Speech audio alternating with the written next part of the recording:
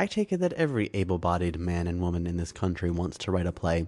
Since the news first got about that Orlando What's-His-Name made £50,000 out of the Crimson Sponge, there's been a feeling that only through the medium of the stage can literary art find its true expression. The successful playwright is indeed a man to be envied. Leaving aside for the moment the question of super tax, the prizes which fall to his lot are worth something of an effort. He sees his name, correctly spelt, on buses which go to such different spots as Hammersmith and West Norwood, and his name spelt incorrectly beneath the photograph of somebody else in the Illustrated Butler. He is a welcome figure at the garden parties of the elect, who are always ready to encourage him by accepting free seats for his play. Actor managers nod to him, editors allow him to contribute, without charge, to a symposium on the price of golf balls. In short, he becomes a prominent figure in London society, and, if he is not careful, somebody will say so. But even the unsuccessful dramatist has his moments. I knew a young man who married someone else's mother, and was allowed by her 14 gardeners to amuse himself sometimes by rolling the tennis court. It was an unsatisfying life, and when rash acquaintances asked him what he did, he used to say that he was for the bar. Now he says he is writing a play, and we look around the spacious lawns and terraces and marvel at the run his last one must have had. However, I assume that you who read this are actually in need of the dibs. Your play must be not merely a good play, but a successful one. How shall this success be achieved? Frankly, I cannot always say. If you came to me and said, I am on the stock exchange and the bulls are going down, or up, or sideways, or whatever it might be, there's no money to be made in the city nowadays, and I want to write a play instead. How shall I do it? Well, I couldn't help you. But suppose you said, I'm fond of writing. My people always say my letters home are good enough for Punch. I've got a little idea for a play about a man and a woman and another woman, but perhaps I better keep the plot a secret for the moment. Anyhow, it's jolly exciting, and I can do the dialogue all right. The only thing is, I don't know anything about technique and stagecraft and the 3 unities and that sort of rot. Can you give me a few hints? Suppose you spoke to me like this. Then I could do something for you. My dear sir, I should reply, or madam, you have come to the right shop. Lend me your ear for 10 minutes, and you shall learn just what stagecraft is. And I should begin with a short homily on soliloquy. If you ever read your Shakespeare, and no dramatist should despise the works of another dramatist, he may always pick up something in them which may be useful for his next play. If you ever read your Shakespeare, it is possible that you have come across this passage. Enter Hamlet, Ham, to be or not to be, and so on in the same vein for some 30 lines. These few remarks are called a soliloquy, being addressed rather to the world in general than to any particular person on the stage. Now, the object of this soliloquy is plain. The dramatist wished us to know the thoughts which were passing through Hamlet's mind, and it was the only way which he could think of in which to do it.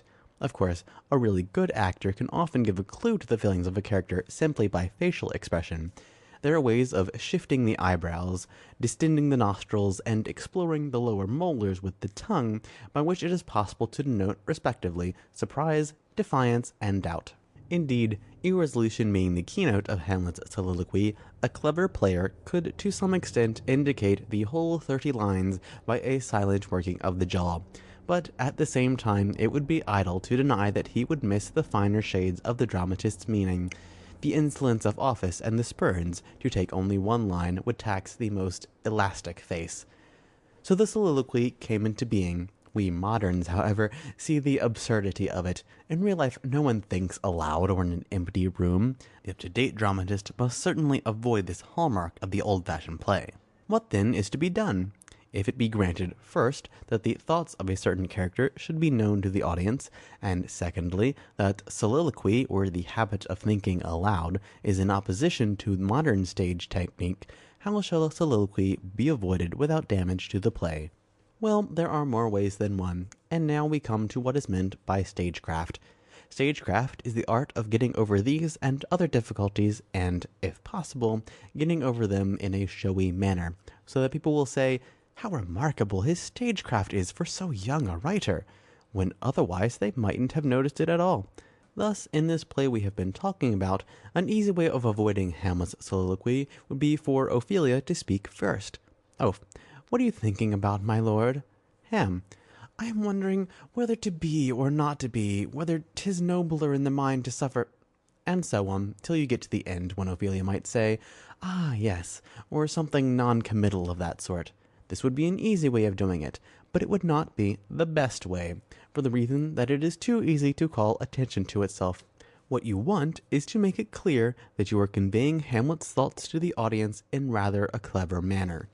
That this can now be done, we have to thank the well-known inventor of the telephone. I forget his name. The telephone has revolutionized the stage. With its aid, you can convey anything you like across the footlights. In the old, badly made play, it was frequently necessary for one of the characters to take the audience into his confidence. "Having disposed of my uncle's body," he would say to the stout lady in the third row of the stalls, "I now have leisure in which to search for the will, but first to lock the door lest I should be interrupted by Harold Whatnot." In the modern, well-constructed play, he simply rings up an imaginary confederate and tells him what he is going to do. Could anything be more natural? Let us, to give an example of how this method works, goes back again to the play we have been discussing. Enter Hamlet.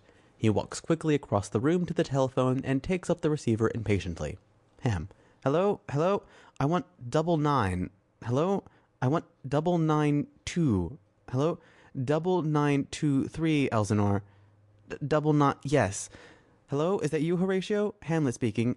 I say, I've been wondering about this business. To be or not to be, that is the question. Whether 'tis nobler in the mind to suffer the slings and arrows. What? No, Hamlet speaking. What? Aren't you Horatio? I want 9923. Sorry, is that you, Exchange? You gave me 55. I want 99. Hello, is that you, Horatio? Hamlet speaking. I've been wondering about this business. To be or not to be, that is... What? No, I said, to be or not to be. No, be. B-E. Yes, that's right. To be or not to be, that is the question. Whether 'tis nobler... And so on. You see how effective it is.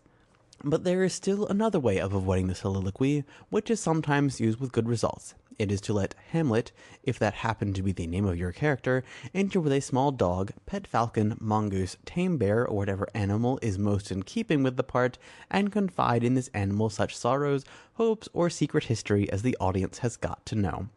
This is the additional advantage of putting the audience immediately in sympathy with your hero. How sweet of him, all the ladies say, to tell his little bantam about it.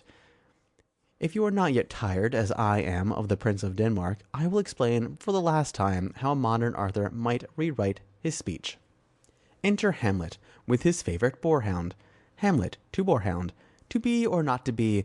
Ah, Fido, Fido, that is the question. Old Fido boy, whether 'tis nobler in... How now, a rat! Rats, Fido, fetch 'em! In the mind to suffer the slings and... Down, sir!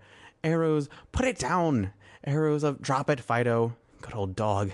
And so on, which strikes me as rather sweet and natural. Let us now pass to the very important question of... exits and entrances. To the young playwright, the difficulty of getting his characters onto the stage would seem much less than the difficulty of finding them something to say when they are there. He writes gaily and without hesitation, enter Lord Arthur Fluffinose, and only then begins to bite the end of his penholder and gaze round his library for inspiration. Yet it is on that one word, enter, that his reputation for dramatic technique will hang. Why did Lord Arthur Fluffinose enter? The obvious answer, that the firm which is mentioned in the program as supplying his trousers would be annoyed if he didn't, is not enough. Nor is it enough to say that the whole plot of the piece hinges on him, and that without him the drama would languish. What the critic wants to know is why Lord Arthur chose that very moment to come in, the very moment when Lady Larkspur was left alone in the oak-beamed hall of Larkspur Towers. Was it only a coincidence? And if the young dramatist answers callously, yes, it simply shows that he has no feeling for the stage whatever. In that case, I needn't go on with this article. However, it will be more convenient to assume, dear reader, that in your play Lord Arthur had a good reason for coming in. If that be so, he must explain it. It won't do to write like this. Enter Lord Arthur. Lady Larkspur starts suddenly and turns toward him. Lady Larkspur. Arthur, you here? He gives a nod of confirmation. She pauses a moment, and then with a sudden, passionate movement, flings herself into his arms. Take me away, Arthur. I can't bear this life any longer. Larkspur bit me again this morning for the 3rd time. I want to get away from it all. Swoon." The subsequent scene may be so pathetic that on the 100th night it is still bringing tears to the eyes of the firemen, but you must not expect it to be treated as a serious dramatist. You will see this for yourself if you consider the passage as it should properly have been written. Enter Lord Arthur Fluffernose. Lady Larkspur looks at him with amazement. Lady Larkspur: "Arthur, what are you doing here?" Lord Arthur: "I caught the 2-3 from town. It gets in at 3:37, and I walked over from the station. It's only a mile." At this point, he points to the grandfather clock in the corner, and the audience, following his eyes, sees that it is 7 minutes to 4, which appears delightfully natural. "I came to tell Larkspur to sell bungos. They're going down." Lady Larkspur, folding her hands over her chest and gazing broodingly at the footlights. "Larkspur!" Lord Arthur, anxiously: "What is it?" Suddenly: "Has he been ill-treating you again?" Lady Larkspur, flinging herself into his arms: "Oh, Arthur, Arthur, take me away!" And so on. But it may well be that Lord Larkspur has an intrigue of his own with his secretary, Miss Devereux, and if their big scene is to take place on the stage too, the hall has got to be cleared for them in some way. Your natural instinct will be to say, "Excellent Fluffynose and Lady Larkspur are, enter Lord Larkspur and Miss Devereux L." This is very immature, even if you are quite clear as to which side of the stage is L and which is R. You must make the evolutions seem natural. Thus, enter from the left Miss Devereux. She stops in surprise at seeing Lord Arthur and holds out her hand. Miss D: "Why, Lord Arthur, whatever—" Lord A: "How do you do? I've just run down to tell Lord Larkspur to—" Miss D: "He's in the library. At least he—" Lord A, taking out his watch: Then perhaps I'd better—" Exit by door on left. Miss D to Lady L: "Have you seen the Times about here? There's a set of verses in the financial supplement which Lord Larkspur wanted to—" She vaguely wanders around the room. Enter Lord Larkspur by the door at the back. "Why, here you are. I've just sent Lord Arthur into the library to—" Lord L: "I went out to speak to the gardener about—" Lady L: Then I'll go and tell Arthur." Exit to library, leaving Miss Devereux and Lord Larkspur alone. And there you are. You will, of course, appreciate that the unfinished sentences not only save time, but also make the maneuvering very much more natural. So far I have been writing as if you were already in the thick of your play, but it may well be that the enormous difficulty of getting the first character on has been too much for you. How, you may be wondering, are you to begin your masterpiece? The answer to this will depend upon the length of the play, for upon the length depends the hour at which the curtain rises. If yours is an 8:15 play, you may be sure that the stalls will not fill up till 8:30, and you should therefore let loose the lesser paid members of the cast on the opening scene, keeping your 50-pounders in reserve. In an 8:45 play, the audience may be plunged into the drama at once, but this is much the more difficult thing to do, and for the beginner I should certainly recommend the 8:15 play, for which the recipe is simple. As soon as the lights go down, and while the bald, stout gentleman is kicking our top hat out of his way, treading heavily on our toes, and wheezing, "Sorry, sorry," as he struggles to his seat, a buzz begins behind the curtain. What the players are saying is not distinguishable, but a merry, girlish laugh rings out now and then, followed by the short, sardonic chuckle of an obvious man of the world. Then the curtain rises, and it is apparent that we are assisting at an at-home of considerable splendor. Most of the characters seem to be on the stage, and for once we do not ask how they got there. We presume they have all been invited, thus you have had no difficulty with your entrances. As the chatter dies down, a chord is struck on the piano. The Bishop of Sploshington, charming, quite one of my favorites, "Do play it again," relapses into silence for the rest of the evening. The Duchess of Southbridge to Lord Reggie: "Oh, Reggie, what did you say?" Lord Reggie, putting up his eyeglass: "Said I'd bally well, top hole, what, don't you now?" Lady Evangeline to Lady Violet as they walk across the stage: "Oh, I must tell you what that funny Mr. Danby said." Doesn't. Lady Violet nonetheless trills with happy laughter. Prince Bon Ichdean, the well-known ambassador, loudly to an unnamed gentleman: "What your country ought to do." He finishes his remark in the lip language which the unnamed gentleman seems to understand.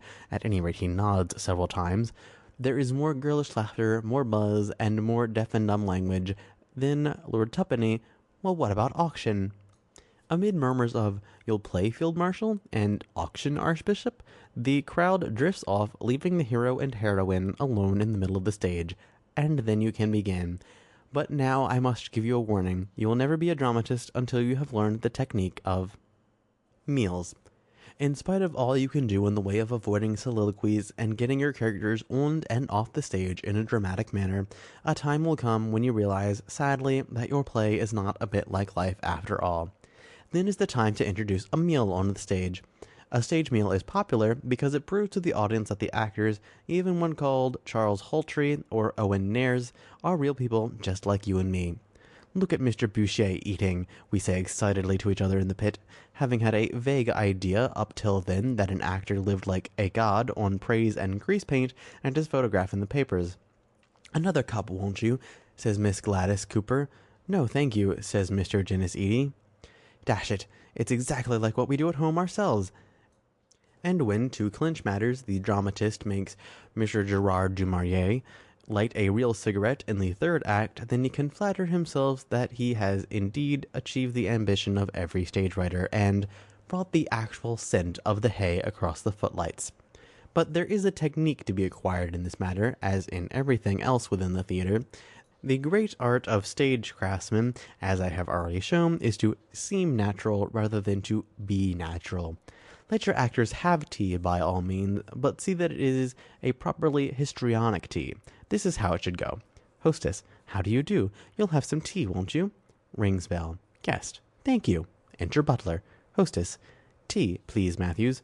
Butler impassively: "Yes, m'lady." This is all he says during the play, so he must try and get a little character into it in order that the era may remark, "Mr. Thompson was excellent as Matthews."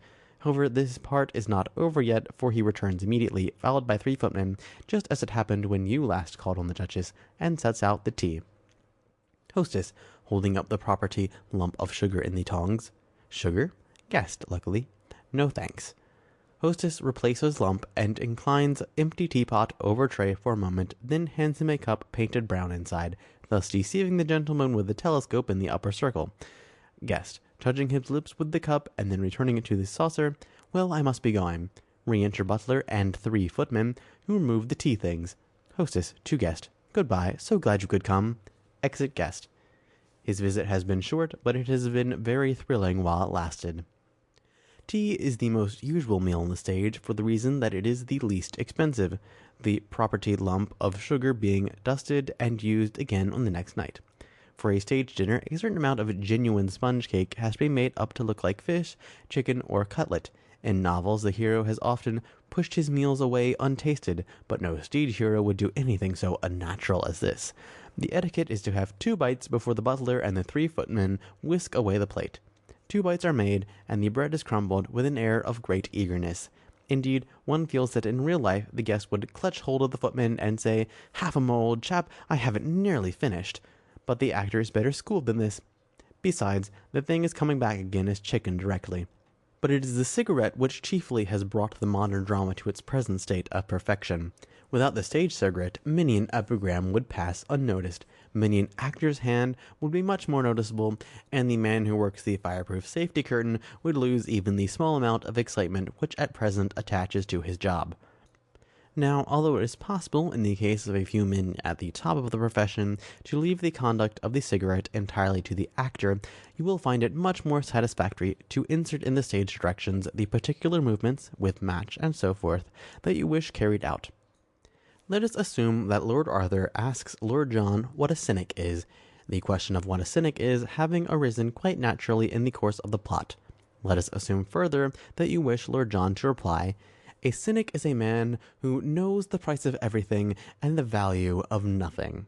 It has been said before, but you may feel that it is quite time it was said again. Besides, for all the audience knows, Lord John may simply be quoting. Now, this answer, even if it comes quite fresh to the stalls, will lose much of its effect if it is said without the assistance of a cigarette. Try it for yourself. Lord John, a cynic is a man who, etc. Rotten. Now try again. Lord John, a cynic is a man who, etc., lights a cigarette. No, even that is not good. Once more. Lord John, lighting cigarette. A cynic is a man who, etc. Better, but it leaves too much to the actor. Well, I see I must tell you. Lord John, taking out gold cigarette case from his left-hand upper waistcoat pocket. A cynic, my dear Arthur. He opens case deliberately, puts cigarette in mouth, and extracts gold matchbox from right-hand trouser.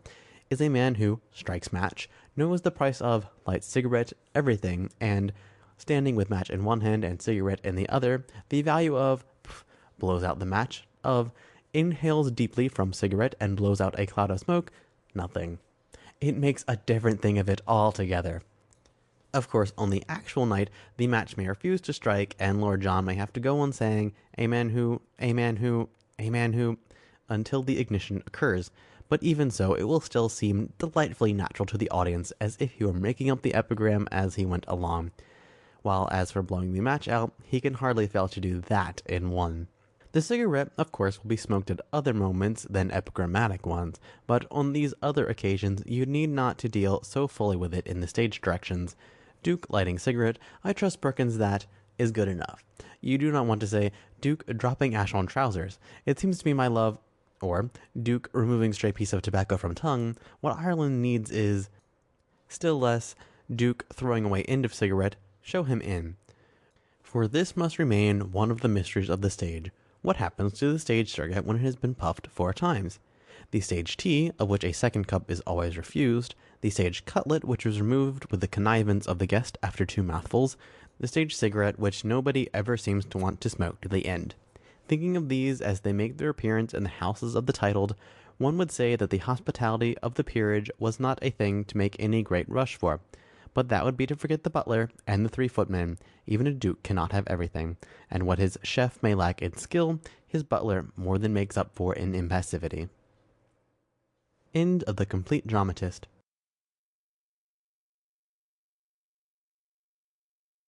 The Sunny Side by A. Milne. A Poetry Recital.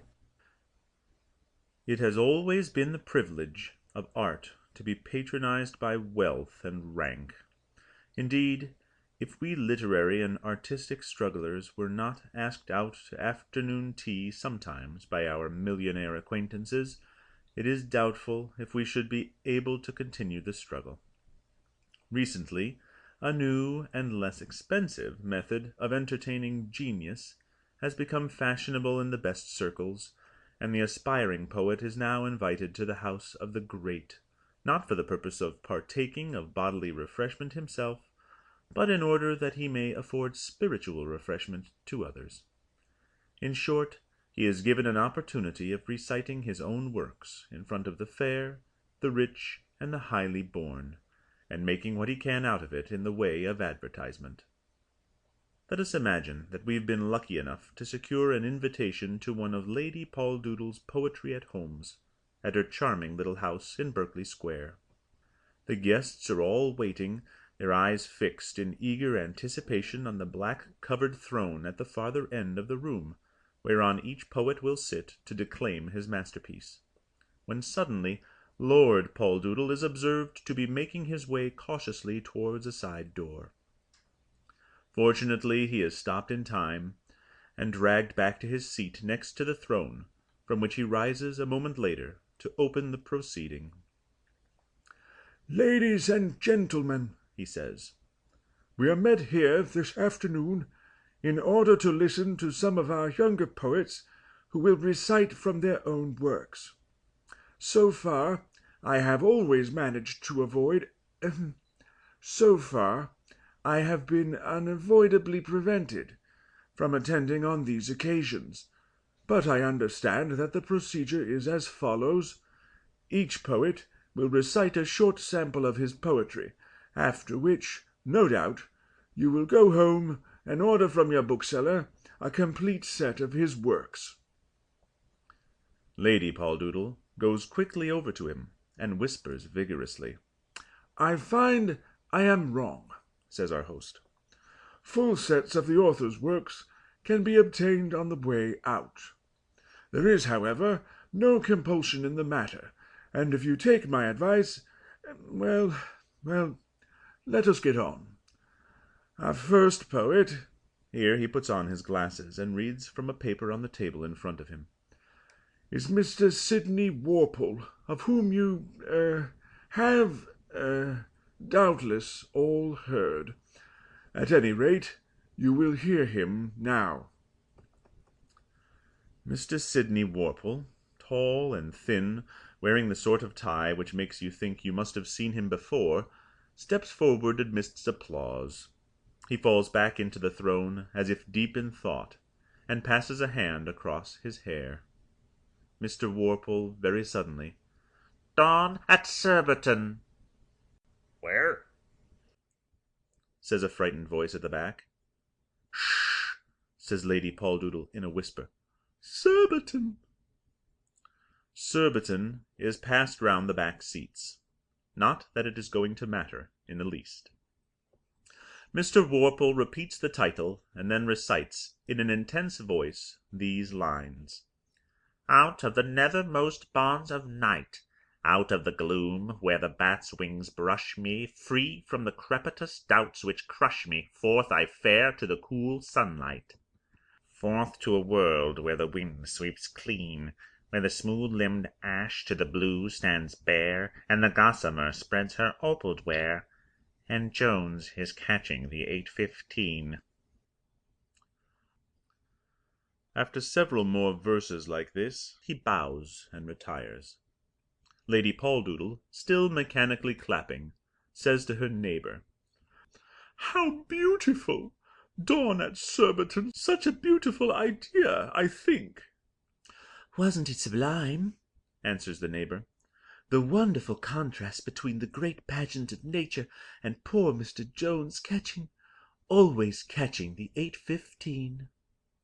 But Lord Poldoodle is rising again. "Our next poet," he says, "is Miss Miranda Herrick, whose work is so distinguished for its distinction." Miss Herrick, dressed in pale green, and wearing pince-nez, flutters in girlishly.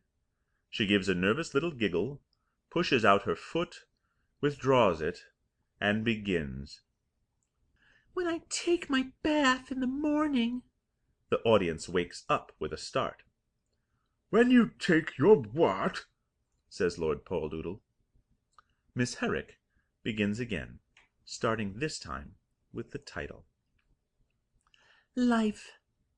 When I take my bath in the morning, when I strip for the cool delight, and the housemaid brings me towels and things, do I reck of the coming night?"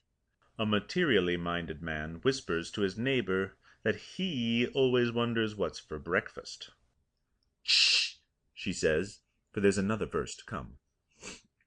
"When my hair comes down in the evening, and my tired clothes swoon to the ground, do I bother my head as I leap in bed of the truth which the dawn brings round?"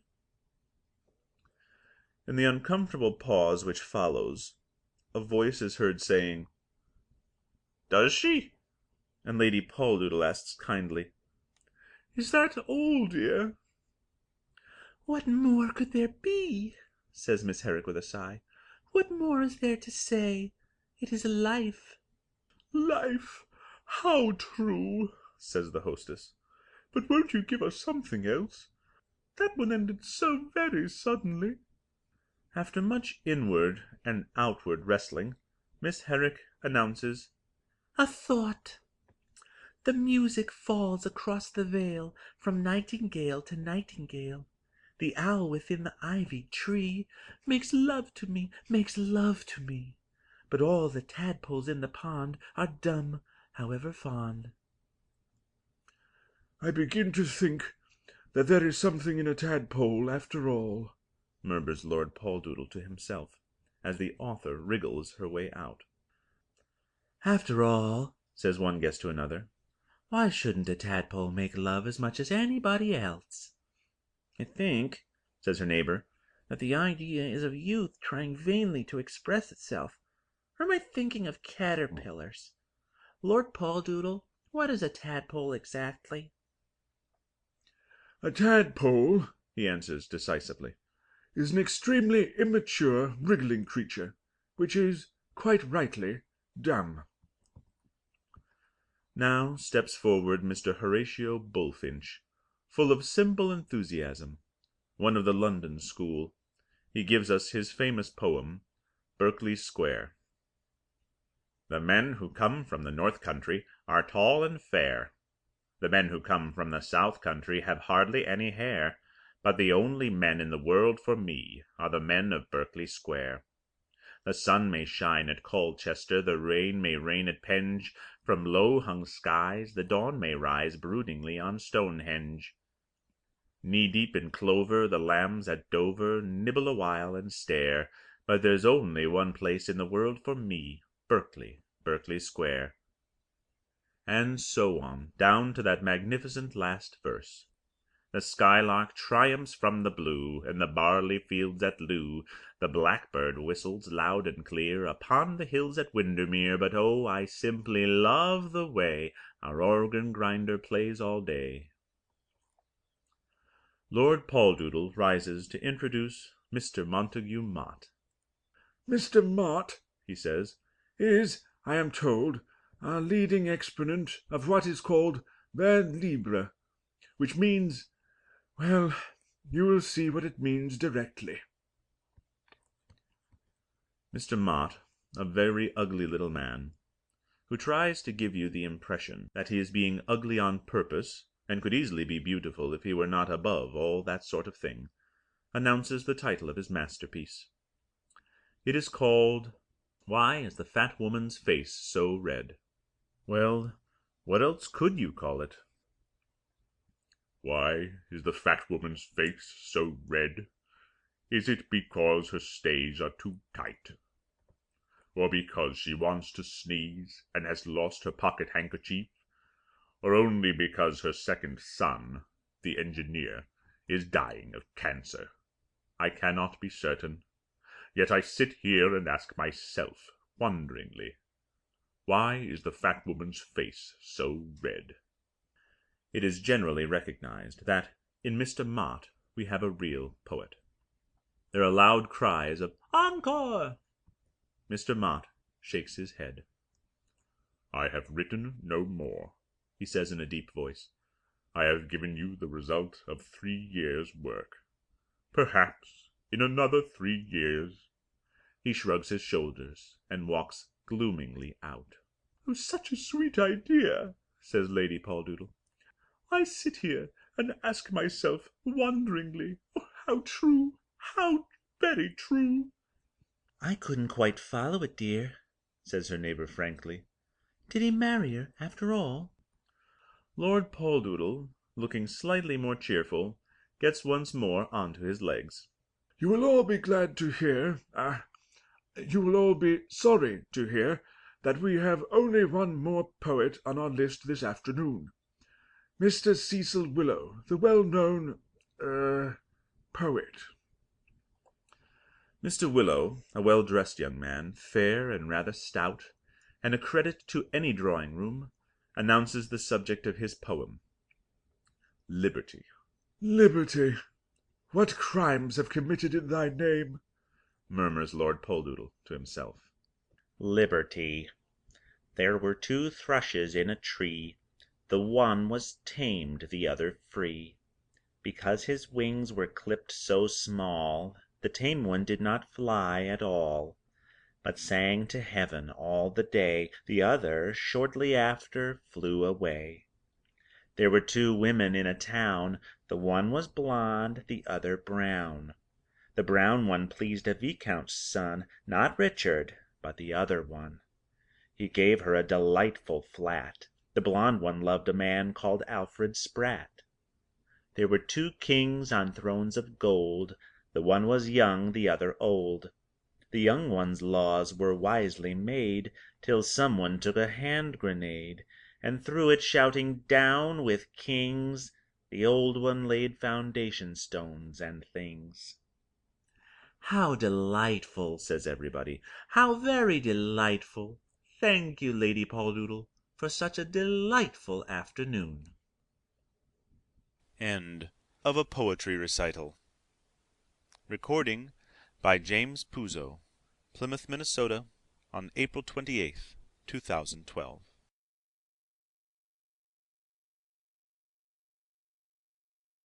The Sunny Side by A. Milne. Section 3. The Perils of Reviewing. A most unfortunate thing has happened to a friend of mine well, I suppose the truth will have to come out. It happened to me. Only don't tell anybody. I reviewed a book the other day. It is not often I do this, because before one can review a book one has to, or is supposed to, read it, which wastes a good deal of time. Even that isn't an end of the trouble. The article which follows is not really one's own, for the wretched fellow who wrote the book is always trying to push his way in with his views on matrimony or the Sussex Downs, or whatever his ridiculous subject is. He expects one to say, "Mr. Blank's treatment of Hilda's relations with her husband is masterly," whereas what one wants to say is, "Putting Mr. Blank's book on one side, we may consider the larger question, whether," and so consider it, alone to the end of the column. Well, I reviewed Mr. Blank's book Rotundity. As I expected, the first draft had to be reheaded A Corner of Old London and used elsewhere. Mr. Blank didn't get into it at all. I kept promising myself a sentence. Take Rotundity, for instance, the new novel by William Blank, which, etc. But before I was ready for it, the article was finished. In my second draft, realizing the dangers of delay, I began at once "this remarkable novel," and continued so for a couple of sentences, but on reading it through afterwards I saw at once that the first two sentences were out of place in an article that obviously ought to be called The Last Swallow, so I cut them out, sent The Last Swallow a Reverie to another editor, and began again. The third time I was successful. Of course, in my review I said all the usual things. I said that Mr. Blank's attitude to life was subjective rather than objective, and a little lower down that it was objective rather than subjective. I pointed out that in his treatment of the major theme he was a neo-romanticist, but I suggested that on the other hand he had nothing to learn from the Russians, or the Russians had nothing to learn from him, I forget which. And finally I said, and this is the cause of the whole trouble, that Antoine Varela's world-famous classic, and I looked it up in the encyclopedia, world-renowned classic, Je comprends tout, had been not without its influence on Mr. Blank. It was a good review, and the editor was pleased about it. A few days later Mr. Blank wrote to say that, curiously enough, he had never read Je comprends tout. It didn't seem to me very curious, because I had never read it either, but I thought it rather odd of him to confess as much to a stranger. The only book of Varela's which I had read was Consolatrice, in an English translation. However, one doesn't say these things in a review. Now, I have a French friend, Henri, one of those annoying Frenchmen who talk English much better than I do, and Henri, for some extraordinary reason, had seen my review. He has to live in London now, but his heart is in Paris, and I imagine that every word of his beloved language which appears, however casually, in an English paper mysteriously catches his eye and brings the scent and sounds of the boulevards to him across the coffee cups. So the next time I met him he shook me warmly by the hand and told me how glad he was that I was an admirer of Antoine Varel's novels. "Who isn't?" I said with a shrug, and to get the conversation onto safer ground I added hastily that in some ways I almost liked Consolatrice best. He shook my hand again. So did he. A great book. "But, of course," he said, "one must read it in the original French. It is the book of all others which loses by translation." "Of course," I agreed. Really, I don't see what else I could have done. "Do you remember that wonderful phrase?" and he rattled it off. "Magnificent, is it not?" "Magnificent," I said, remembering an appointment instead. "Well, I must be getting on. Good bye." And as I walked off I patted my forehead with my handkerchief and wondered why the day had grown so warm suddenly. However, the next day was even warmer. Henri came to see me with a book under his arm. We all have one special book of our own which we recommend to our acquaintances, regarding the love of it as perhaps the best passports to our friendship. This was Henri's. He was about to test me. I had read and admired his favorite Varele, in the original French. Would I love his darling Laforgue? My reputation as a man, as a writer, as a critic, depended upon it. He handed me the book. in French. "It is all there," he said reverently as he gave it to me. "All your English masters, they all come from him. Perhaps most of all your but you shall tell me when you have read it. You shall tell me whom most you seem to see there, your Meredith, your Shaw, your but you shall tell me." "I will tell you," I said faintly. And I've got to tell him. Don't think that I shall have any difficulty in reading the book. Glancing through it just now, I came across this: "Kate, avez-vous soupé avant le spectacle? Non, je ne veux guère le cœur à manger." Well, that's easy enough, but I doubt if it is one of the most characteristic passages. It doesn't give you a clue about Laforgue's manner, any more than "Must I sit here, mother? Yes, without a doubt you must," tells you all that you want to know about Meredith. There's more in it than that, and I've got to tell him. But fancy holding forth on an author's style after reading him laboriously with a dictionary. However, I must do my best, and in my more hopeful moments I see the conversation going like this: "Well? Oh, wonderful!" with emotion. "Really wonderful! You see them all there?" "Yes, yes, it's really wonderful. Meredith, I mean, well, it's simply," after a pause, "wonderful." "You see Meredith there most?" "Yes, sometimes," and then, with truth, "sometimes I don't. It's difficult to say. Sometimes Shaw, well, that it's," with a gesture somewhat Gaelic, "how can I put it?" "Not Thackeray at all?" he says, watching me eagerly. I decide to risk it. "Oh, but, of course, I mean Thackeray. When I said Meredith, I was thinking of the others. But Thackeray is, I've forgotten the author's name for the moment, and go on hastily. Thackeray, obviously." He shakes me by the hand. I am his friend. But this conversation only takes place in my more hopeful moments. In my less hopeful ones I see myself going into the country for quite a long time. End of Section 3. The Perils of Reviewing.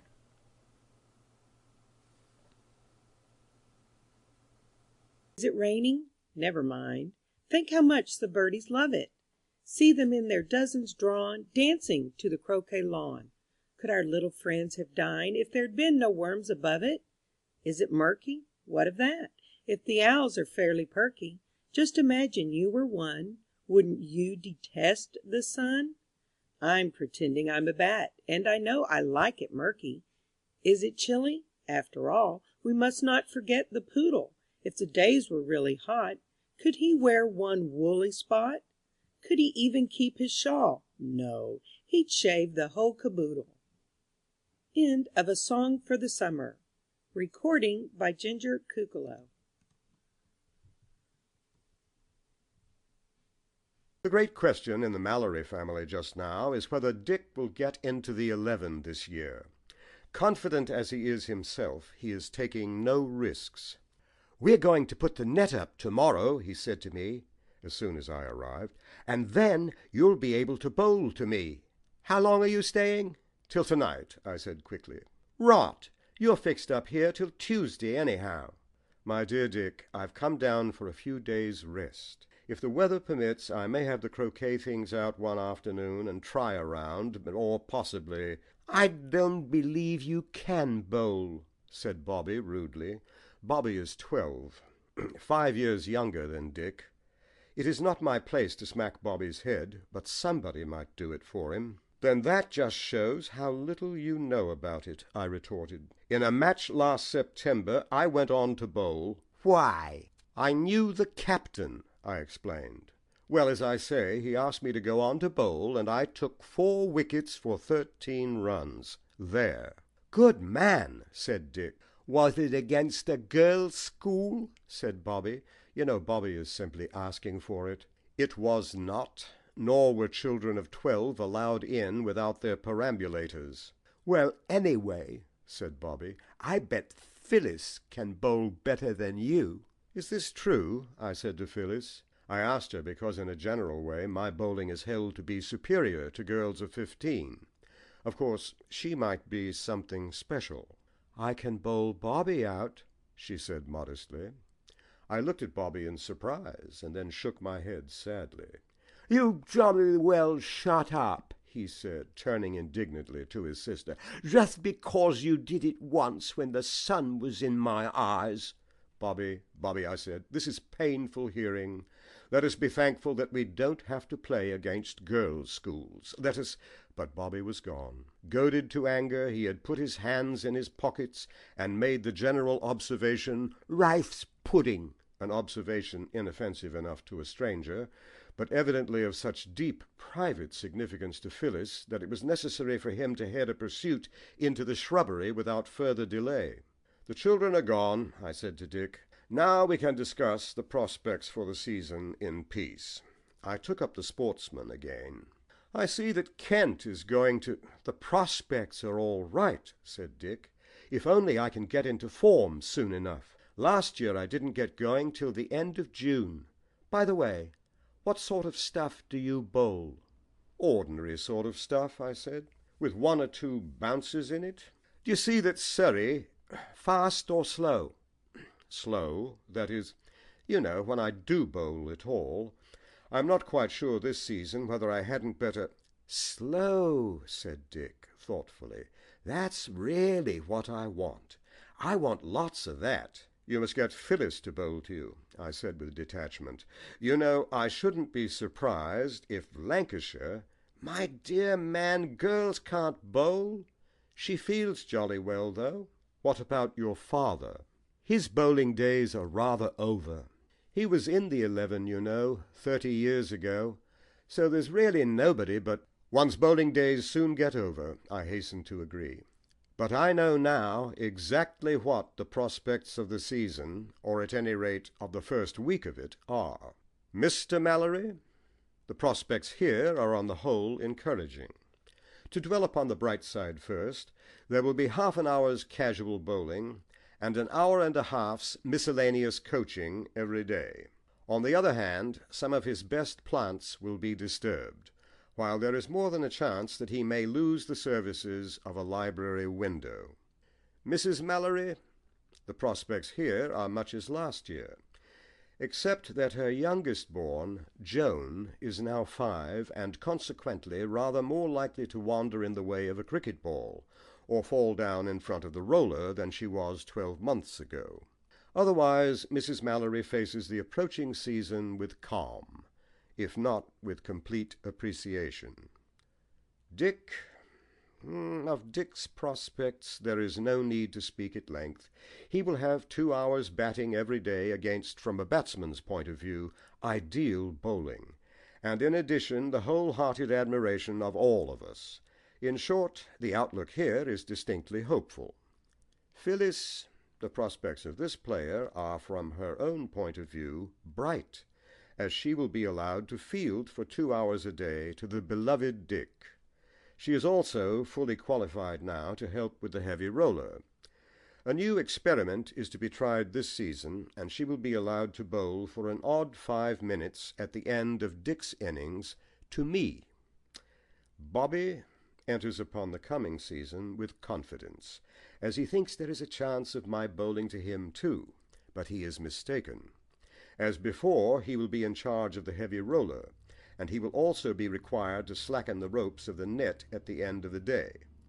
His prospects, however, are certainly improved this season, as he will be qualified to bowl for the whole 2 hours, but only on the distinct understanding, with Phyllis, that he does his own fielding for himself. Of the prospects of Joan I have already spoken above. There remain only the prospects of myself, which are frankly rotten. They consist chiefly of 2 hours bowling to the batting of Dick, who hits them back very hard, and 10 minutes batting to the bowling of Phyllis, slow, mild, and Bobby, fast, wides. For Dick, having been ordered by the captain not to strain himself by trying to bowl, is not going to try.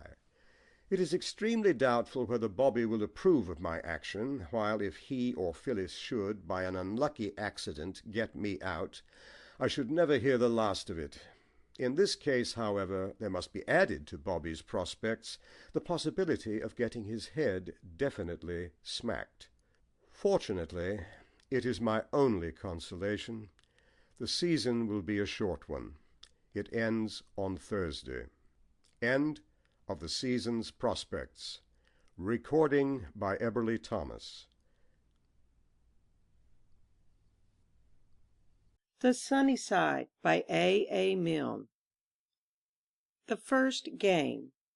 There comes a day, I can hear it coming, one of those glorious deep blue days, when larks are singing and bees are humming, and earth gives voice in 1,000 ways. Then I, my friends, I too shall sing, and hum a foolish little thing, and whistle like, but not too like, a blackbird in the spring. There looms a day, I can feel it looming, yes, it will be in a month or less, when all the flowers in the world are blooming, and nature flutters her fairest dress. Then I, my friends, I too shall wear a blazer that will make them stare, and brush, this is official, I shall also brush my hair. It is the day that I watch for yearly, never before has it come so late, but now I've only a month, no, merely a couple of fortnights left to wait. And then, to make the matter plain, I hold, at last, a bat again. Dear Hobbs, the weeks this summer, think, the weeks I've lived in vain. I see already the first ball twisting over the green as I take my stand. I hear already long on insisting it wasn't a chance that came to hand. Or no, I see it miss the bat and strike me on the knee. Whereat some fool, some silly fool at point, says blandly, "How was that?" Then, scouting later, I hold a hot 'un at deep square leg from the local fry, and at short mid on to the village scotton I snap a skimmer some 6 foot high. Or else, perhaps, I get the ball upon the thumb, or not at all, or right into the hands, and then, Lord bless me, let it fall. But what care I? It's the game that calls me, simply to be on the field of play. How can it matter what fate befalls me, with 10 good fellows and 1 good day? But still, I rather hope spectators will, observing any lack or skill, remark, this is his first appearance. Yes, I hope they will. End of the first game. Recording by Ginger Kukalo. Competition spirit. About 6 weeks ago, a Canadian gentleman named Smith arrived in the old country, England. He knew a man who knew a man who knew a man, and so on for a bit, who knew a man who knew a man who knew me. Letters passed, negotiations ensued, and about a week after he had first set foot in the mother city, London, Smith and I met at my club for lunch. I may confess now that I was nervous. I think I expected a man in a brown shirt and leggings who would ask me to put it right there and tell me I was some Englishman. However, he turned out to be exactly like anybody else in London. Whether he found me exactly like anybody else in Canada, I don't know. Anyway, we had a very pleasant lunch and arranged to play golf together on the next day. Whatever else is true of Canada, there can be no doubt that it turns out delightful golfers. Smith proved to be just the best golfer I had ever met, being, when at the top of his form, almost exactly as good as I was. Hole after hole, we halved in a mechanical 8. If by means of a raking drive and 4 perfect brassies at the 6th, he managed to get one up for a moment, then at the short 7th, a screaming iron and 3 consummate approaches would make me square again. Occasionally he would, by superhuman play, do a hole in a bogey, but only to crack at the next, and leave me at the edge of the green to play 1 off 11. It was, in fact, a ding-dong struggle all the way, and for his 1-hole victory in the morning, I had my revenge with a 1-hole victory in the afternoon. By the end of a month we must have played a dozen rounds of this nature. I always had a feeling that I was really a better golfer than he, and this made me friendly toward his game. I would concede him short putts, which I should have had no difficulty in missing myself. If he lost his ball, I would beg him to drop another and go on with the hole.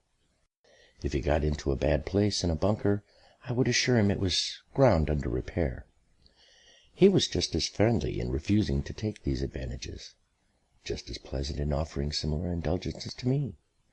I thought at first it was part of his sporting way, but it turned out that, absurdly enough, he was also convinced that he was really the better golfer of the two and could afford these amenities. One day he announced that he was going back to Canada. "We must have a last game," he said, "and this one must be decisive." "For the championship of the Empire," I agreed. "Let's buy a little cup and play for it. I've never won anything at golf yet, and I would love to see a little cup on the dinner table every night." "You can't come to dinner in Canada every night," he pointed out. "It would be so expensive for you." Well, the cup was bought, engraved the Empire Challenge Cup, and played for last Monday. "This," said Smith, "is a serious game, and we must play all out. No giving away anything. No waiving the rules. The Empire is at stake. The effeteness of the mother country is about to be put to the proof. Proceed." It wasn't the most pleasant of our games. The spirit of the cup hung over it and depressed us. At the third hole I had an 18-inch putt for a half. "That's all right," said Smith forgetfully, and then he added, "Perhaps you'd better put it in, though." Of course I missed. On the fifth green he was about to brush away a leaf. "That's illegal," I said sharply. "You must pick it up. You mayn't brush it away." And after a fierce argument on the point, he putted hastily, and badly. At the 18th tee we were all square, and hardly on speaking terms. The fate of the mother country depended upon the result of this hole. I drove a long one, the longest of the day, slightly hooked. "Good shot," said Smith with an effort. He pressed and foozled badly. I tried not to look pleased. We found his ball in a thick clump of heather. With a grim look on his face, he took out his niblick. I stayed by him and helped him count up to 8. "Where's your ball?" he growled. "A long way on," I said reproachfully. "I wish you'd hurry up. The poor thing will be getting cold." He got to work again.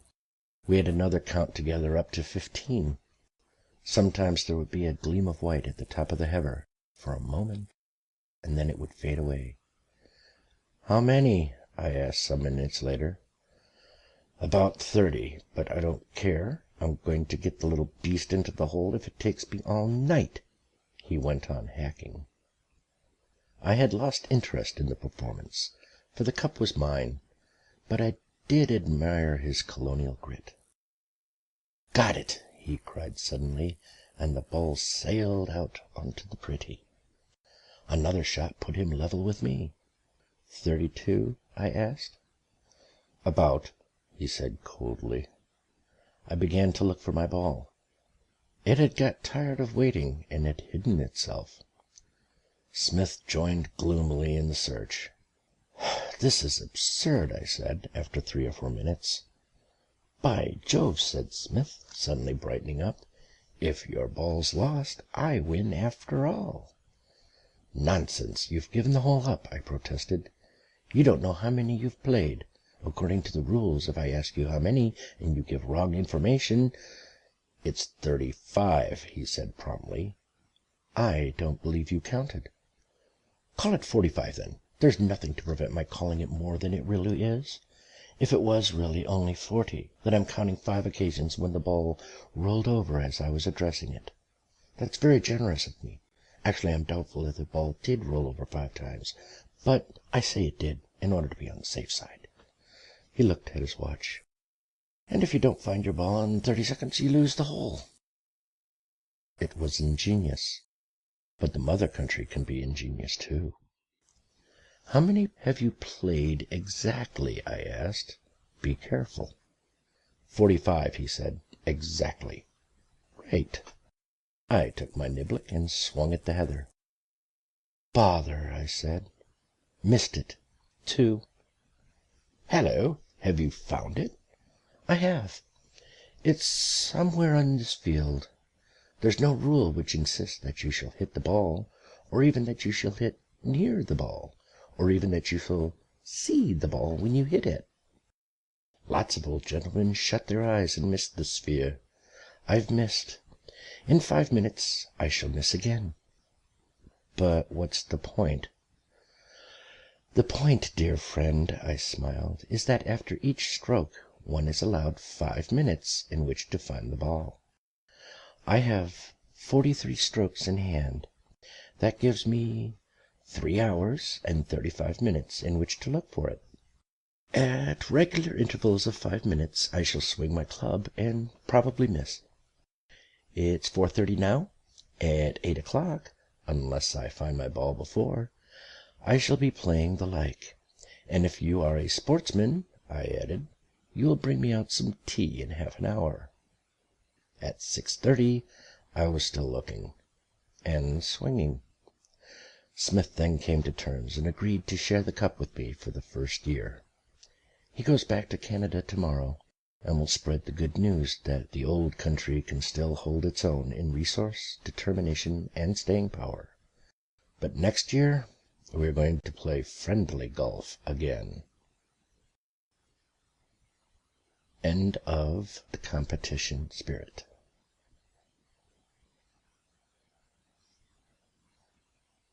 The Sunny Side by A. Milne. The first tee. It is the place, my soul. Blow, bugle, blow, sing, triangle, toot, fife. Down to the sea the close-cropped pastures roll. Couches behind yon sandy hill the goal, whereat, it may be, after ceaseless strife, the Colonel shall find peace, and Henry say, "You're whole." Caddie, give me my driver, caddie. The sun shines hot, but there's half a breeze, enough to rustle the tree-tops, laddie, only supposing there were some trees. The year's at the full, and the morn's at 11. It's a wonderful day, just straight from heaven, and this is a hole I can do in 7. Caddie, my driver, please. 3 times a day from now till Monday week, 10 peerless days in all, I take my stand, vested in some dégagé mode of brick, the chessboard touch, with squares that almost speak, and lightly sketch my slice into the sand, as based on bigger men, but much of it unique. Caddie, give me my driver, caddie. Note my style on the first few tees. Duncan fashioned my wrist work, laddie. Taylor taught me to twist my knees. I've a beautiful swing that I learnt from Vardon. I practice it sometimes down the garden. My fault, sorry, I beg your pardon. Caddie, my driver, please. Only 10 little days in which to do so much. For example, the 12th, it was there. The secretary met his Waterloo, but perished gamely, playing 22. His clubs, 10 little days, lie bleaching where sea poppies blow, 10 days, and wheeling sea birds mew. Caddie, give me my driver, caddie. Let us away with thoughts like these. A week and a half is a lifetime, laddie. That day, that's here, is the day to seize. Carpe diem, yes, that's the motto. Work be jiggered, and likewise, what ho! I'm not going back till I've jolly well got to. Caddie, my driver, please.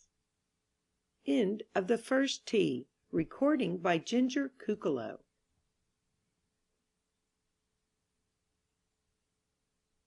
The Sunny Side by A. Milne. The Enchanted Castle. There are warm days in London when even a window box fails to charm, and one longs for the more open spaces of the country. Besides, one wants to see how the other flowers are getting on. It is on these days that we travel to our Castle of Stopes, as the crow flies 15 miles away.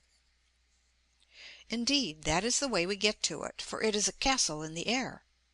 And when we are come to it, Celia is always in a pink sunbonnet, gathering roses lovingly, and I, not very far off, am speaking strongly to somebody or other about something I want done. By and by I shall go into the library and work, with an occasional glance through the open window at Celia. To think that a month ago we were quite happy with a few pink geraniums. Sunday a month ago was hot. "Let's take train somewhere," said Celia, "and have lunch under a hedge." "I know a lovely place for hedges," I said.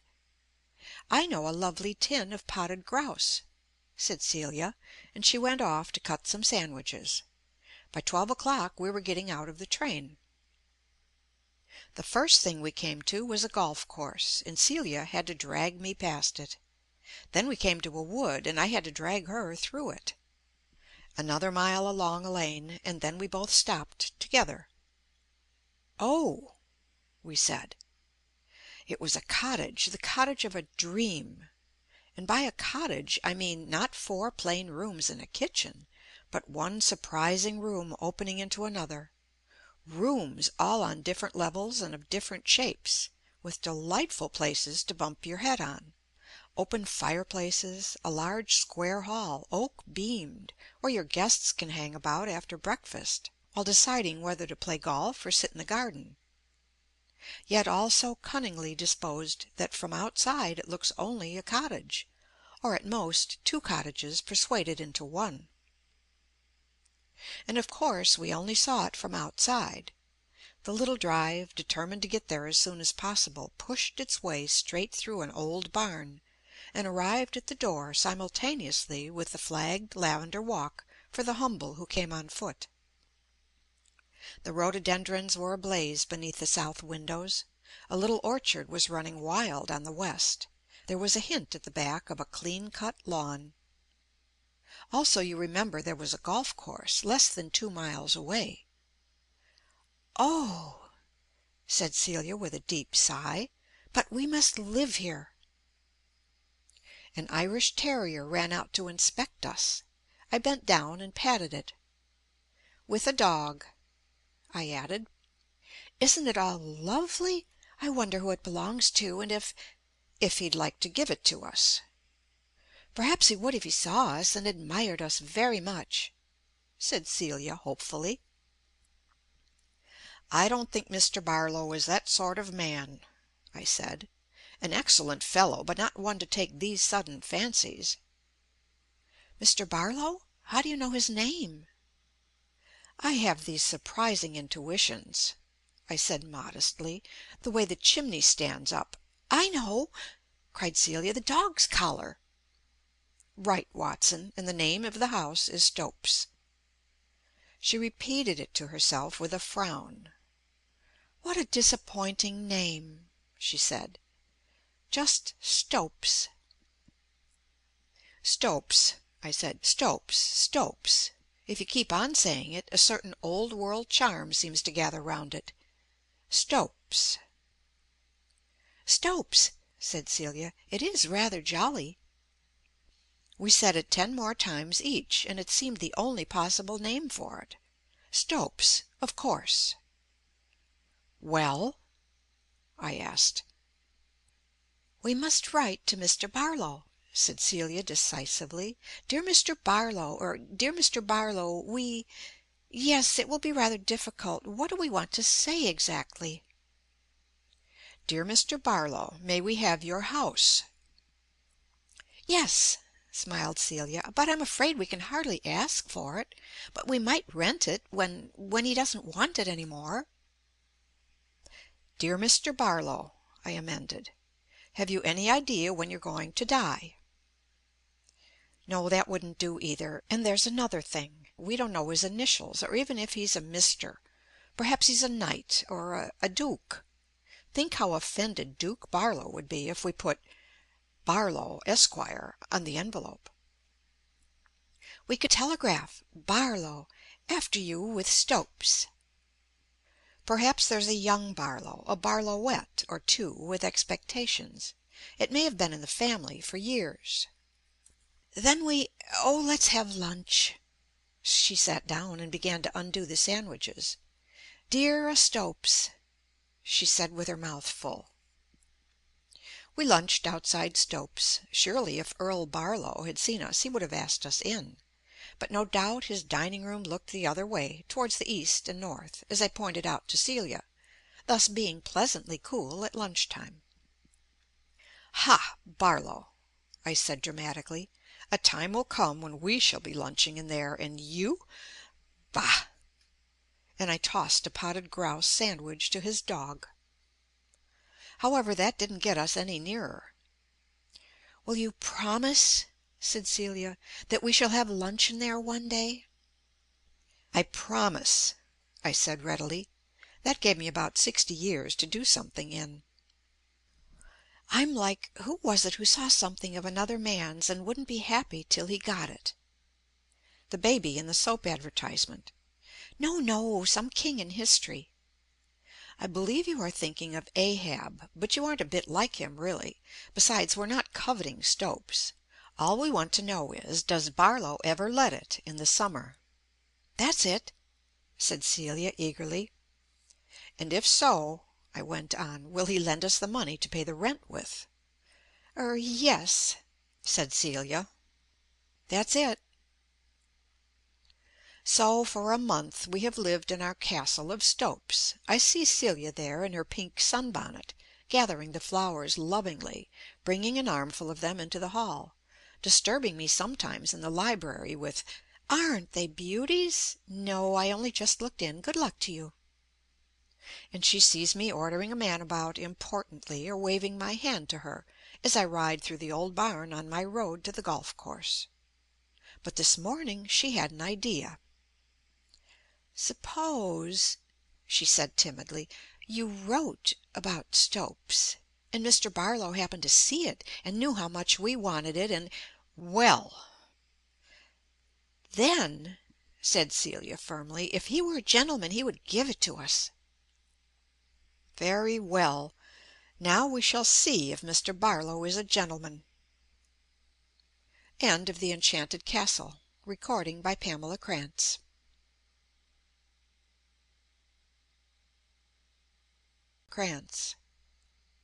The Sunny Side by A. Milne. The Sands of Pleasure. Ladies first, so we will start with Jenny. Jenny is only 9, but she has been to the seaside before and knows all about it. She wears the fashionable costume de plage, which consists of a white linen hat, a jersey, and an overcrowded pair of bathing drawers, into which not only Jenny but the rest of her wardrobe has had to fit itself. 2 slim brown legs emerge to bear the burden, and one feels that if she fell over she would have to stay there until somebody picked her up. She is holding Richard Henry by the hand. Richard Henry is 4, and this is the first time he has seen the sea. Jenny is showing it to him. Privately he thinks that it has been overrated.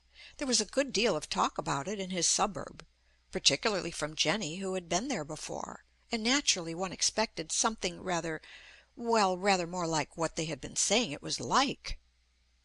However, perhaps it would be as well to keep in with Jenny and not let her see that he is disappointed. So every time she says, "Isn't the sea lovely?" he echoes, "Lovely." And now and then he adds, just to humor her, "Is that the sea?" And then she has the chance to say again, "Yes, that's the sea, darling. Isn't it lovely?" It is obvious that she is proud of it. Apparently she put it there. Anyway, it seems to be hers now. Jenny has brought father and mother as well as Richard Henry. There they are over there. When she came before, she had to leave them behind, much to their disappointment. Father was saying, "Form 4s, left," before going off to France again, and mother was buying wool to make him some more socks. It was a great relief to them to know that they were being taken this time, and that they would have Jenny to tell them all about it. Father is lying in a deck chair smoking his pipe. There has been an interesting discussion this afternoon as to whether he is a coward or not. Father thought he wasn't, but mother wasn't quite so sure. Jenny said that of course he couldn't really be, because the king gave him a medal for not being one. But Mother explained that it was only a medal he had over, and Father happened to be passing by the window. "I don't see what this has to do with it," said Father. "I simply prefer bathing in the morning." "Ooh, you said this morning you preferred bathing in the afternoon," says Jenny like a flash. "I know, but since then I've had time to think it over, and I see that I was hasty. The morning is the best time." "I'm afraid he is a coward," said Mother sadly, wondering why she had married him. "The whole point is, why did Jenny bring me here?" "To enjoy yourself," said Jenny promptly. "Well, I am," said Father, closing his eyes. But we do not feel so sure that Mother is enjoying herself. She has just read in the paper about a mine that floated ashore and exploded. Nobody was near at the time, but supposing one of the children had been playing with it. "Which one?" said Father lazily. "Jenny." "Then we should have lost Jenny." This being so, Jenny promises solemnly not to play with any mine that comes ashore, nor to let Richard Henry play with it, nor to allow it to play with Richard Henry, nor "I suppose I may just point it out to him and say, 'Look, that's a mine,'" says Jenny wistfully. If she can't do this, it doesn't seem to be much use coming to the seaside at all. "I don't think there would be any harm in that," says Father, "but don't engage it in conversation." "Thank you very much," says Jenny, and she and Richard Henry go off together. Mother watches them anxiously. Father closes his eyes. "Now," says Jenny eagerly, "I'm going to show you a darling little crab. Won't that be lovely?" Richard Henry, having been deceived, as he feels, about the sea, is not too hopeful about that crab. However, he asks politely, "What's a crab?" "You'll see directly, darling," says Jenny, and he has to be content with that. "Crab," he murmurs to himself. Suddenly an idea occurs to him. He lets go of Jenny's hand and trots up to an old gentleman with white whiskers. "Going to see a crab," he announces. "Going to see a crab, are you, my little man?" says the old gentleman kindly. "Going to see a crab," says Richard Henry, determined to keep up his end of the conversation. "Well, I never! So you're going to see a crab," says the old gentleman, doing his best with it. Richard Henry nods 2 or 3 times. "Going to see a crab," he says firmly. Luckily Jenny comes up and rescues him, otherwise they would still be at it. "Come along, darling, and see the crab," she says, picking up his hand, and Richard Henry looks triumphantly at the old gentleman. There you are. Perhaps he will believe a fellow another time. Jenny has evidently made an arrangement with a particular crab for this afternoon. It is to be hoped that the appointment will be kept, for she has hurried Richard Henry past all sorts of wonderful things which he wanted to stop with for a little. But the thought of this lovely crab, which Jenny thinks so much of, forbids protest. Quite right not to keep it waiting. What will it be like? Will it be bigger than the sea? We have reached the rendezvous. We see now that we need not have been in such a hurry. "There," says Jenny excitedly. "Isn't he a darling little crab? He's asleep." That's why we need not have hurried. Richard Henry says nothing. He can't think of the words for what he is feeling. What he wants to say is that Jenny has let him down again. They passed a lot of these funny little things on their way here, but Jenny wouldn't stop because she was going to show him a crab. A great big enormous darling little crab, which might have been anything, and now it's only just this. No wonder the old gentleman didn't believe him. Swindled, that's the word he wants. However, he can't think of it for the moment, so he tries something else. "Darling little crab," he says. They leave the dead crab there and hurry back. "What shall I show you now?" says Jenny. End of The Sands of Pleasure. Recording by Pamela Krantz.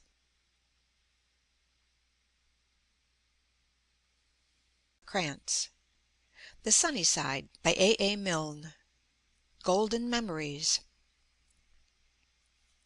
When memory, with its scorn of ages, its predilection for the past, turns back about 1 billion pages and lands us by the Cam at last, is it the thought of Granta, once our daughter, the Freshers' Match, the second in our maze, that makes our mouth, our very soul, to water? Ah no, it is the salmon mayonnaise. The work we did was rarely reckoned worthy a tutor's kindly word, for when I said we got a second, I really meant we got a third. The games we played were often tinged with bitter. Amidst the dams no faintest hint of praise greeted us when we missed the authentic sitter. But thou wert always kind, O salmon mayonnaise. Even our nights with Granta, even the style that week by blessed week mixed Calverley and J.K. Stephen with much that was, I hold, unique. Even our parodies of the Rubaiyat were disappointing, yes, in certain ways.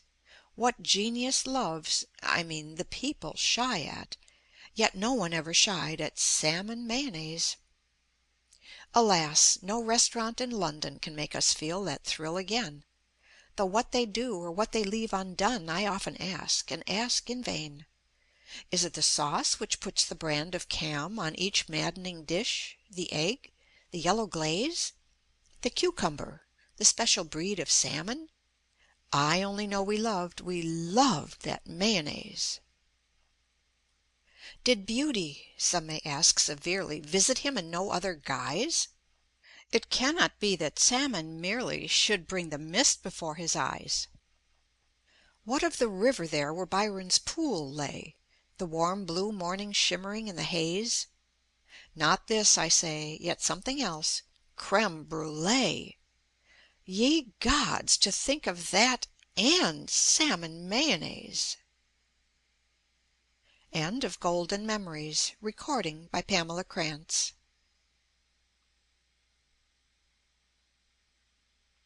The Sunny Side by A. Milne. The Problem of Life. The noise of the retreating sea came pleasantly to us from a distance. Celia was lying on her, I never know how to put this nicely. Well, she was lying face downwards on a rock and gazing into a little pool which the tide had forgotten about and left behind. I sat beside her and annoyed a limpet. 3 minutes ago I had taken it suddenly by surprise, and with an Herculean effort moved it 1/18 of a millimeter westwards. My silence since then was lulling it into a false security, and in another 2 minutes I hoped to get a move on it again. "Do you know," said Celia with a puzzled look on her face, "sometimes I think I'm quite an ordinary person after all." "You aren't a little bit," I said lazily. "You're just like nobody else in the world." "Well, of course, you had to say that." "No, I hadn't. Lots of husbands would merely have yawned." I felt one coming and stopped it just in time. Waiting for limpets to go to sleep is drowsy work. "But why are you so morbid about yourself suddenly?" "I don't know," she said. "Only every now and then I find myself thinking the most obvious thoughts." "We all do," I answered as I stroked my limpet gently. The noise of our conversation had roused it, but a gentle stroking motion, I am told by those to whom it is confided, will frequently cause its muscles to relax. The great thing is not to speak them. Still, you'd better tell me now. What is it? "Well," she said, her cheeks perhaps a little pinker than usual, "I was just thinking that life was very wonderful, but it's a silly thing to say." "It's holiday time," I reminded her. "The need for sprinkling our remarks with thoughtful words like economic and sporadic is over for a bit. Let us be silly." I scratched in the rock the goal to which I was urging my limpet and took out my watch. 3:35. I shall get him there by 4. Celia was gazing at 2 baby fishes who played in and out a bunch of seaweed. Above the seaweed an anemone sat fatly. "I suppose they're all just as much alive as we are," she said thoughtfully. "They marry," I looked at my limpet with a new interest, "and bring up families and go about their business. and it all means just as much to them as it does to us." "My limpet's business affairs mean nothing to me," I said firmly. "I am only wrapped up in him as a sprinter." "Aren't you going to try to move him again?" "He's not quite ready yet. He still has his suspicions." Celia dropped into silence. Her next question showed that she had left the pool for a moment. "Are there any people in Mars?" she asked. "People down here say that there aren't. A man told me the other day that he knew this for a fact. On the other hand, people in Mars know for a fact that there isn't anybody on the earth. Probably they are both wrong." "I should like to know a lot about things," sighed Celia. "Do you know anything about limpets?" "Only that they stick like billy-o." "I suppose more about them is known than that." "I suppose so, by people who have made a specialty of them. For one who has preferred to amass general knowledge rather than to specialize, it is considered enough to know that they stick like billy-o." "You haven't specialized in anything, have you?" "Only in wives." Celia smiled and went on. "How do you make a specialty of limpets?" "Well, I suppose you study them. You sit down and watch them. Probably after dark they get up and do something, and of course in any case you can always dissect one and see what he's had for breakfast. One way and another you get to know things about them." "They must have a lot of time for thinking," said Celia, regarding my limpet with her head on one side. "Tell me, how do they know that there are no men in Mars?" I sat up with a sigh. "Celia, you do dodge about so. I have barely brought together and classified my array of facts about things in this world when you've dashed up to another one. What is the connection between Mars and limpets? If there are any limpets in Mars, they are fresh water ones, in the canals." "Oh, I just wondered," she said. "I mean," she wrinkled her forehead in the effort to find words for her thoughts, "I'm wondering what everything means, and why we're all here, and what limpets are for, and supposing there are people in Mars, if we're the real people whom the world was made for, or if they are." She stopped and added, "One evening after dinner when we get home you must tell me all about everything." Celia has a beautiful idea that I can explain everything to her. I suppose I must have explained a stymie or a no-ball very cleverly once. "Well," I said, "I can tell you what limpets are for now. They're like sheep and cows and horses and pheasants and any other animal. They're just for us. At least, so the wise people say."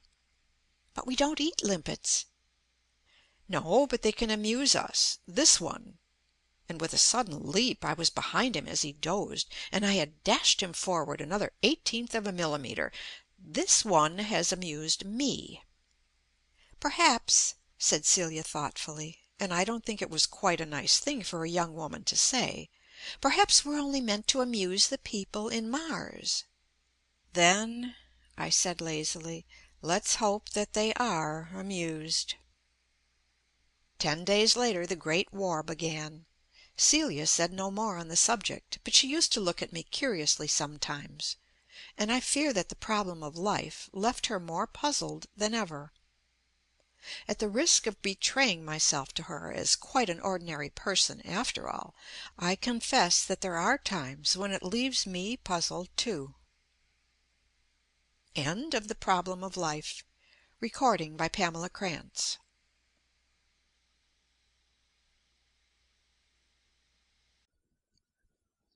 I know a captain of industry who made big bombs for the RFC and colored a lot of pounds, D. And he, thank God, has the OBE.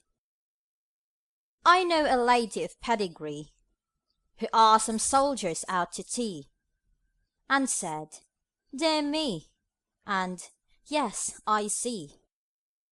And she, thank God, has the OBE. I know a fellow at 23 who got a job with a fat MP, not caring much for the infantry, and he, thank God, has the OBE. I had a friend, and he held the line for you and me, and kept the Germans from the sea, and died, without the OBE. Thank God, he died without the OBE. End of OBE. Recording by April Gonzalez, Cavite, Philippines.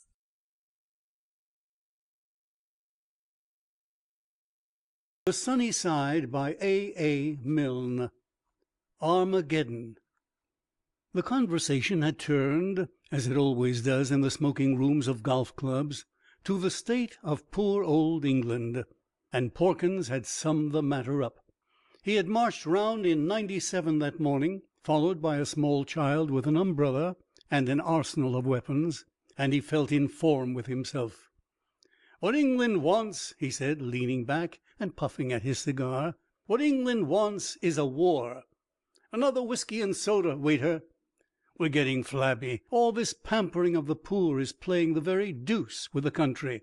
A bit of a scrap with a foreign power would do us all the good in the world." He disposed of his whiskey at a draught. "We're flabby," he repeated. "The lower classes seem to have no sense of discipline nowadays. We want a war to brace us up." It is well understood in Olympus that Porkins must not be disappointed. What will happen to him in the next world I do not know, but it will be something extremely humorous. In this world, however, he is to have all that he wants. Accordingly, the gods got to work. In the little village of Aspovat, which is in the southeastern corner of Ruritania, there lived a maiden called Maria Strultz, who was engaged to marry Captain Tomsk. "I fancy," said one of the gods, "that it might be rather funny if Maria jilted the captain. I have an idea that it would please Porkins." "Whatever has Maria?" began a very young god, but he was immediately suppressed. "Really," said the other, "I should have thought it was sufficiently obvious. You know what these mortals are." He looked round to them all. "Is it agreed, then?" It was agreed. So Maria Strultz jilted the captain. Now this, as you may imagine, annoyed Captain Tomsk. He commanded a frontier fort on the boundary between Ruritania and Essenland, and his chief amusement in a dull life was to play cards with the Essenland captain, who commanded the fort on the other side of the river. When Maria's letter came, he felt that the only thing to do was to drown himself. On second thoughts, he decided to drown his sorrows first. He did this so successfully that at the end of the evening he was convinced that it was not Maria who had jilted him, but the Essenland captain who had jilted Maria, whereupon he rowed across the river and poured his revolver into the Essenland flag, which was flying over the fort. Maria thus revenged, he went home to bed and woke the next morning with a bad headache. "Now we're off," said the gods in Olympus. In Diedeldorf, the capital of Essenland, the leader writers proceeded to remove their coats. "The blood of every true Essenlander," said the leader writer of the Diedeldorf Patriot, after sending out for another pot of beer, "will boil when it hears of this fresh insult to our beloved flag, an insult which can only be wiped out with blood." And then, seeing that he had two bloods in one sentence, he crossed the second one out, substituted the sword, and lit a fresh cigarette. "For years Essenland has writhed under the provocations of Ruritania, but has preserved a dignified silence. This last insult is more than flesh and blood can stand." Another blood had got in, but it was a new sentence, and he thought it might be allowed to remain. We shall not be accused of exaggeration if we say that Essenland would lose, and rightly lose, her prestige in the eyes of Europe if she let this affront pass unnoticed. In a day she would sink from a first-rate to a fifth-rate power. But he didn't say how. The Chancellor of Essenland, in a speech gravely applauded by both sides of the House, announced the steps he had taken.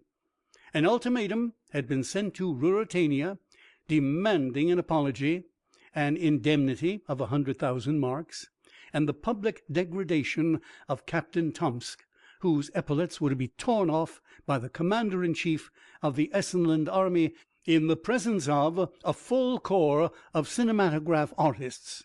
Failing this, war would be declared. Ruritania offered the apology, the indemnity, and the public degradation of Captain Tomsk, but urged that this last ceremony would be better performed by the commander-in-chief of the Ruritanian army. Otherwise Ruritania might as well cease to be a sovereign state, for she would lose her prestige in the eyes of Europe and sink to the level of a fifth-rate power. There was only one possible reply to this, and Essenland made it. She invaded Ruritania. "Aren't they wonderful?" said the gods in Olympus to each other. "But haven't you made a mistake?" asked the very young god.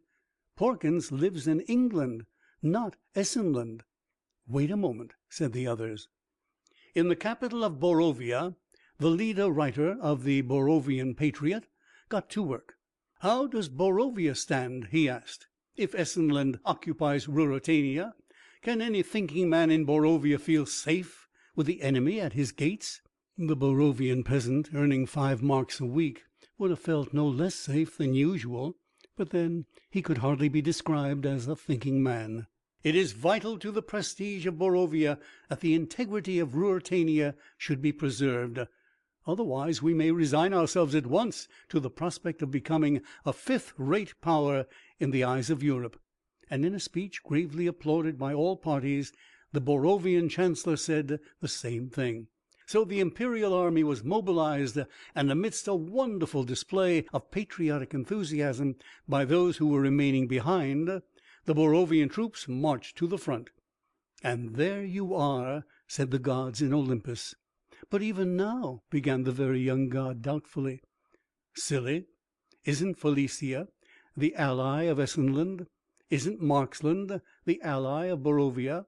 Isn't England the ally of the ally of the ally of the country which holds the balance of power between Marksland and Felicia? But if any of them thought the whole thing stupid or unjust or—" "Their prestige," said the gods gravely, trying not to laugh. "Oh, I see," said the very young god. And when a year later the 100,000th English mother woke up to read that her boy had been shot, I am afraid she shed foolish tears and thought that the world had come to an end. Poor short-sighted creature! She didn't realize that Porkins, who had marched round in '96 the day before, was now thoroughly braced up. "What babies they all are," said the very young god. End of Armageddon.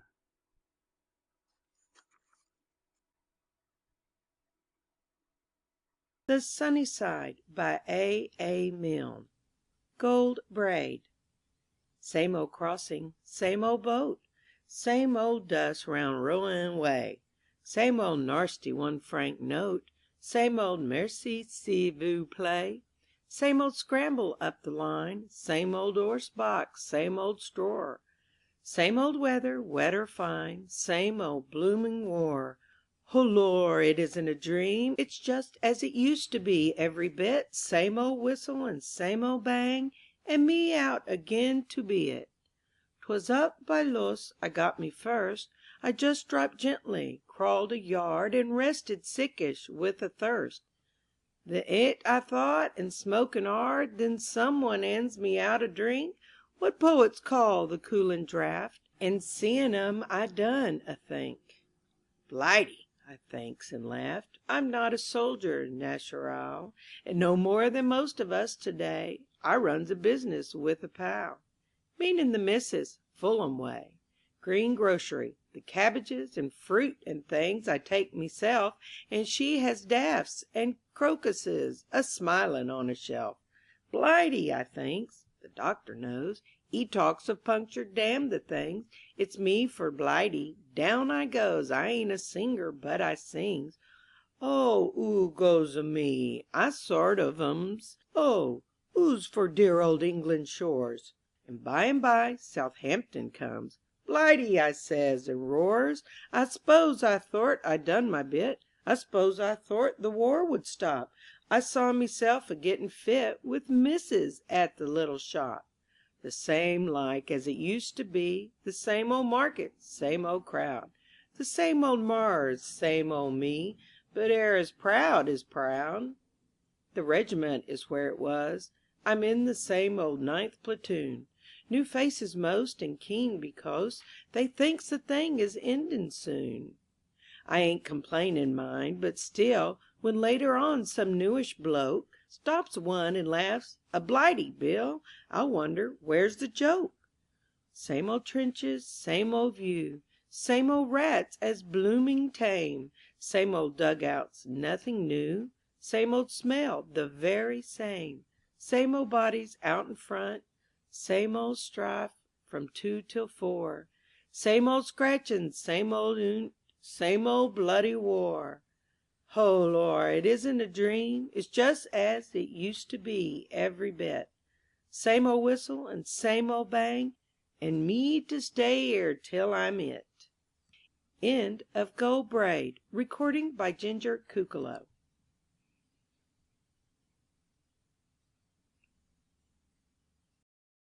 The Sunny Side by A. Milne. Toby. It will save trouble if I say at once that I know nothing about horses. This will be quite apparent to you, of course, before I have finished. But I don't want you to suppose that it is not also quite apparent to me. I have no illusions on the subject. Neither, I imagine, has Toby. To me there are only 2 kinds of horse. Chestnuts, roans, bay rums, I know nothing of all these. I can only describe a horse simply as a nice horse or a nasty horse.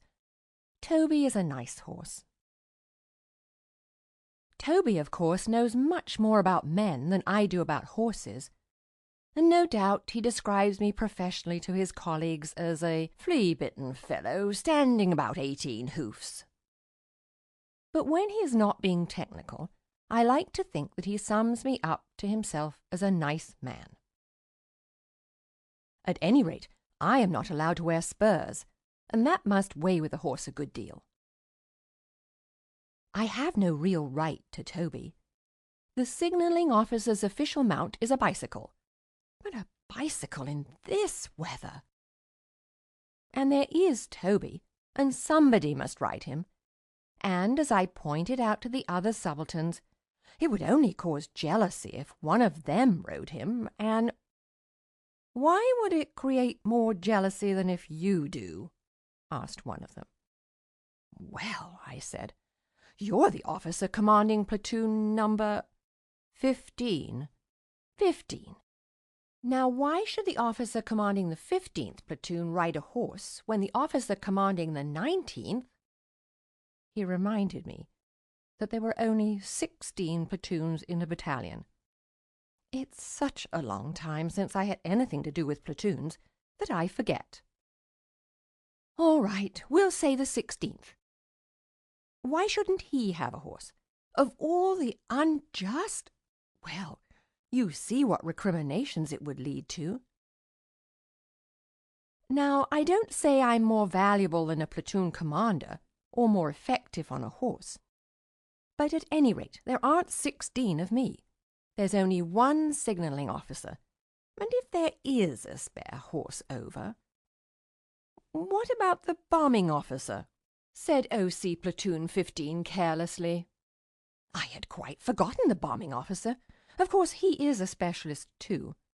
"Yes, quite so, but if you would only think a little," I said, thinking hard all the time, "you would— Well, put it this way.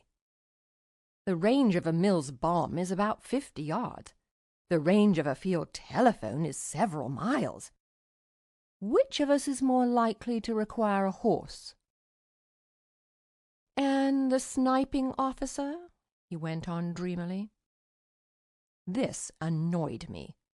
"You don't shoot snipe from horseback," I said sharply. "You're mixing up shooting and hunting, my lad. And in any case, there are reasons, special reasons, why I ride Toby, reasons of which you know nothing. Here are the reasons. 1. I think I have more claim to a horse called Toby than has a contributor to Our Feathered Friends, or whatever paper the sniping officer writes for. too. When I joined the army, Celia was inconsolable. I begged her to keep a stiff upper lip, to which she replied that she could do it better if I promised not to keep a bristly one.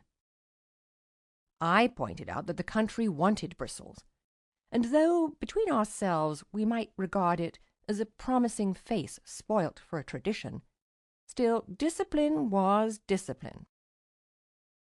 And so the bristles came, and remained until the happy day when the War Office, at the risk of losing the war, made them optional. Immediately they were uprooted. Now the Colonel has only one fault. I have been definitely promised my second star in 1927, so he won't think I'm flattering him with a purpose. He likes moustaches.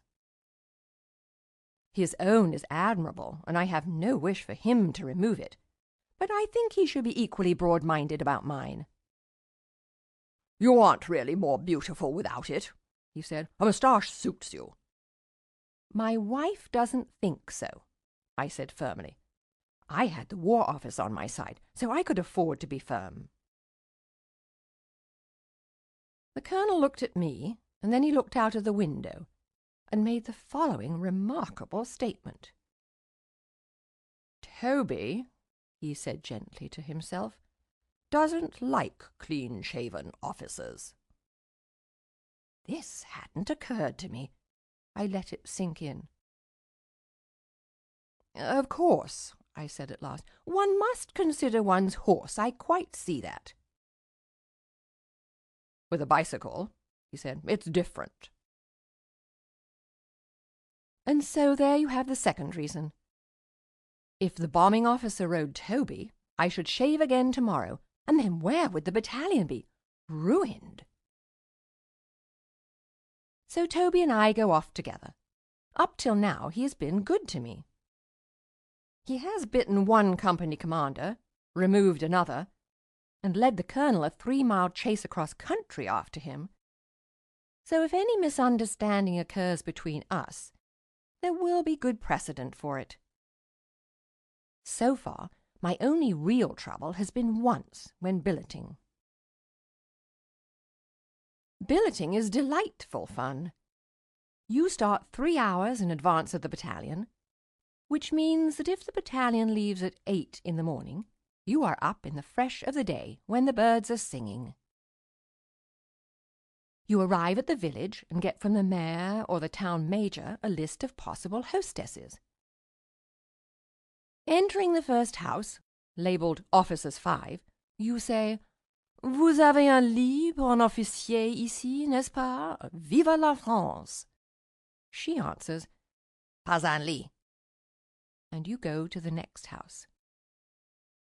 "Vous avez place pour 100 hommes, oui?" "Non," says she, and so on. By and by the battalion arrives, and everybody surrounds you. "Where are my men going?" "Where's my billet?" "Where's C Company's mess?" "Have you found anything for the pioneers?" And so one knows what it is to be popular. Well, the other day the Major thought he'd come with me, just to give me an idea how it ought to be done. I say nothing of the result, but for reasons connected with Toby, I hope he won't come again. For in the middle of a narrow street, crowded with lorries, he jumped off his horse, flung, I think that's the expression, flung me the reins and said, "Just wait here while I see the mayor a moment." The Major's horse I can describe quite shortly. A nasty, big, black horse. Toby I have already described as a nice horse, but he had been knee-deep in mud, inspecting huts for nearly half an hour, and was sick of billeting. I need not describe 200 lorries on a dark evening to you. And so, seeing that you know the constituents, I must let you imagine how they all mixed. This is a beastly war, but it has its times, and when our own particular bit of the battle is over, when what is left of the battalion is marching back to rest, I doubt if, even in England, which seems very far off, you will find two people more contented with the morning than Toby and I, as we jog along together. End of Toby.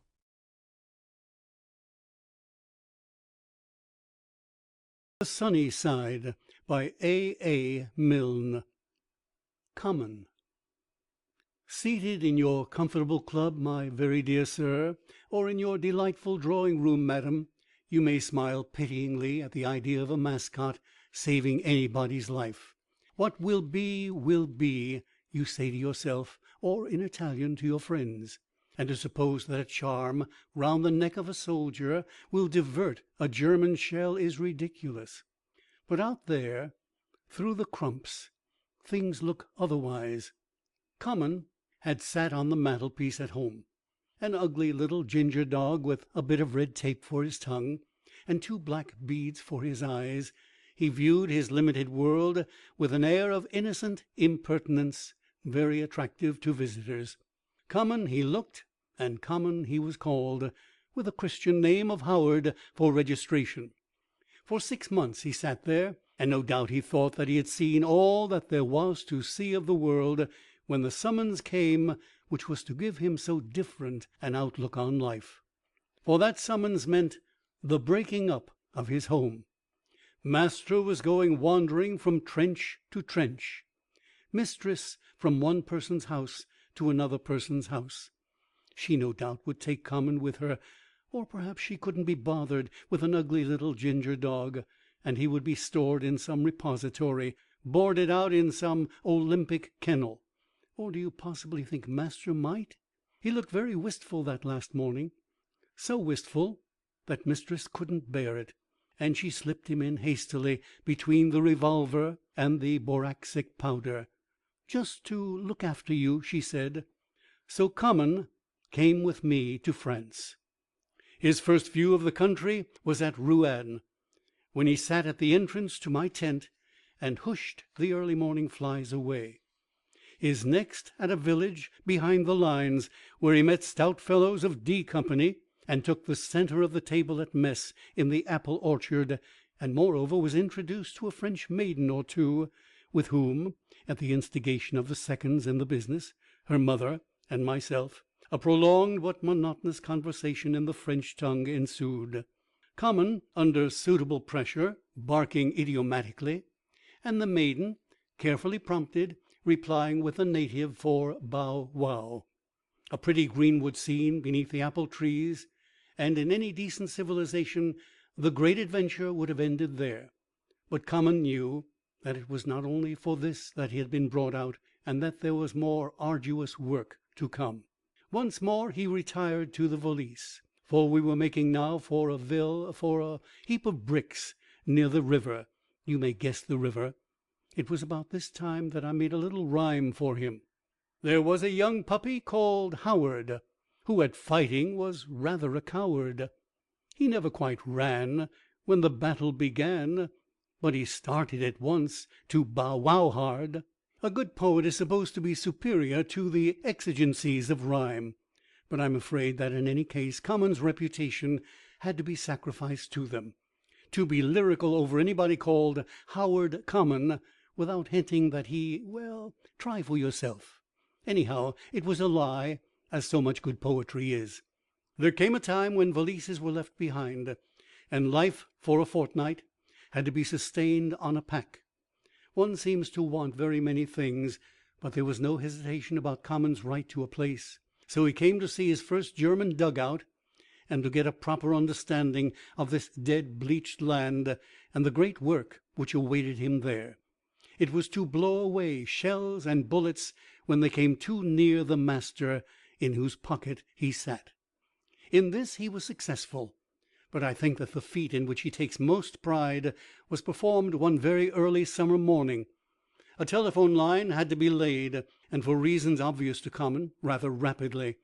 It was laid safely, a mere nothing to him by this time, but when it was joined up to the telephone in the front line, then he realized that he was called upon to be not only a personal mascot, but a mascot to the battalion, and he sat himself upon the telephone and called down a blessing on that cable, so that it remained whole for 2 days and a night, when by all the rules it should have been in 1,000 pieces.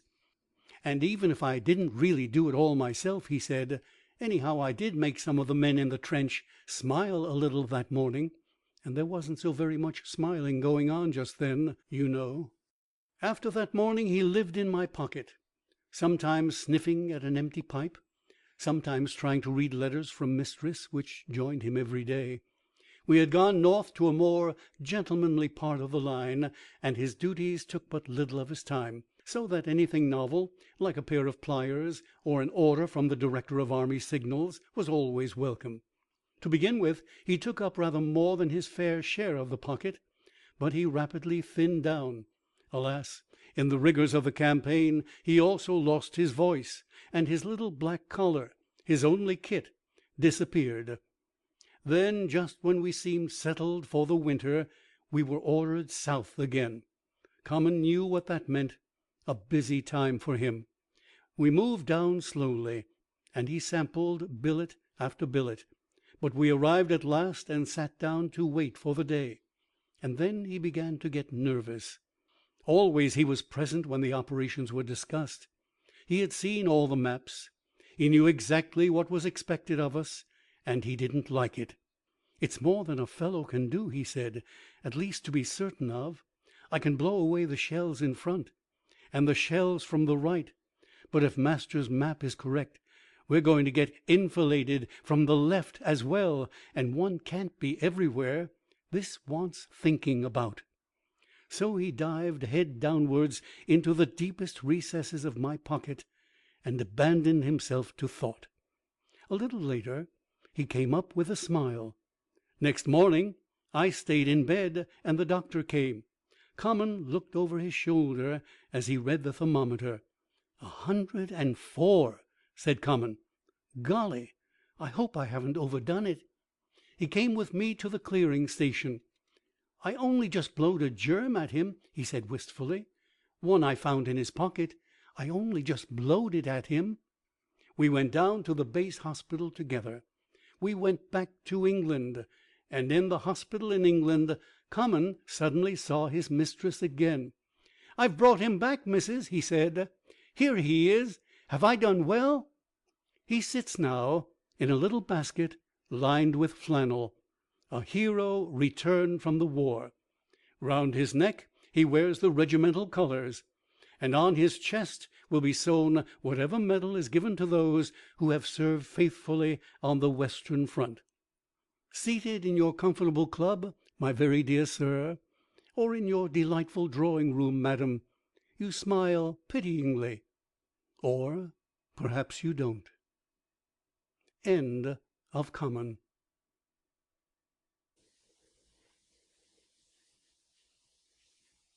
The Sunny Side by A. Milne. George's V.C., the last of the war stories. Chapter 1. The colonel of the Nth Blankshires was seated in his office. It was not an imposing room to look at, furnished simply but tastefully with a table, officers for use of 1, and a chair ditto 1. It gave little evidence of the distressing scenes which had been enacted in it, and still less evidence of the terrible scene which was to come. Within these walls the colonel was accustomed to deal out stern justice to offenders, and many a hardened criminal had been carried out fainting upon hearing the terrible verdict, 1 day's C.B. But the colonel was not holding the scales of justice now, for it was late afternoon. With an expression of the utmost anxiety upon his face, he read and reread the official-looking document which he held in his hand. Even the photograph of the sergeant major signed, "Yours ever, Henry," which stood upon his desk, brought him no comfort. The door opened, and Major Murgatroyd, second in command of the famous Blankshires, came in. "Come in," said Colonel Blowhard. The major saluted impressively, and the colonel rose and returned his salute with the politeness typical of the British Army. "You wish to see me, Colonel?" "I did, Major." They saluted each other again. "A secret document of enormous importance," went on the Colonel, "has just reached me from the War Office.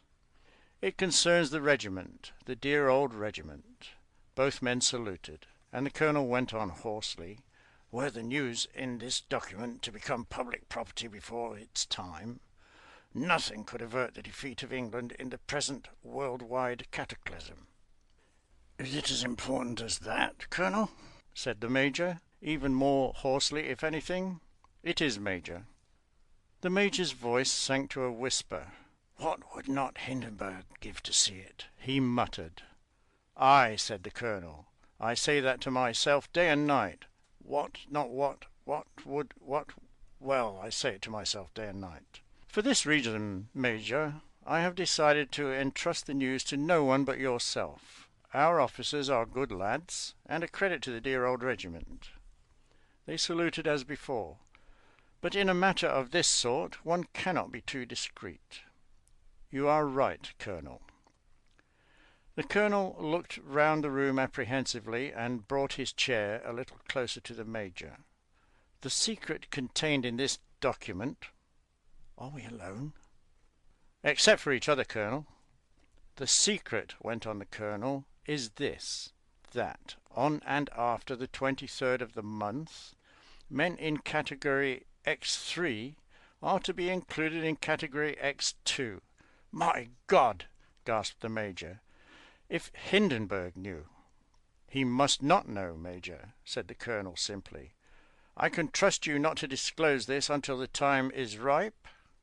"You can trust me, Colonel." They grasped hands and saluted. At this moment the door opened and an orderly came in. "You're wanted by the sergeant major, sir," he told the Colonel. "Ah, excuse me a moment," said the latter to his second in command, knowing how much it annoys a sergeant major to be kept waiting. He saluted and hurried out. "Just a moment, orderly," said the Major. The orderly came back. "Yes, sir," he said. "Did you give that message to Miss Blowhard?" "Yes, sir. She says she cannot play golf with you tomorrow because she is playing with Second Lieutenant Lord Smith." He saluted and withdrew. Left alone, the Major gave vent to his rage. "Lord Smith!" he stormed. "Curse him! What can she see in that puppy? Thrice have I used my influence to send him away on a musketry course, and thrice has he returned. Could I but turn him out of the regiment for good, I might win the love of the fair Miss Blowhard, the Colonel's daughter." In a sudden passion he picked up the Manual of Military Law and flung it to the ground. All at once an idea struck him, and a crafty look came into his eyes. "By Jove!" he cried. "The secret document! The very thing!" To put the document into an envelope was the work of a moment. Taking up a pen, he printed on the outside in large capitals these words: "For Hindenburg, Germany." With a diabolical smile, he sealed the envelope up, rang the bell, and ordered Second Lieutenant Lord Smith to be brought before him. "You wanted me, sir?" said Lord Smith on his arrival. Of all the distinguished officers in the th Battalion, Lord Smith was perhaps the most brilliant. Although he had held his commission for 3 years, he had only been arrested twice by the Provost Marshal. The first time for wearing a soft cap when, as an officer and gentleman, he should have worn a hard one, and the second time, 3 months later, for wearing a hard cap when, as an officer and gentleman, he should have worn a soft one. Nobody can deny that these were serious blots on his career. But it was felt in the trenches that his skill with the rifle partially atoned for them. "Ah, Smith, my boy," said the Major genially, "I just wanted to know the address of your tailor. Wonderfully well-cut tunic, this, of yours." He went over to him, and under pretence of examining the cut of his tunic, dropped the envelope cautiously into one of the pockets. Somewhat surprised at the compliment paid to his tailor, but entirely unsuspicious, Lord Smith gave him the required address. "Thanks," said the Major. "By the way, I've got to go out now. Would you mind waiting here till the Colonel comes back? He has left an extremely important document on his table, and I do not like to leave the room unoccupied." "Certainly, sir," said Lord Smith. Left alone, our hero gave himself up to thought. For some reason he distrusted the Major. He felt that they were rivals for the hand of Rosamond Blowhard. On 10 Sundays in succession he had been forced to attend church parade, what time the Major and Rosamond were disporting themselves on the golf links. It was only on Saturday afternoons that he had a chance of seeing her alone, and yet he felt somehow that she loved him. "Ah, Smith, my boy," said the Colonel as he bustled in. "Always glad to see you. My favourite subaltern," he went on, with his hand on the young man's shoulder. "The best officer who ever formed a four at bridge. I mean who ever formed fours, and a holder of no fewer than 3 musketry certificates." Lord Smith smiled modestly. "There, I must get on with my work," went on the Colonel, sitting down at his table, and turning over his papers. You find... Good heavens!" "What is it, sir?" "I don't find it. I've lost it. The secret document." "Was it very important, sir?" "Important!" cried the Colonel. "If Hindenburg... But we must get to work. Summon the guard, blow the fire alarm, send for the orderly sergeant." In less than a minute the room was full of armed men, including the Major. "Men of the Nth Blankshires," said the Colonel, addressing them, "a document of enormous importance has been stolen from this room. Unless that document is recovered, the fair name of the regiment will be irretrievably tarnished." "Never!" cried a corporal of the signalling section, and there was a deep murmur of applause. "May I suggest, sir," said the Major, "that the pockets of all should be searched? I myself am quite ready to set the example," and as he spoke he drew out 3 receipted bills and a price list of tomatoes, and placed them before the Colonel. One by one they followed his example. Suddenly all eyes were fixed on Second Lieutenant Lord Smith, as with horror and amazement upon his face he drew from his pocket the official-looking envelope. "I swear I never put it there, sir," he gasped. "Perhaps I ought to tell you, sir," said the Major, "that I asked Lord Smith to keep an eye upon the document during my absence. No doubt he placed it in his pocket for safety." Several men applauded this suggestion, for Lord Smith was a general favourite. The Colonel gave one glance at the envelope, and then, with fire flashing from his eyes, held it up for all to see. "How do you account for this?" he cried in a voice of thunder, and with a gasp of horror they read the fatal words: "For Hindenburg, Germany." The Colonel and the other officers drew their swords. The rank and file fixed bayonets. They hacked the buttons off Lord Smith's tunic. They dug the stars out of his sleeves. They tore the regimental badge from his cap. They tore his collar. They tore his tie. They took his gold cigarette case, and still he stood there, saying proudly, "I am innocent." "Go," said the Colonel, pointing with his sword to the door. Suddenly there was a commotion outside, and a breathless figure pushed its way into the room. "Father!" cried Rosamond Blowhard. "Spare him, he is innocent." "Rosamond," said George, for so we must call him now, "I am innocent. Some day the truth will be known." Then he took a tender farewell of her, and casting a glance of mingled suspicion and hatred at the Major, he strode from the room. Chapter 2.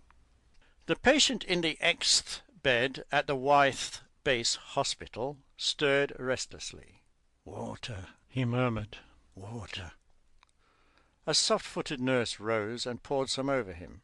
"Rosamond," he breathed, and with a smile of content dropped peacefully asleep again. Who was he, this mysterious patient in number X bed? Obviously a gentleman from the colour of his pyjamas. His identity disc proclaimed him to be Private Smithlord of the Nth Blankshires. There was something strange about him. Only that morning he had received the V.C. from Sir Douglas Haig, the R.S.V.P. from General Petain, the Order of the Golden Elephant from our Japanese allies, the Order of the Split Haddock from the President of Nicaragua, and the Order of the Neutral Nut from Brazil. Yet he cared for none of these things. He only murmured, "Rosamond." Who was Private Smithlord? Though so little was known of him, The story of his prowess was on every lip. An officer from his regiment, who had gone out alone to an observation post, had been surrounded and cut off by the enemy. Threatened on all sides by guns and bombs of every caliber, he had prepared to sell his life dearly. To attempt a rescue would have been madness.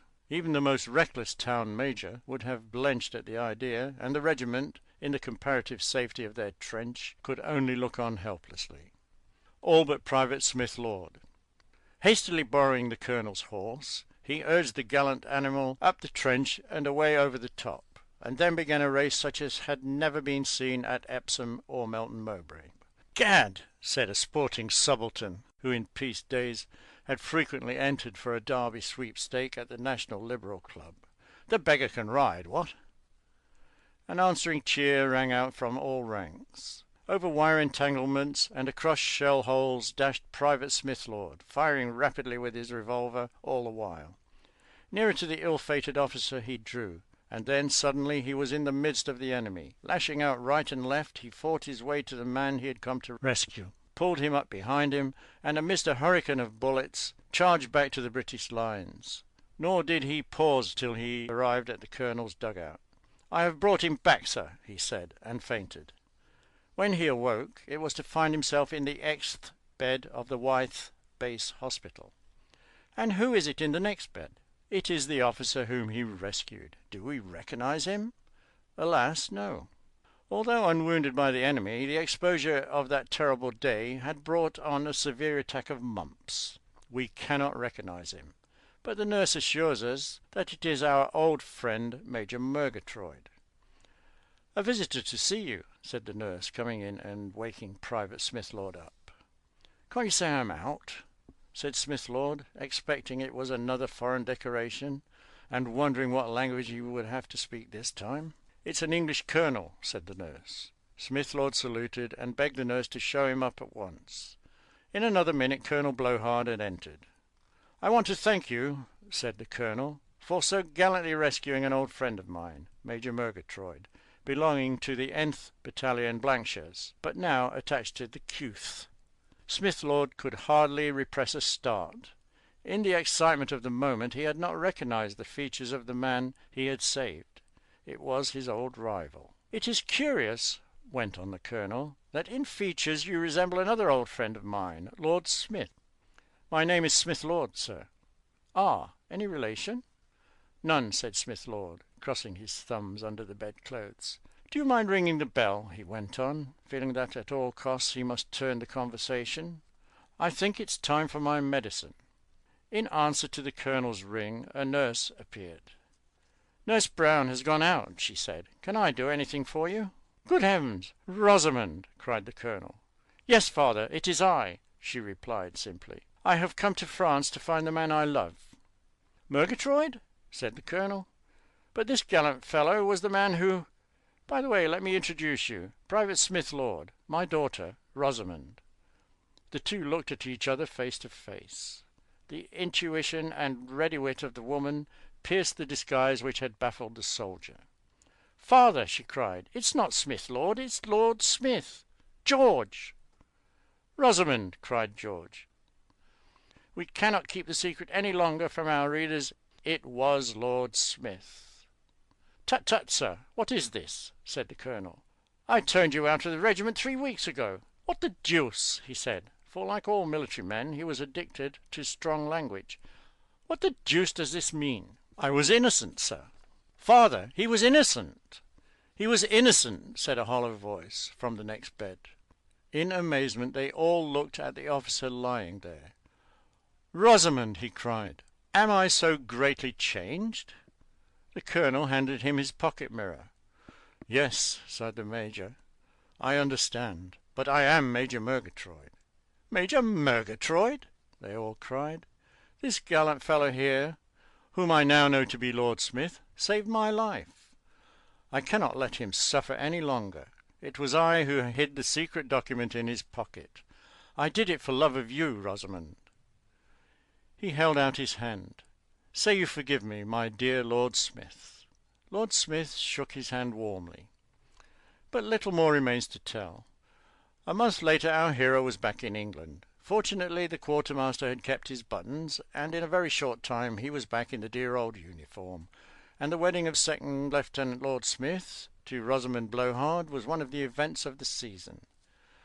And what of Major Murgatroyd? He has learnt his lesson, and as commandant of a rest camp on the French coast, he is the soul of geniality to all who meet him.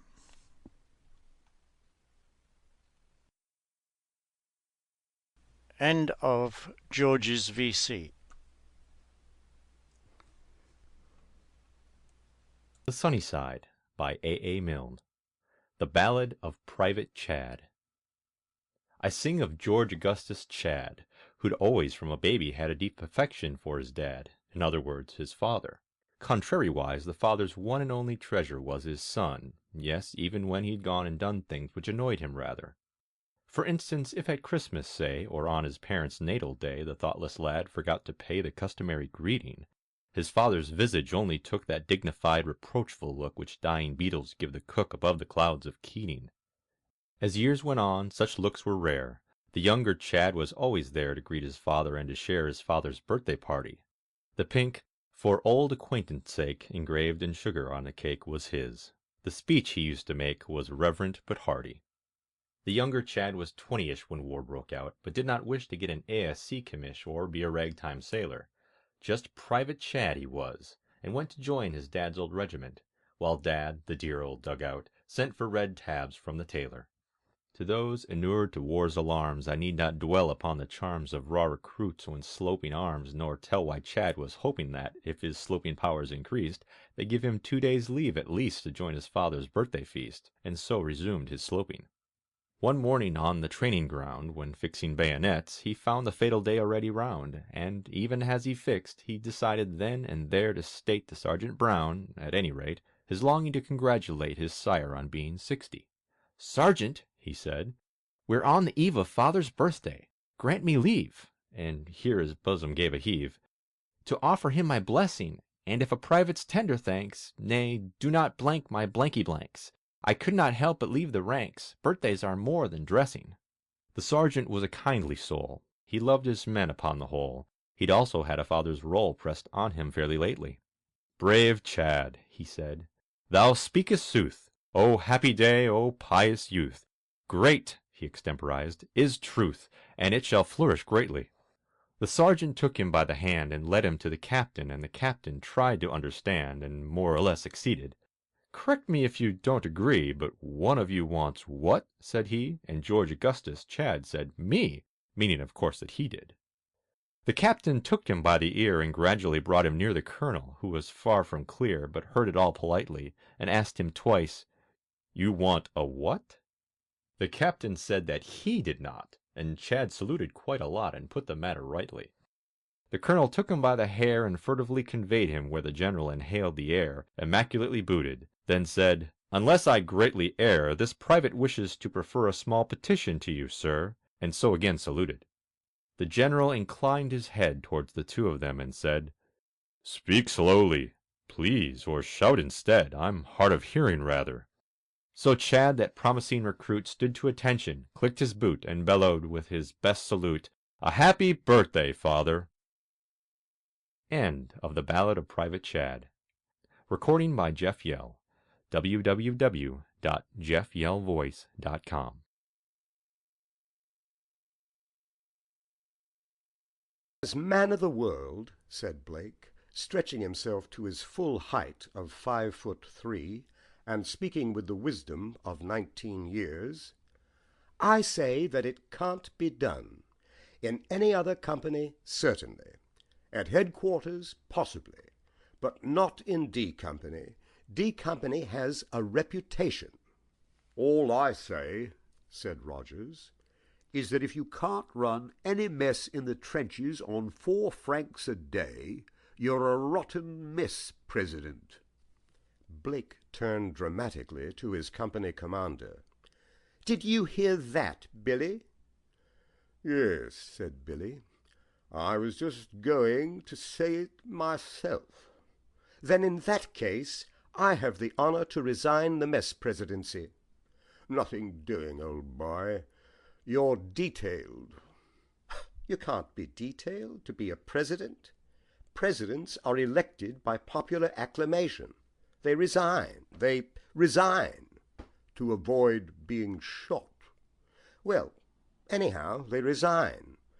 I shall send my resignation in to the Army Council tonight. It will appear in the Gazette in due course. Second Lieutenant Blake resigns his mess presidency owing to the enormous price of sardines per 1,000 and the amount of lime juice consumed by casual visitors. I'll tell you what. I'll run the mess presidency on 4 francs if you'll bar guests. Rot. It's nothing to do with guests. We never have any. Never have any, said Blake indignantly. Then I shall keep a visitor's book just to show you. So that was how the D Company visitor's book was inaugurated. I had the honor of opening it. I happened to be mending a telephone line in this particular trench one thirsty day, and there was the dugout, and, well, there was I. I dropped in. "Hello," said Blake. "Have a drink." I had a lime juice. Then I had another. And then, very reluctantly, I got up to go. Army Form Book 136 was handed to me. "The visitor's book," said Blake. "You can write your name in it, or you can be funny, whichever you like." "What do they usually do?" I asked. "Well, you're the first, so you'll set the tone. For God's sake, don't be too funny." It was an alarming responsibility. However, as it happened, I had something which I wanted to say. "Thursday, 12:45 p.m., I wrote. "Pleasantly entertained, as usual, by D Company. Refused a pressing invitation to stay to lunch, although it was a hot day, and I had a long walk back to my own mess." I handed the book back to Blake. He read it, and with one foot on the bottom step of the dugout, I waited anxiously. "Oh, I say, do stay to lunch," he said. I gave a start of surprise. "Oh, thanks very much," I said, and I took my foot off the step. "It would be rather, I think, perhaps, well, thanks very much." Once begun, the book filled up rapidly. Subalterns from other companies used to call round for the purpose of being funny. I suppose that unconsciously I had been too humorous. Anyway, the tone had been set. The bombing officer, I remember, vowed that Mrs. Blake's hospitality was so charming that he would bring his wife and family next time. A gunner broke into verse, a painful business. One way and another, it was not long before the last page was reached. "We must get the general for the last page," said Blake. "Don't be an ass," said Rogers. "Whatever's the matter? Don't you think he'd do it?" "You wouldn't have the cheek to ask him." "Good Lord! You don't stop being a human being just because you command a brigade. Why on earth shouldn't I ask him?" I happened to turn up just then. The telephone line from headquarters to D Company always seemed to want attention, whatever part of the line we were in. "Hello," said Blake. "Have a drink." "Well, I am rather thirsty," I said, and took out a pencil. "Pass the visitor's book, and let's get it over." "No, you don't," said Blake, snatching it away from me. "That's for the general." "This way, sir," said a voice above, and down came Billy, followed by the brigadier. We jumped up. "You'll have a drink, sir?" said Billy. Thanks very much." "What will you have, sir?" asked Blake, looking round wildly. "Lime juice or lime juice?" "I'll have lime juice, thank you," said the general, after consideration. Blake produced the book nervously. "I wonder if you'd mind," he began. The general looked inquiring and started feeling for his glasses. He was just feeling in his fifth pocket when Billy came to the rescue. "It's only some nonsense of Blake's, sir," he said. "He keeps a visitor's book." "Ah, "Well," said the General, getting up, "another day, perhaps." When we were alone again, Blake turned on Billy. "You are a silly ass," he said. "If you hadn't interfered, he'd have done it. Well, I shall fill it in myself now." He took a pencil and wrote, "Monday. Hospitably received by D Company, and much enjoyed the mess president's amusing conversation. The company commander and a subaltern named Rogers struck me as rather lacking in intelligence. R. Blake, D.S.O., Brig Gen." I had been out of it a long time, and when quite accidentally I met an officer of the battalion in London, I was nearly a year behind the news. "And Blake," I said, after he'd told me some of it, "that nice child in D Company, what happened to him?" "Didn't you hear? He had a rather funny experience. He went into the last show as senior subaltern of D. Billy was knocked out pretty early, and Blake took on. And after that we had a lot of casualties, and finally we were cut off from headquarters altogether and had to carry on our own. Billy was the senior company commander and took charge of the battalion. I don't quite know how it happened after that. We all got rather mixed up, I suppose. Anyway, at one time Blake was actually commanding the brigade. He was splendid, simply all over the place. He got the D.S.O. He's rather bucked with himself. Young Blake as a brigadier! Funny, isn't it?" "Not so very," I said. End of The Visitor's Book. Recording by Eberly Thomas.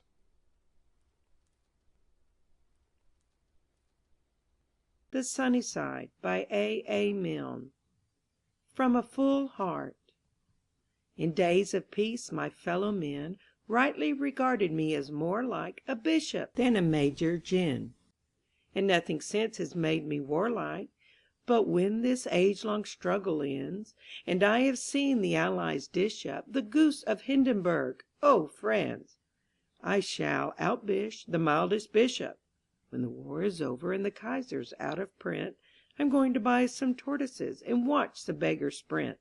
When the war is over and the sword at last we sheathe, I'm going to keep a jellyfish and listen to it breathe. I never really longed for gore, and any taste for red corpuscles that lingered with me left before the German troops had entered Brussels. In early days the colonel's "shun" froze me, and as the war grew older, the noise of someone else's gun left me considerably colder. When the war is over and the battle has been won, I'm going to buy a barnacle and take it for a run. When the war is over and the German fleet we sink, I'm going to keep a silkworm's egg and listen to it think. The captains and the kings depart. It may be so, but not lieutenants. Dawn after weary dawn I start the never-ending round of penance. One rock amid the welter stands, on which my gaze is fixed intently, and after life in quiet lands lived very lazily and gently. When the war is over and we've done the Belgians proud, I'm going to keep a chrysalis and read to it aloud. When the war is over and we've finished up the show, I'm going to plant a lemon pip and listen to it grow.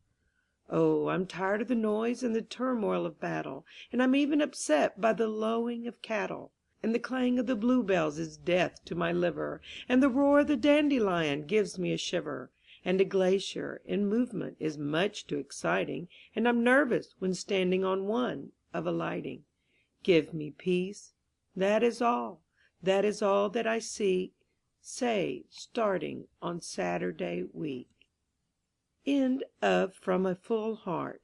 Recording by Ginger Kukalo. The Sunny Side by A. Milne. 1 star. Occasionally I receive letters from friends whom I have not seen lately, addressed to Lieutenant M. and apologizing prettily inside in case I am by now a colonel.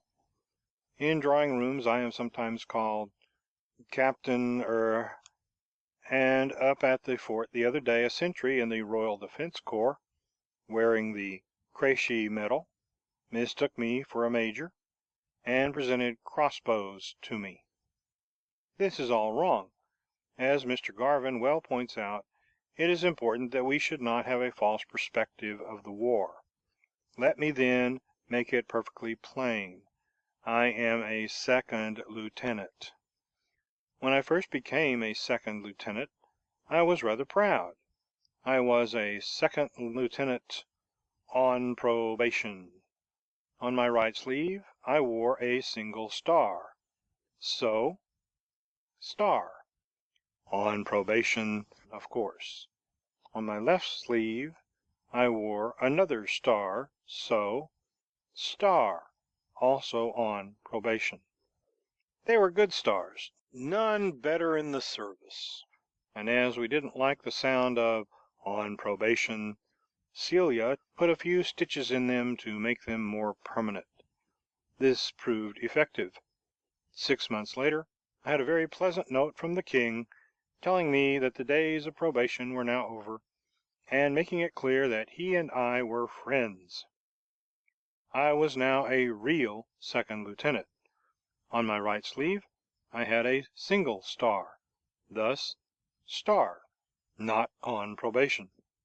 On my left sleeve I also had a single star, in this manner, star. This star also was now a fixed one. From that time forward my thoughts dwelt naturally on promotion. There were exalted persons in the regiment called lieutenants. They had 2 stars on each sleeve. So, star, star. I decided to become a lieutenant. Promotion in our regiment was difficult. After giving the matter every consideration, I came to the conclusion that the only way to win my second star was to save the colonel's life. I used to follow him about affectionately in the hope that he would fall into the sea. He was a big, strong man, and a powerful swimmer, but once in the water it would not be difficult to cling round his neck and give an impression that I was rescuing him. However, he refused to fall in. I fancy that he wore somebody's military soles, which prevent slipping. Years rolled on. I used to look at my stars sometimes, one on each sleeve. They seemed very lonely. At times they came close together, but at other times, as for instance when I was semaphoring, they were very far apart. To prevent these occasional separations, Celia took them off my sleeves and put them on my shoulders, one on each shoulder. So, star, and so, star. There they stayed. And more years rolled on. One day Celia came to me in great excitement. "Have you seen this in the paper about promotion?" she said eagerly. "No, what is it?" I asked. "Are they making more generals?" "I don't know about generals. It's second lieutenants being lieutenants."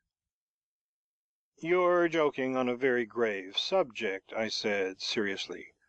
"You can't expect to win the war if you go on like that." "Well, you read it," she said, handing me the paper. I took the paper with a trembling hand and read. She was right. If the paper was to be believed, all second lieutenants were to become lieutenants after 18 years' service. At last my chance had come. "My dear, this is wonderful," I said. "In another 15 years we shall be there. You might buy 2 more stars this afternoon and practice sewing them on in order to be ready. You mustn't be taken by surprise when the actual moment comes." "But you're a lieutenant now," she said. "If that's true, it says that after 18 months." I snatched up the paper again. Good heavens! It was 18 months, not years. "Then I am a lieutenant," I said. We had a bottle of champagne for dinner that night, and Celia got the paper and read it aloud to my tunic, and just for practice she took the 2 stars off my other tunic and sewed them on this one, thus: star, star, star, star. And we had a very happy evening. I suppose it will be a few days before it's officially announced, I said. Bother, I suppose it will, said Celia, and very reluctantly she took 1 star off each shoulder, leaving the matter so: star, star. And the years rolled on, and I am still a second lieutenant. I do not complain. Indeed, I am either rather proud of it. If I am not gaining on my original 1 star, at least I am keeping pace with it. I might so easily have been a corporal by now. But I should like to have seen a little more notice taken of me in the Gazette. I scan it every day, hoping for some such announcement as this: Second Lieutenant M. to remain a second lieutenant. Or this: Second Lieutenant M. to be seconded and to retain his present rank of second lieutenant. Or even this: Second Lieutenant M. relinquishes the rank of acting second lieutenant on ceasing to command a battalion and reverts to the rank of second lieutenant. Failing this, I have thought sometimes of making an announcement in the personal column of the Times. Second Lieutenant M. regrets that his duties as a second lieutenant prevent him from replying personally to the many kind inquiries he has received, and begs to take this opportunity of announcing that he still retains a star on each shoulder, both doing well. But perhaps that is unnecessary now. I think that by this time I have made it clear just how many stars I possess. 1 on the right shoulder, so star, and 1 on the left shoulder, so star. That is all. End of 1 star. Recording by Bill Moseley, Bernardo, Texas, USA.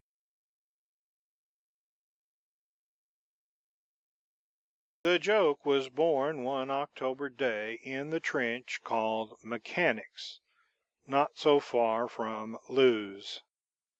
We had just come back into the line after 6 days in reserve, and the afternoon being quiet, I was writing my daily letter to Celia. I was telling her about our cat, imported into our dugout in the hope that it would keep the rats down, when suddenly the joke came. I was so surprised by it that I added in brackets, "This is quite my own. I've only just thought of it."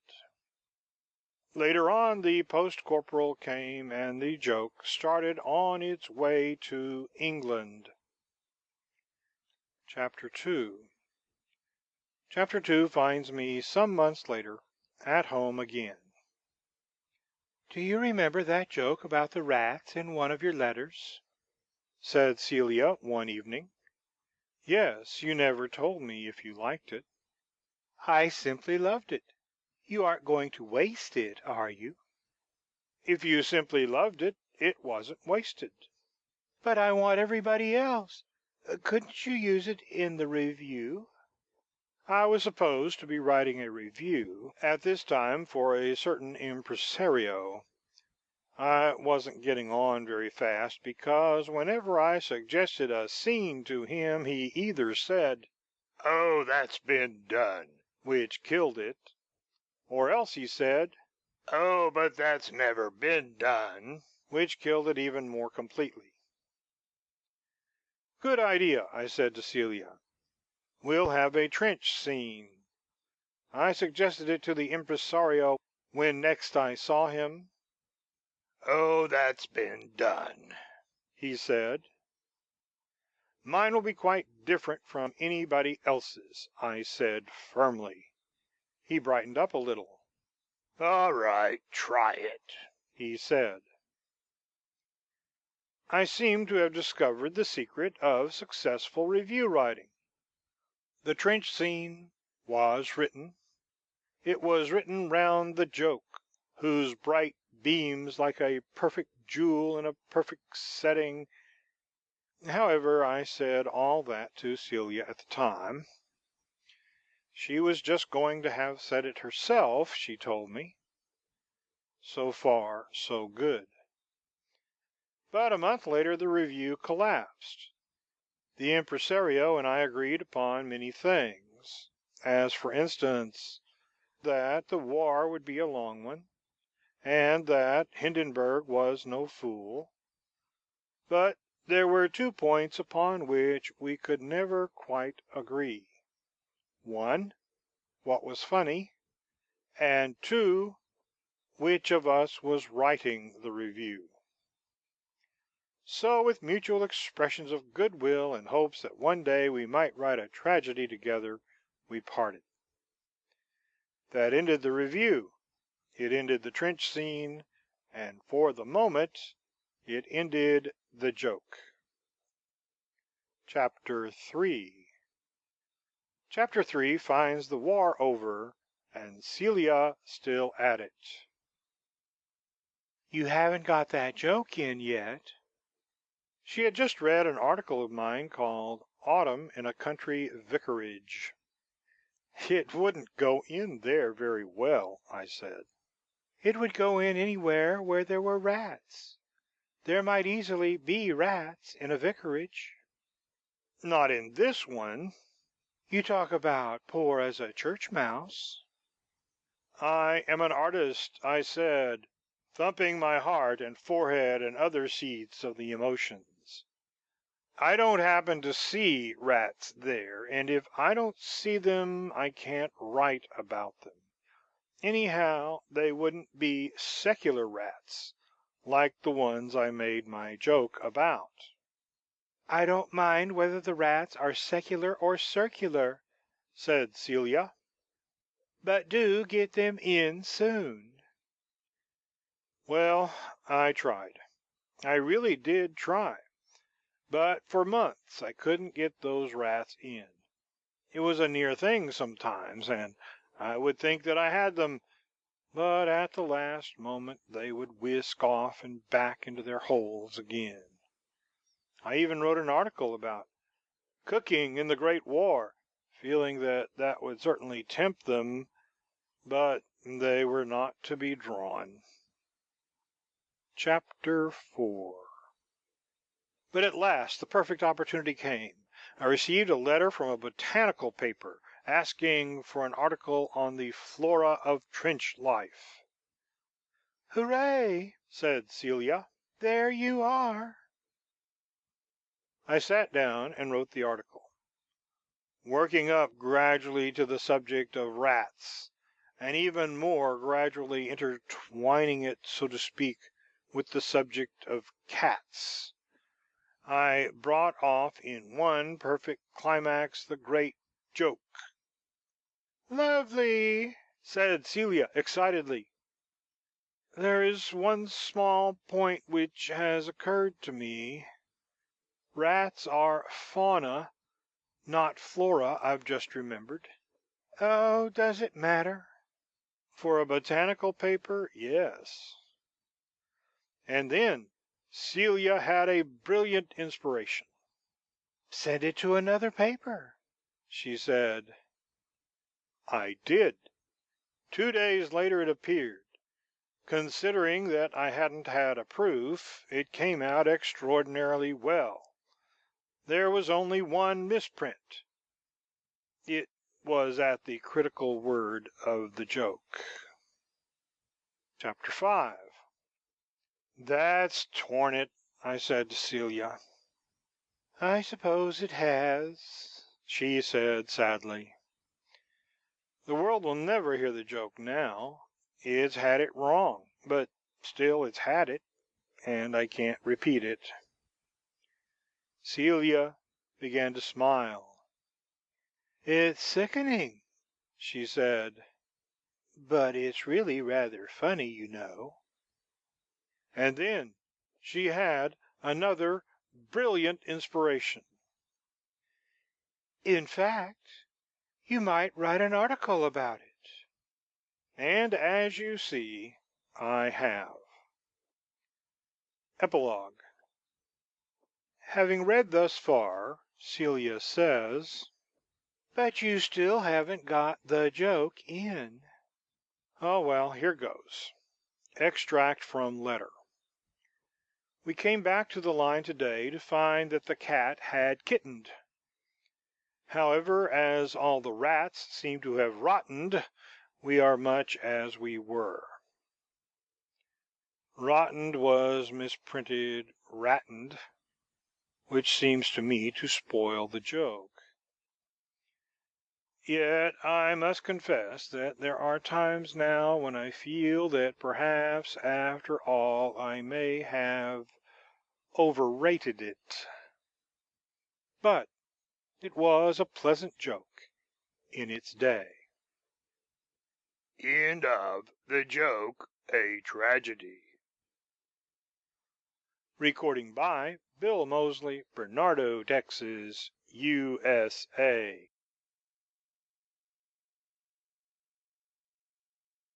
The weariness and pain, or, if they will, the glory and the glamour, of holding fast, from Flanders to Lorraine, the thin brown line at which the Germans hammer. My muse, a more domesticated maid, aspires to sing a song of marmalade. Oh, marmalade! I do not mean the salt, sweet marrow pulp, for babes and maidens fitter, but that wherein the golden fishes sport, with oranges seized, with just a dash of bitter. Not falsely coy, but eager to parade the southern birth, in short, oh marmalade! Much have I sacrificed, my happy home, my faith in experts' figures, half my money, the fortnight that I meant to spend in Rome, my weekly effort to be fairly funny, but these are trifles, light as air when weighed against this other, breakfast marmalade. Fair was the porridge in the days of peace, and still more fair the cream and sugar taken, plump with the twin poached eggs, yet not obese, upon their thrones of toast, and crisp the bacon. I faced the loss undaunted, unafraid, if only I may keep my marmalade, an evening pressed without Callisthenes, a table staff, an immobile spaghetti, a shawl with warmth the common man agrees, a Zambra searching vainly for Negretti. When spades are trumps, a hand without a spade, so is my breakfast lacking marmalade. O Northcliffe, Lord, O Cuyler, O Dundee, O Cross and Blackwall, Limited, O Seville, O orange groves along the Middle Sea, O Jaffa, for example, O the devil! Let beef and butter, rolls and rabbits fade, but give me back my love, my marmalade. End of the last part. Recording by April Gonzalez, Cavite, Philippines.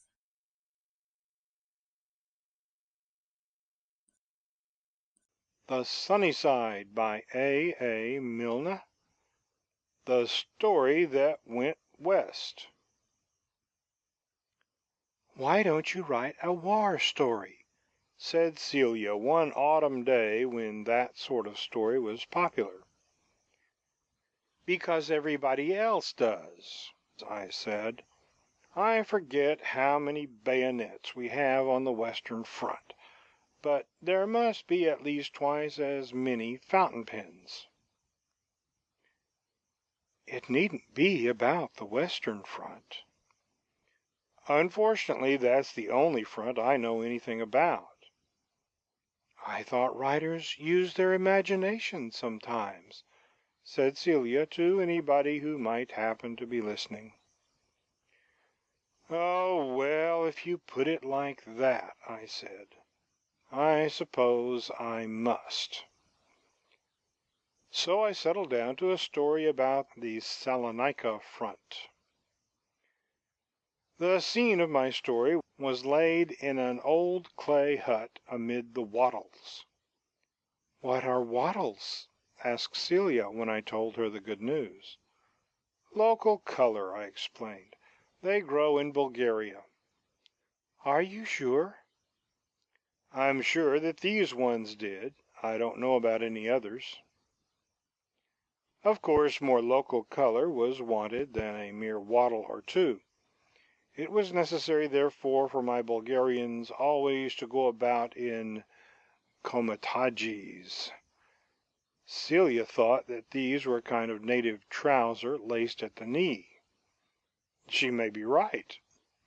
My own impression is that they are a species of platoon. Anyhow, the Bulgars always went about in them.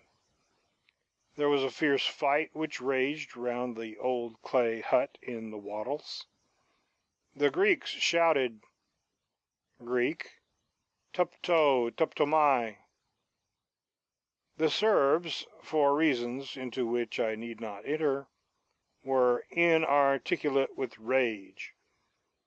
With the French and British I had, of course, no difficulty, and the Bulgars, fortunately, were content with hoarse, guttural noises. It was a fierce fight while it lasted, and I was sorry when it was over, because for the first time I began to feel at home with my story. I need not say that many a Bulgar had licked the wattles before I had finished. Unfortunately, something else happened before I had finished. "What do you think?" cried Celia, bursting into my room one evening, just when I was wondering whether my readers would expect to know more of the heroine's native costume than that it was simple yet becoming. "Wait a moment," I said. "It's too good to wait," said Celia excitedly. "Bulgaria has surrendered." Celia may be a good patriot, but she lacks the artistic temperament. "Oh, has she?" I said bitterly. "Then she's jolly well spoilt my story." "The one about the wattles?" "Yes."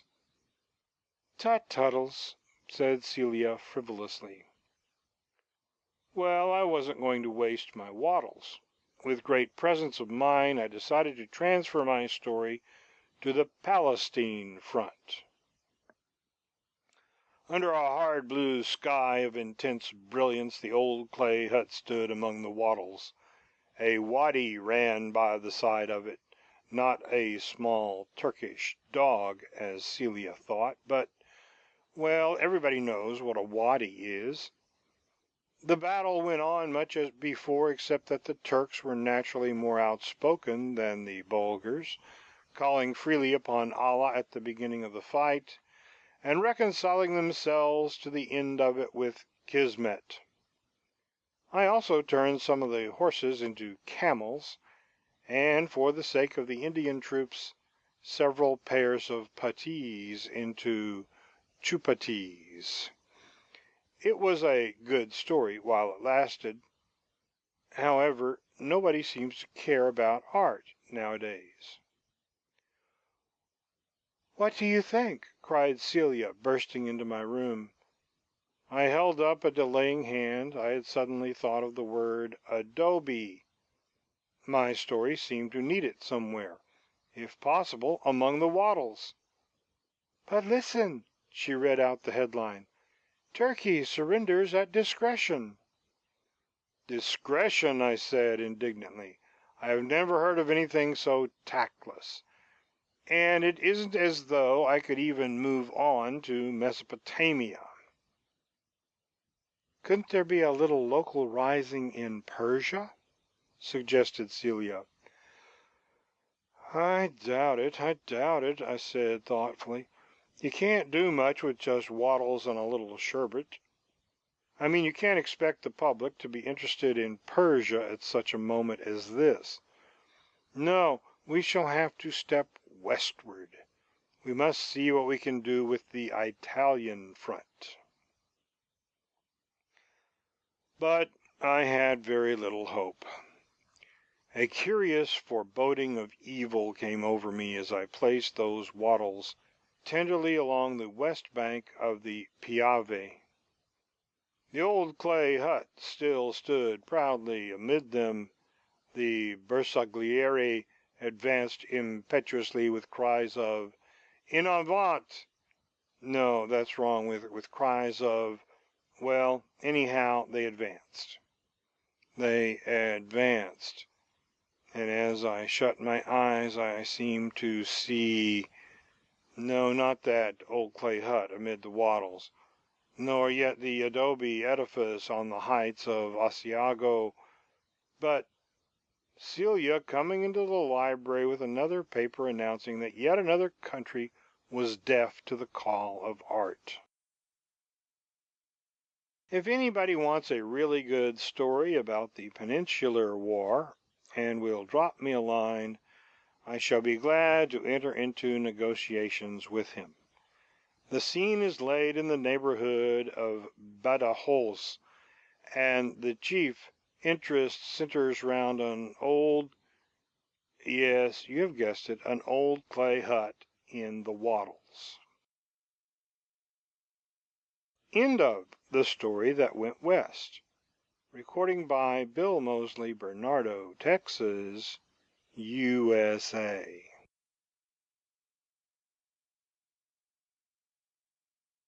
The Sunny Side by A. Milne.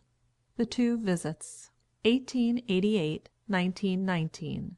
Dispersal areas 10A, 10B, 10C, Crystal Palace.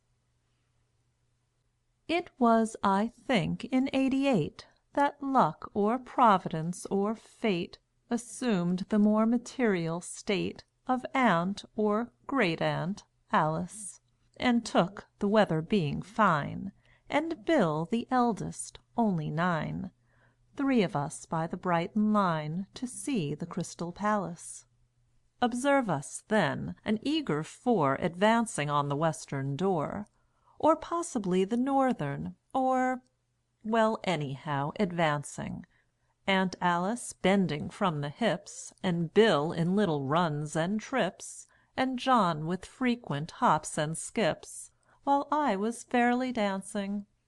Aunt Alice pays, the turnstile clicks, and with the happy crowds we mix, to gaze upon, well, I was 6, say, getting on for 7, and looking back on it to-day, the memories have passed away. I find that I could only say, roughly, to gaze on heaven. Heaven it was which came to pass within those magic walls of glass. Though William like a silly ass had lost my bag of bull's-eyes. The wonders of that wonder hall, all the things I can't recall, and dominating over all, the statues, more than full size. Adam and Niobe were there, Disraeli much the worse for wear, Samson before he cut his hair, Lord Byron and Apollo. A female group surrounded by a camel, though I don't know why, and all of them were 10 feet high, and all, I think, were hollow. These gods looked down on us and smiled, to see how utterly a child by simple things may be beguiled to happiness and laughter. It warmed their kindly hearts to see the joy of Bill and John and me, from 10 to lunch, from lunch to tea, from tea to 6 or after. That evening, when the day was dead, they tucked a babe of 6 in bed, arranged the pillows for his head, and saw the lights were shaded. Too sleepy for the good-night kiss, his only conscious thought was this: no man shall ever taste the bliss that I this blessed day did. When one is 6 one cannot tell, and John, who at the palace fell a victim to the Blondin Belle, is wedded to another. And I, my intimates allow, have lost the taste for bull's-eyes now. and baldness decorates the brow of Bill, our elder brother. Well, more than 30 years have passed, but all the same on Thursday last my heart was beating just as fast within that hall of wonder. My bliss was every bit as great as what it was in '88. Impossible to look sedate or keep my feelings under. The gods of old still gazed upon the scene where 30 years agone the lines of Bill and me and John were cast in pleasant places. And friends, I murmured, what's the odds, if you are rather battered gods? This is no time for Ichabods and Fugases. Ah, no, I did not mourn the years, fell work upon those poor old dears, nor Pit nor Venus drew my tears and set me slowly sobbing. I hailed them with a happy laugh, and slapped old Samson on the calf, and asked a member of the staff for officers' demobbing. That evening, being then dispersed, I swore, as I had sworn at first, when 3 of us went on the burst with Aunt or Great Aunt Alice. Although one finds, as man or boy, 1,000 pleasures to enjoy, for happiness without alloy, give me the Crystal Palace. End of The 2 Visits. Recording by Rhonda Fetterman.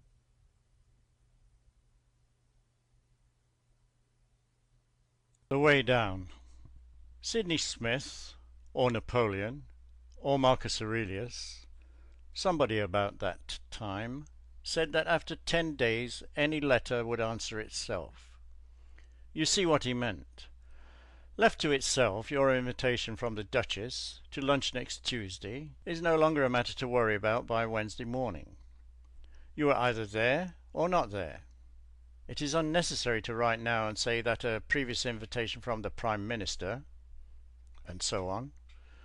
It was Napoleon's idea, or Dr. Johnson's, or Mark Antony's, one of that circle, that all correspondence can be treated in this manner. I have followed these early masters, or whichever one it was, to the best of my ability. At any given moment in the last few years there have been 10 letters that I absolutely must write, 30 which I ought to write, and 50 which any other person in my position would have written. Probably I have written 2. After all, when your profession is writing, you have some excuse for demanding a change of occupation in your leisure hours. No doubt, if I were a coal heaver by day, my wife would see to the fire after dinner while I wrote letters. As it is, she does the correspondence while I gaze into the fire and think about things. You will say, no doubt, that this was all very well before the war, but that in the army a little writing would be a pleasant change after the day's duties. Allow me to disillusion you. If, years ago, I had ever conceived a glorious future in which my autograph might be of value to the more promiscuous collectors, that conception has now been shattered. 4 years in the army has absolutely spoilt the market.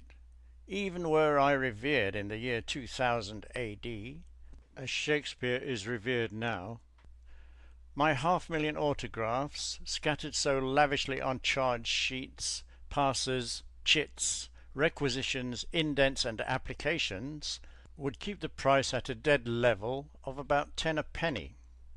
No, I have had enough of writing in the army, and I never want to sign my own name again. Yours sincerely, Herbert Asquith. Faithfully yours, J. Jellicoe. These by all means, but not my own. However, I wrote a letter in the 3rd year of the war. It was to the bank. It informed the manager that I had arrived in London from France and should be troubling them again shortly, London being, to all appearances, an expensive place. It also called attention to my new address, a small furnished flat in which Celia and I, could just turn around if we did it separately. When it was written, then came the question of posting it. I was all for waiting till the next morning, but Celia explained that there was actually a letter-box on our floor 20 yards down the passage. I took the letter along and dropped it into the slit. Then a wonderful thing happened. It went flippity, flippity, flippity, flippity, flippity, flippity, flippity, flippity, flippity, flippity, flop. I listened intently, hoping for more. But that was all. Deeply disappointed that it was over, but absolutely thrilled with my discovery, I hurried back to Celia. "Any letters you want posted?" I said in an offhand way. "No, thank you," she said. "Have you written any while we've been here?" "I don't think I've had anything to write." "I think," I said reproachfully, "it's quite time you wrote to your bank, or your mother, or somebody." She looked at me and seemed to be struggling for words. "I know exactly what you're going to say," I said. "But don't say it. Write a little letter instead." "Well, as a matter of fact, I must just write a note to the laundress." "To the laundress," I said. "Of course, just a note." When it was written, I insisted on her coming with me to post it. With great generosity, I allowed her to place it in the slit. A delightful thing happened. It went flippity, flippity, flippity, flippity, flippity, flippity, flippity, flippity, flippity, flippity, flop. Right down to the letterbox in the hall. 2 flippities a floor. A simple calculation shows that we are perched on the 5th floor. I am glad now that we live so high. It must be very dull to be on the 4th floor with only 8 flippities. Unbearable to be on the 1st with only 2. "Oh, how fascinating," said Celia. "Now, don't you think you ought to write to your mother?" "Oh, I must." She wrote. We posted. It went. Flippity, flippity. However, you know all about that now. Since this great discovery of mine, life has been a more pleasurable business. We feel now that there are romantic possibilities about letters, setting forth on their journey from our floor. To start life with so many flippities might lead to anything. Each time that we send a letter off, we listen in a tremble of excitement for the final flop. And when it comes, I think we both feel vaguely that we are still waiting for something. We are waiting to hear some magic letter go flippity, flippity, flippity, flippity. And behold, there is no flop. And still it goes on, flippity, flippity, flippity, flippity, growing fainter in the distance, until it arrives at some wonderland of its own. One day it must happen so, for we cannot listen always for that flop, and hear it always. Nothing in this world is as inevitable as that. One day we shall look at each other with awe in our faces and say, "But it's still flippiting." And from that time forward the hill of Campden shall be a place holy and enchanted. Perhaps on Midsummer Eve. At any rate, I am sure that it is the only way in which to post a letter to Father Christmas. Well, what I want to say is this. If I have been a bad correspondent in the past, I am a good one now, and Celia, who was always a good one, is a better one. It takes at least 10 letters a day to satisfy us, and we prefer to catch 10 different posts. With the 10 in your hand together, there is always a temptation to waste them in one wild rush of flippities, all catching each other up. It would be a great moment, but I do not think we can afford it yet. We must wait until we get more practised at letter writing, and even then I am doubtful, for it might be that, lost in the confusion of that one wild rush, the magic letter would start on its way, flippity flippity, to the Neverland, and we should forever have missed it. So, friends, acquaintances, yes, and even strangers, I beg you now to give me another chance. I will answer your letters, how gladly. I still think that Napoleon, or Canute, or the younger Pliny, one of the Pre-Raphaelites, took a perfectly correct view of his correspondence. But then he never had a letterbox which went flippity flippity flippity flippity flippity flippity flippity flippity flippity flippity flop. End of section 27. The Way Down.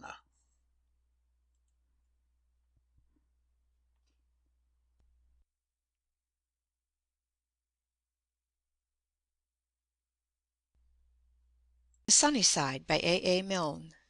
Heavy Work.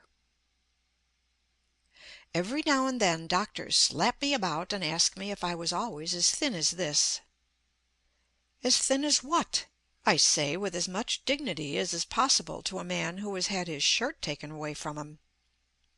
As thin as this, says the doctor, hooking his stethoscope onto one of my ribs, and then going round to the other side to see how I am getting on there. I am slightly better on the other side, but he runs his pencil up and down me and produces that pleasing noise which small boys get by dragging a stick along railings. I explain that I was always delicately slender, but that latterly my ribs have been overdoing it. "You must put on more flesh," he says sternly, running his pencil up and down them again. He must have been a great nuisance as a small boy. "I will," I say fervently, "I will." Satisfied by my promise, he gives me back my shirt. But it is not only the doctor who complains. Celia is even more upset by it. She says tearfully that I remind her of a herring. Unfortunately, she does not like herrings. It is my hope some day to remind her of a turbot and make her happy. She, too, has my promise that I will put on flesh. We had a fortnight's leave a little while ago, which seemed to give me a good opportunity of putting some on. So we retired to a house in the country where there is a weighing machine in the bathroom. We felt that the mere sight of this weighing machine twice daily would stimulate the gaps between my ribs. They would realize that they had been brought down there on business. The first morning I weighed myself just before stepping into the water. When I got down to breakfast, I told Celia the result. "You are a herring," she said sadly. "But think what an opportunity it gives me. If I started the right weight, the rest of the fortnight would be practically wasted. By the way, the doctor talks about putting on flesh, but he didn't say how much he wanted. What do you think would be a nice amount?" "About another stone," said Celia. "You were just a nice size before the war." "All right. Perhaps I had better tell the weighing machine. This is a cooperative job. I can't do it all myself." The next morning I was the same as before, and the next, and the next, and the next. "Really," said Celia pathetically, "we might just as well have gone to a house where there wasn't a weighing machine at all. I don't believe it's trying. Are you sure you stand on it long enough?" "Long enough for me. It's a bit cold, you know." "Well, make quite sure tomorrow. I must have you not quite so herringy." I made quite sure the next morning. I had 8 stone and a half on the weight part, and the little thing you move up and down was on the 4 notch, and the bar balanced midway between the top and the bottom. To have had a crowd in to see would have been quite unnecessary. The whole machine was shouting 8 stone 11 as loudly as it could. "I expect it's got used to you," said Celia when I told her the sad state of affairs. "It likes 8 stone 11 people." "We will give it," I said, "one more chance." Next morning the weights were as I had left them, and I stepped on without much hope, expecting that the bar would come slowly up to its midway position of rest. To my immense delight, however, it never hesitated, but went straight up to the top. At last I had put on flesh. Very delicately I moved the thing you move up and down to its next notch. Still the bar stayed at the top. I had put on at least another ounce of flesh. I continued to put on more ounces. Still the bar remained up. I was 8 stone 13. Good heavens, I was 8 stone 14. I pushed the thing you move up and down back to the 0 position. and exchange the half-stone weight for a stone one. Excited but a trifle cold, for it was a fresh morning, and the upper part of the window was wide open, I went up from 9 stone ounce by ounce. At 9 stone 12 I jumped off for a moment and shut the window. At 11 stone 8 I had to get off again in order to attend to the bath, which was in danger of overflowing. At 15 stone 11 the breakfast gong went. At 19 stone 9 I realized that I had overdone it. However, I decided to know the worst. The worst that the machine could tell me was 20 stone 7. At 20 stone 7 I left it. Celia, who had nearly finished breakfast, looked up eagerly as I came in. "Well?" she said. "I am sorry I am late," I apologized, "but I have been putting on flesh." "Have you really gone up?" she asked excitedly. "Yes." I began mechanically to help myself to porridge, and then stopped. "No, perhaps not," I said thoughtfully. "Have you gone up much?" "Much," I said, "quite much." "How much? Quick!" "Celia," I said sadly, "I am 20 stone 7. I may be more. The weighing machine gave out then." "Oh, but darling, that's much too much." "Still, it's what we came here for," I pointed out. "No, no bacon, thanks. A small piece of dry toast." "I suppose the machine couldn't have made a mistake." It seemed very decided about it. It didn't hesitate at all. "Just try again after breakfast to make sure."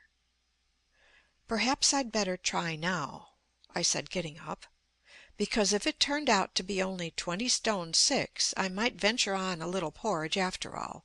I shan't be long." I went upstairs. I didn't dare face that weighing machine in my clothes after the way in which I had already strained it without them. I took them off hurriedly and stepped on. To my joy, the bar stayed in its downward position. I took off an ounce, then another ounce. The bar remained down. At 18 stone 2 I jumped off for a moment in order to shut the window, which some careless housemaid had opened again.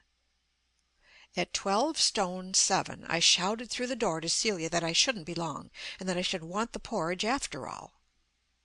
At 4 stone 6 I said that I had better have an egg or two as well. At 3 ounces I stepped off, feeling rather shaken.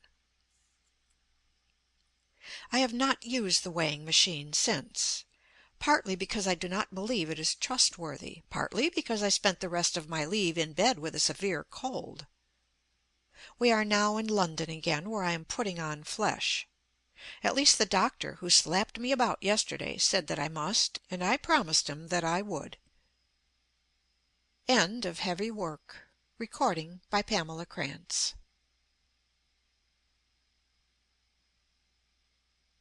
The Sunny Side by A. Milne. The Patriot.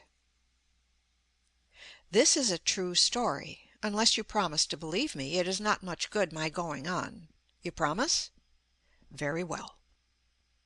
Years ago I bought a pianola. I went into the shop to buy a gramophone record, and I came out with a pianola. So golden-tongued was the manager. You would think that one could then retire into private life for a little, but it is only the beginning.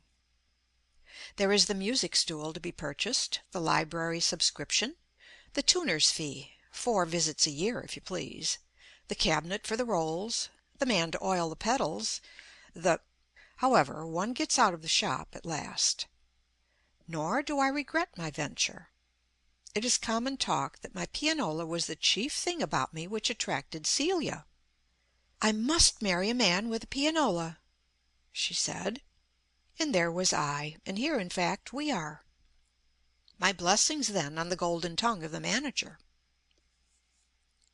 Now there is something very charming in a proper modesty about one's attainments, but it is necessary that the attainments should be generally recognized first. It was admirable in Stevenson to have said, as I am sure he did, when they congratulated him on his first steam engine, "Tut, tut, it's nothing." But he could only say this so long as the others were in a position to offer the congratulations. In order to place you in that position, I must let you know how extraordinarily well I played the pianola. I brought to my interpretation of different ops an élan, a verve, a je ne sais quoi, and several other French words, which were the astonishment of all who listened to me. But chiefly I was famous for my playing of one piece, The Charge of the Uhlans, by Karl Bohm. Others may have seen Venice by Moonlight, or heard the vicar's daughter recite Little Jim, but the favored few who have been present when Bohm and I were collaborating are the ones who have really lived. Indeed, even the coldest professional critic would have spoken of it as a noteworthy rendition. The Charge of the Uhlans. If you come to see me, you had to hear it. As arranged for the pianola, it was marked to be played throughout, at a lightning pace and with the loudest pedal on. So one would play it if one wished to annoy the man in the flat below, but a true musician has, I take it, a higher aim. I disregarded the FFs and the other signposts on the way, and gave it my own interpretation. As played by me, The Charge of the Uhlans became a whole battle scene. Indeed, it was necessary, before I began, that I should turn to my audience and describe the scene to them, in the manner, but not in the words, of a Queen's Hall programme. First of all you hear the cavalry galloping past, and then there's a short hymn before action, while they form up, and then comes the charge, and then there's a slow bit while they pick up the wounded, and then they trot slowly back again, and if you listen carefully to the last bit, you'll actually hear the horses limping. Something like that, I would say, and it might happen that an insufferable guest, who never got asked again, would object that the hymn part was unusual in real warfare. They sang it in this piece, anyhow, I would say stiffly, and turn my back on him and begin. But the war put a stop to music, as to many other things. For years the pianola was not played by either of us. We had other things to do. And in our case, curiously enough, absence from the pianola did not make the heart grow fonder. On the contrary, we seemed to lose our taste for music, and when at last we were restored to our pianola, we found that we had grown out of it. "It's very ugly," announced Celia. "We can't help our looks," I said in my grandmother's voice. "A bookcase would be much prettier there." "But not so tuneful." "A pianola isn't tuneful if you never play it." "True," I said. Celia then became very alluring, and suggested that I might find somebody who would like to be lent a delightful pianola by somebody whose delightful wife had her eye on a delightful bookcase.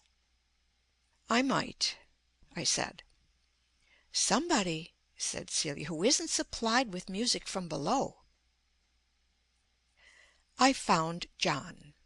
He was quite pleased with the idea, and promised to return the pianola when he got sick of it. So on Wednesday it went. I was not sorry, because in its silence it was far from beautiful, and we wanted another bookcase badly.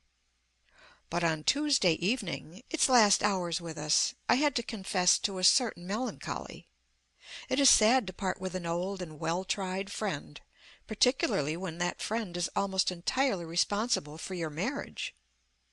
I looked at the pianola, and then I said to Celia, "I must play it once again." "Please," said Celia.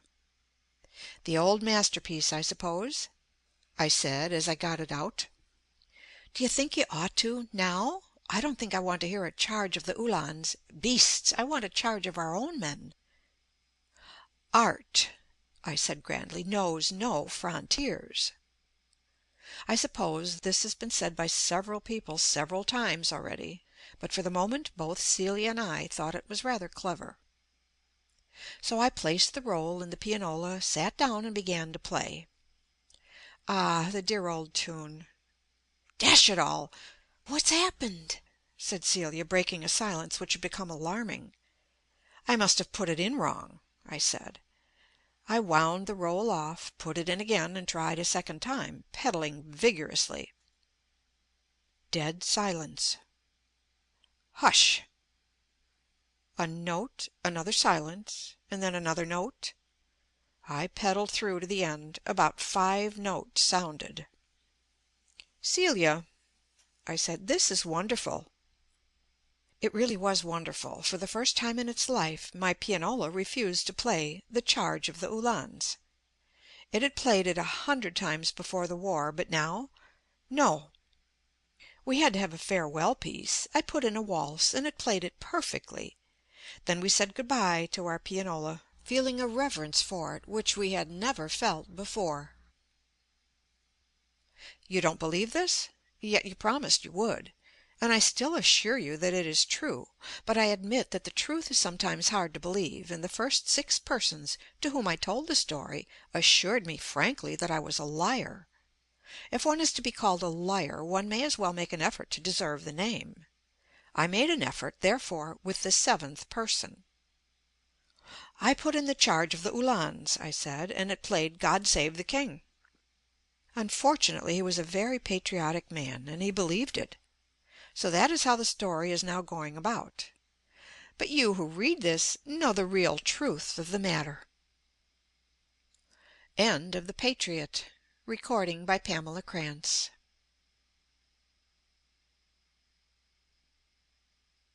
The Sunny Side by A. Milne. A Question of Light. As soon as Celia had got a check-book of her own, and I had explained the mysteries of and company to her, she looked round for a safe investment of her balance, which amounted to several pounds. My offers, first of an old stocking, and afterwards of mines, mortgages, and aerated breads, were rejected at once. "I'll leave a little in the bank in case of accidents," she said, "and the rest must go somewhere absolutely safe, and earn me 5%. Otherwise they shan't have it." We did what we could for her. We offered the money to archdeacons and other men of pronounced probity, and finally we invested it in the Blanktown Electric Light Company.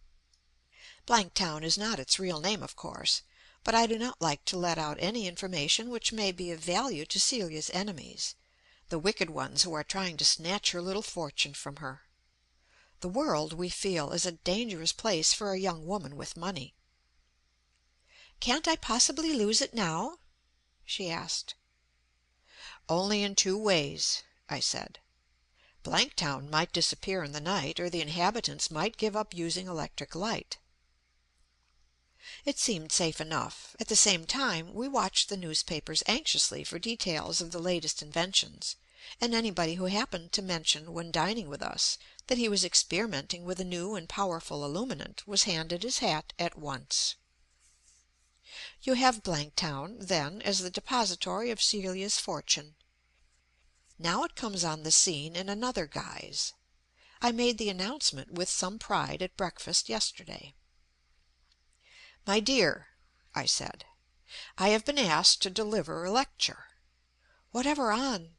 asked Celia. "Anything I like. The last person lectured on the Minor Satellites of Jupiter, and the one who comes after me is doing the Architecture of the Byzantine Period. So I can take something in between."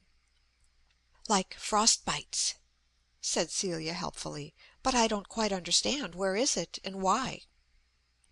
"The Blanktown Literary and Philosophical Society asked me to lecture to them at Blanktown. The man who was coming is ill." "But why you particularly?" "One comes down to me in the end," I said modestly. "I expect it's because of my electric lights. Do they give you any money for it?" "They ask me to name my fee." "Then say £1,000, and lecture on the need for more electric light. Fancy if I got 6%. "This is a very sordid conversation," I said. "If I agree to lecture at all, it will be simply because I feel that I have a message to deliver. I will now retire into the library and consider what that message is to be." I placed the encyclopedia handy and sat down at my desk. I had already grasped the fact that the title of my discourse was the important thing. In the list of the Society's lectures sent to me there was hardly one whose title did not impress the imagination in advance. I must be equally impressive. After a little thought I began to write. "Wasps and their Young." Lecture delivered before the Blanktown Literary and Philosophical Society, Tuesday, December 8th. Ladies and gentlemen. "Well," said Celia, drifting in, "how's it going?" I showed her how far I had got. "I thought you always began, 'My Lord Mayor, ladies and gentlemen,'" she said. "Only if the Lord Mayor's there." "But how will you know?" "Yes, that's rather awkward. I shall have to ask the secretary beforehand." I began again. "Wasps and their young. Lecture delivered, etc. My Lord Mayor, my lords, ladies and gentlemen." It looked much better. "What about baronets?" said Celia. "There's sure to be lots." "Yes, this is going to be difficult. I shall have to have a long talk with the secretary. How's this? My Lord Mayor, lords, baronets, ladies and gentlemen, and sundries. That's got in everybody." "That's all right. And I wanted to ask you, have you got any lantern slides?" "They're not necessary." "But they're much more fun. Perhaps they'll have some old ones of Vesuvius you can work in. Well, good bye." And she drifted out. I went on thinking. "No," I said to myself, "I'm on the wrong tack." So I began again. Some Yorkshire potholes. Lecture delivered before the Blanktown Literary and Philosophical Society, Tuesday, December 8th. My Lord Mayor, my lords. "I don't want to interrupt," said Celia, coming in suddenly, "but oh, what's a pothole?" A curious underground cavern sometimes found in the north. "Aren't caverns always underground? But you're busy. Will you be in for lunch?" "I shall be writing my lecture all day," I said busily. At lunch I decided to have a little financial talk with Celia. "What I feel is this," I said. "At most I can ask 10 guineas for my lecture. Now my expense all the way to the north, with a night at an hotel, will be at least £5." "£5 10 profit," said Celia. "Not bad. Ah, but wait. I've never spoken in public before. In an immense hall, whose acoustics— Who are they? Well, never mind. What I mean is that I shall want some elocution lessons, say 5 at a guinea each. That still leaves 5 shillings. If only it left that, it might be worth it. But there's a new white waistcoat. An audience soon gets tired of a lecture, and then there's nothing for the wakeful ones to concentrate on but the white waistcoat of the lecturer.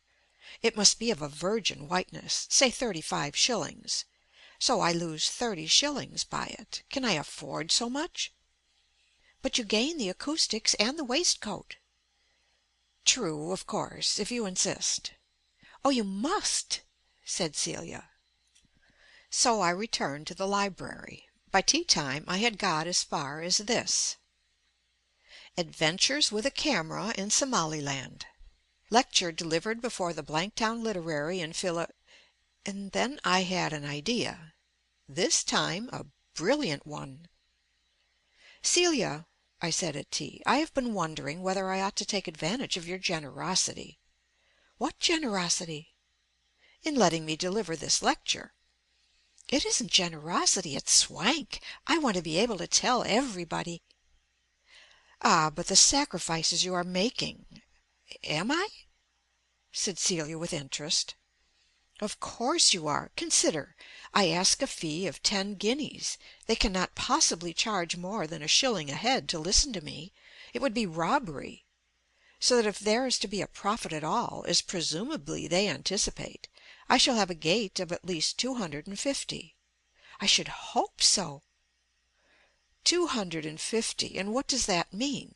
It means that at 7:30 o'clock on the night of December the 8th, 250 residents of Blanktown will turn out the electric lights in their drawing rooms, perhaps even in their halls, and proceed to the lecture room. True, the lecture room will be lit up, a small compensation, but not for long. When the slides of Vesuvius are thrown upon the screen—" Celia was growing pale. "But if it's not you," she faltered, "it will be somebody else." No. If I refuse, it will be too late then to get a substitute. Besides, they must have tried everybody else before they got down to me. Celia, it is noble of you to sacrifice— Don't go!" she cried in anguish. I gave a deep sigh. "For your sake," I said, "I won't." So that settles it. If my lecture on First Principles in Homeopathy is ever to be delivered, it must be delivered elsewhere. End of A Question of Light. Recording by Pamela Krantz.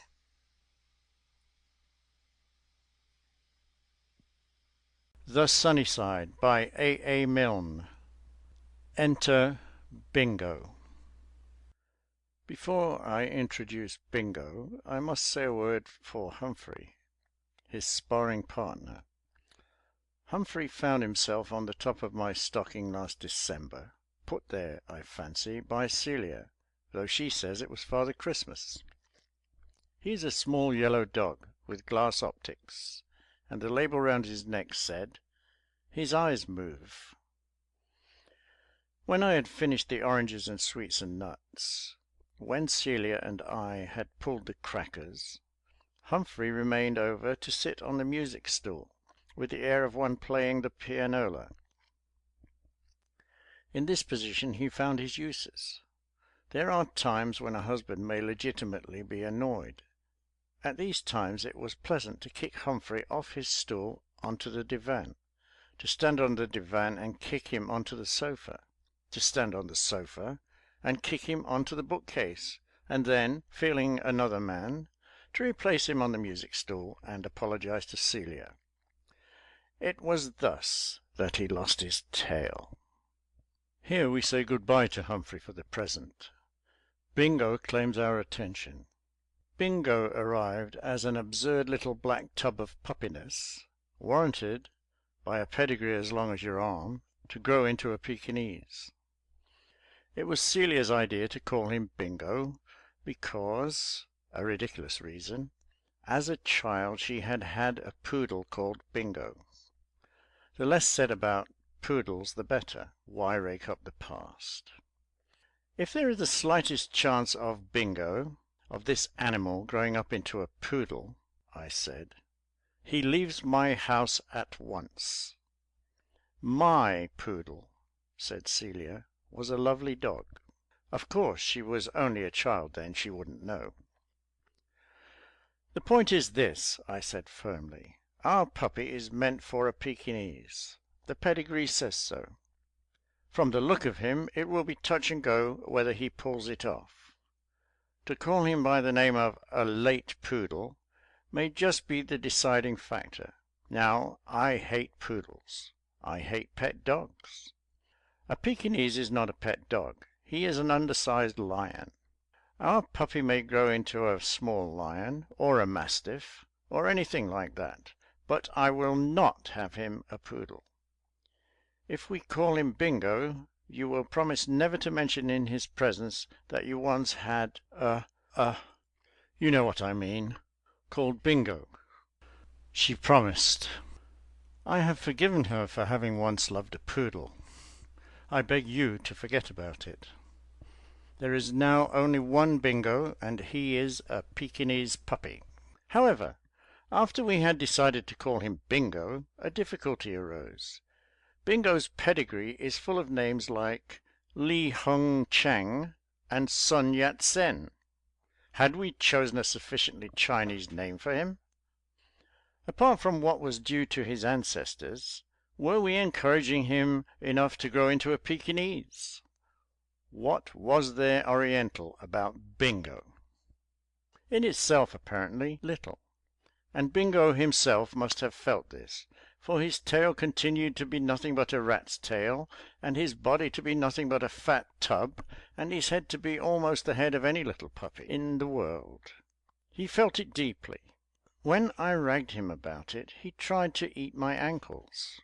I had only to go into the room in which he was, and murmur "rat's tail" to myself, or, more offensive still, chewed string, for him to rush at me. Where, oh Bingo? is that delicate feather curling gracefully over the back, which was the pride and glory of thy great-grandfather? Is the caudal affix of the rodent thy apology for it? And Bingo would whimper with shame. Then we began to look him up in the map. I found a Chinese town called Ningpo, which strikes me as very much like Bingo, and Celia found another one called Yung Ping, which might just as well be Yung Bing, the obvious name of Bingo's heir when he has one. These facts being communicated to Bingo, his nose immediately began to go back a little, and his tub to develop something of a waist. But what finally decided him was a discovery of mine made only yesterday. There is a Japanese province called Bingo. Japanese, not Chinese, it is true, but at least it is Oriental. In any case, conceive one's pride in realizing suddenly that one has been called after a province and not after a poodle. It has determined Bingo unalterably to grow up in the right way. You have Bingo now definitely a Pekingese. That being so, I may refer to his ancestors, always an object of veneration among these Easterns. I speak of, hats off please, C.H. Goodwood Low. Of course, you know, I didn't myself till last week, that C.H. stands for Champion. On the male side, Champion Goodwood Low is Bingo's great-great-grandfather. On the female side, the same animal is Bingo's great-grandfather. One couldn't be a poodle after that. A fortnight after Bingo came to us, we found in a Pekingese book a photograph of Goodwood Low. How proud we all were! Then we saw above it, Celebrities of the Past. The late Champion Goodwood Low was no more. In one moment Bingo had lost both his great-grandfather and his great-great-grandfather. We broke it to him as gently as possible, but the double shock was too much, and he passed the evening in acute depression. Annoyed with my tactlessness in letting him know anything about it, I kicked Humphrey off his stool. Humphrey, I forgot to say, has a squeak if kicked in the right place. He squeaked. Bingo, at that time, still uncertain of his destiny, had at least the courage of the lion. Just for a moment he hesitated. Then with a pounce he was upon Humphrey. Till then I had regarded Humphrey, save for his power of rolling the eyes and his habit of taking long jumps from the music stool to the bookcase, as rather a sedentary character. But in the fight which followed he put up an amazingly good resistance. At one time he was underneath Bingo. The next moment he had Bingo down. First one, then the other seemed to gain the advantage. But blood will tell. Humphrey's ancestry is unknown. I blush to say that it may possibly be German.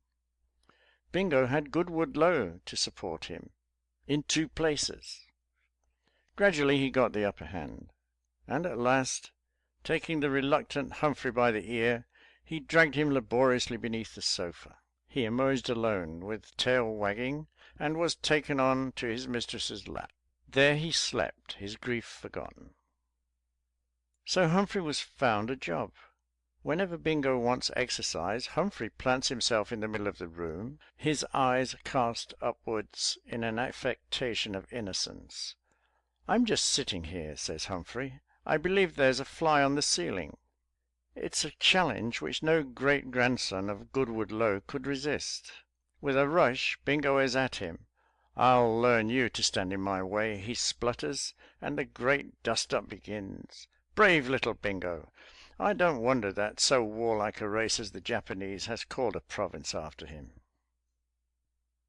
End of Enter Bingo.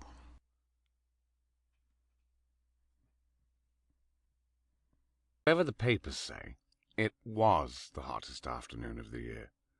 At 6:30 I had just finished dressing after my 3rd cold bath since lunch, when Celia tapped on the door. "I want you to do something for me," she said. "It is a shame to ask you on a day like this." "It is rather a shame," I agreed, "but I can always refuse." "Oh, but you mustn't. We haven't got any ice, and the Thompsons are coming to dinner. Do you think you could go and buy 3 pennyworth? Jane's busy, and I'm busy, and I am busy, I said, opening and shutting a door with great rapidity. Just 3 pennyworth, she pleaded. Nice, cool ice. Think of sliding home on it. Well, of course it had to be done. I took my hat and staggered out. On an ordinary cool day it is about 1/2 mile to the fishmonger. Today it was about 2 miles and a quarter.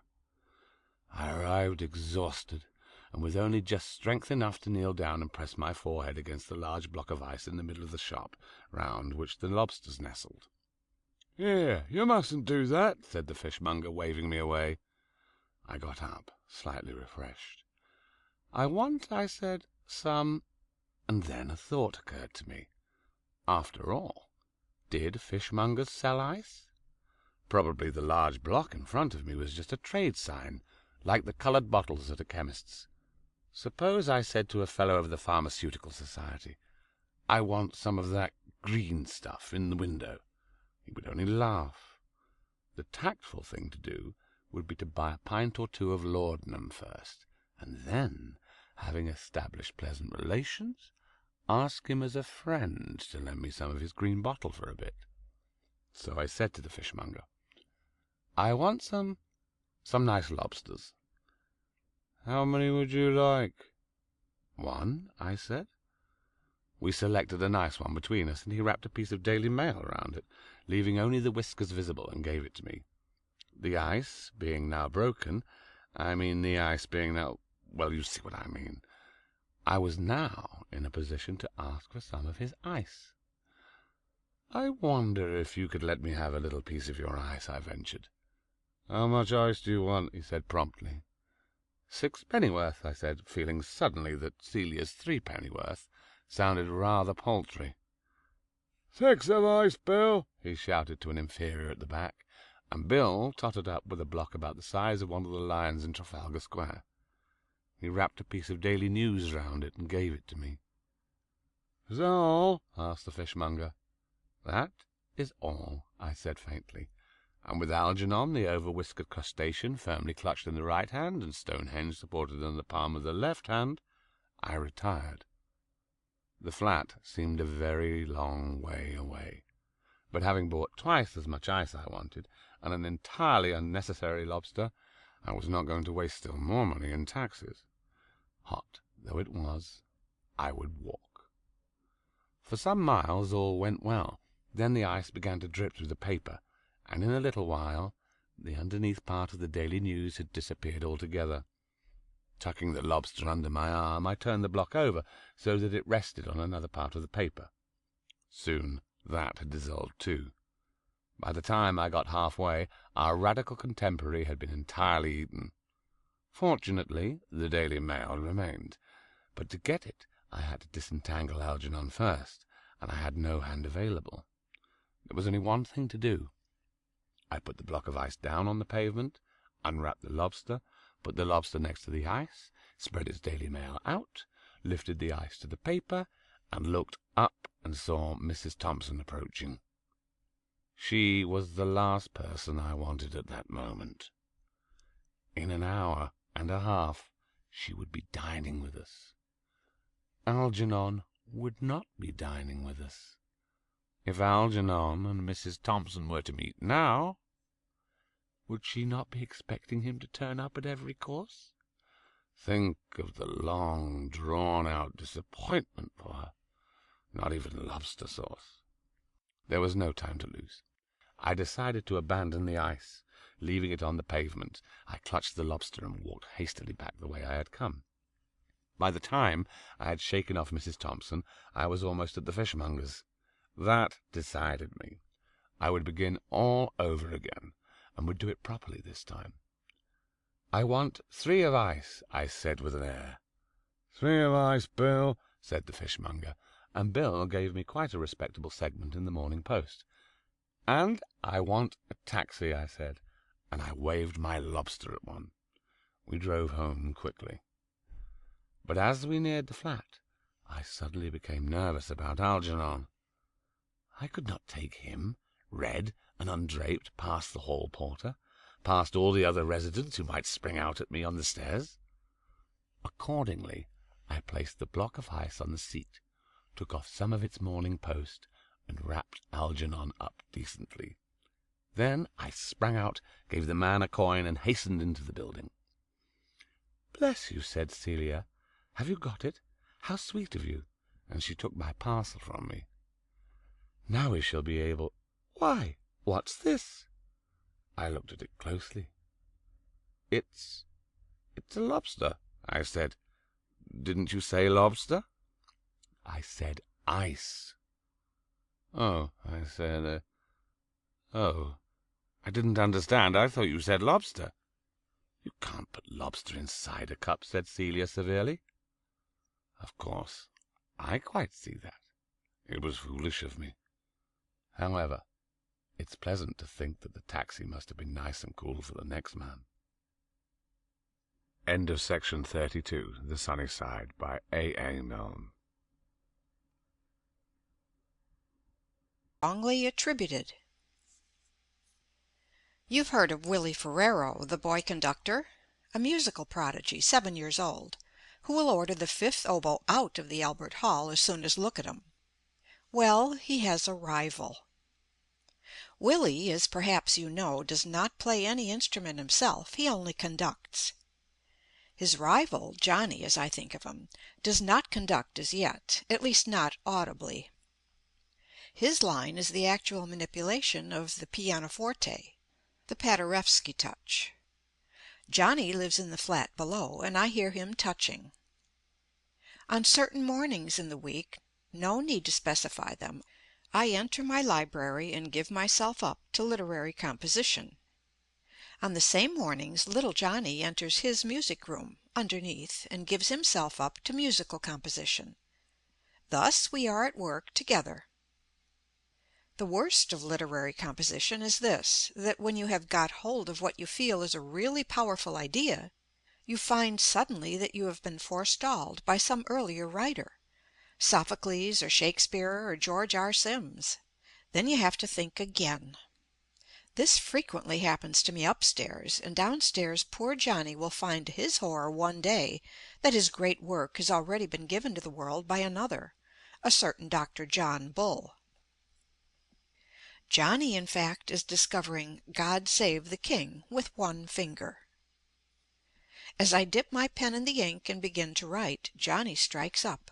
On the first day when this happened, some 3 months ago, I rose from my chair and stood stiffly through the performance, an affair of some minutes, owing to a little difficulty with "Send him victorious," a line which always bothers Johnny. However, he got right through it at last, after harking back no more than twice, and I sat down to my work again. Generally speaking, "God Save the King" ends a show. It would be disloyal to play any other tune after that. Johnny quite saw this, and so began to play "God Save the King" again. I hope that His Majesty the Lord Chamberlain, the late Dr. Bull, or whoever is most concerned, will sympathize with me when I say that this time I remained seated. I have my living to earn. From that day Johnny has interpreted Dr. John Bull's favorite composition 9 times every morning. As this has been going on for 3 months, and as the line I mentioned has 2 special rehearsals to itself before coming out right, you can easily work out how many "Send him victoriouses" Johnny and I have collaborated in. About 2,000. Very well, now you ask yourself, why did I not send a polite note to Johnny's father, asking him to restrain his little boy from over-composition, begging him not to force the child's musical genius too quickly, imploring him, in short, to lock up the piano and lose the key? What kept me from this course? The answer is patriotism. Those deep feelings for his country which one man will express glibly by rising 9 times during the morning at the sound of the national anthem, another will direct to more solid uses. It was my duty, I felt, not to discourage Johnny.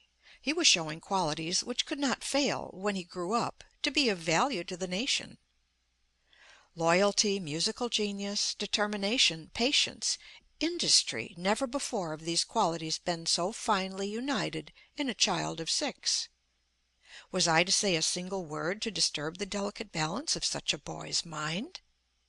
At 6, one is extraordinarily susceptible to outside influence. A word from his father to the effect that the gentleman above was getting sick of it, and Johnny's whole life might be altered. No, I would bear it grimly. And then yesterday, who should write to me but Johnny's father himself?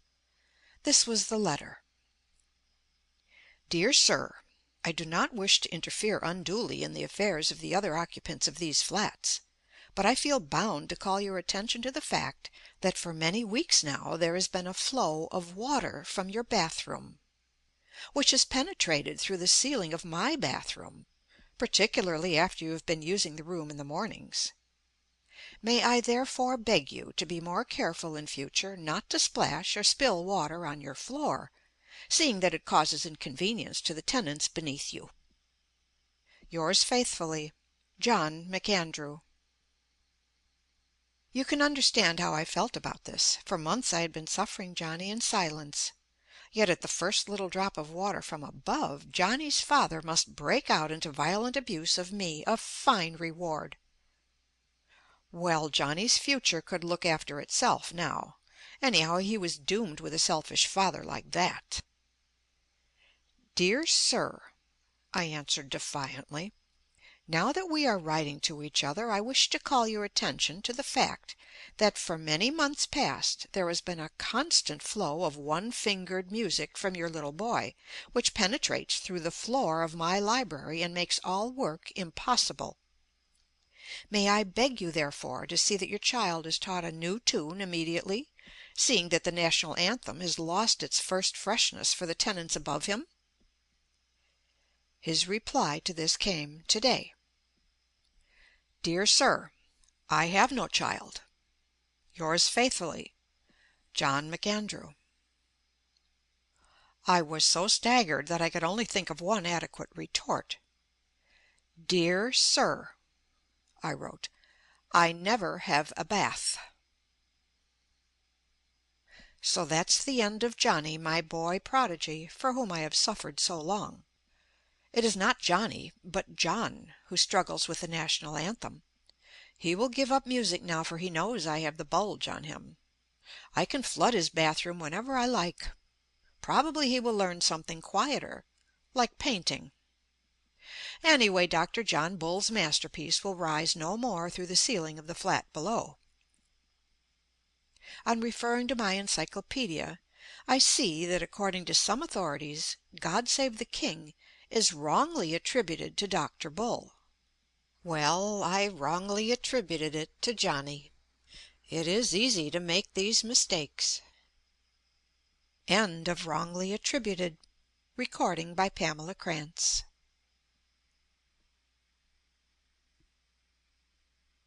The Sunny Side by A. Milne.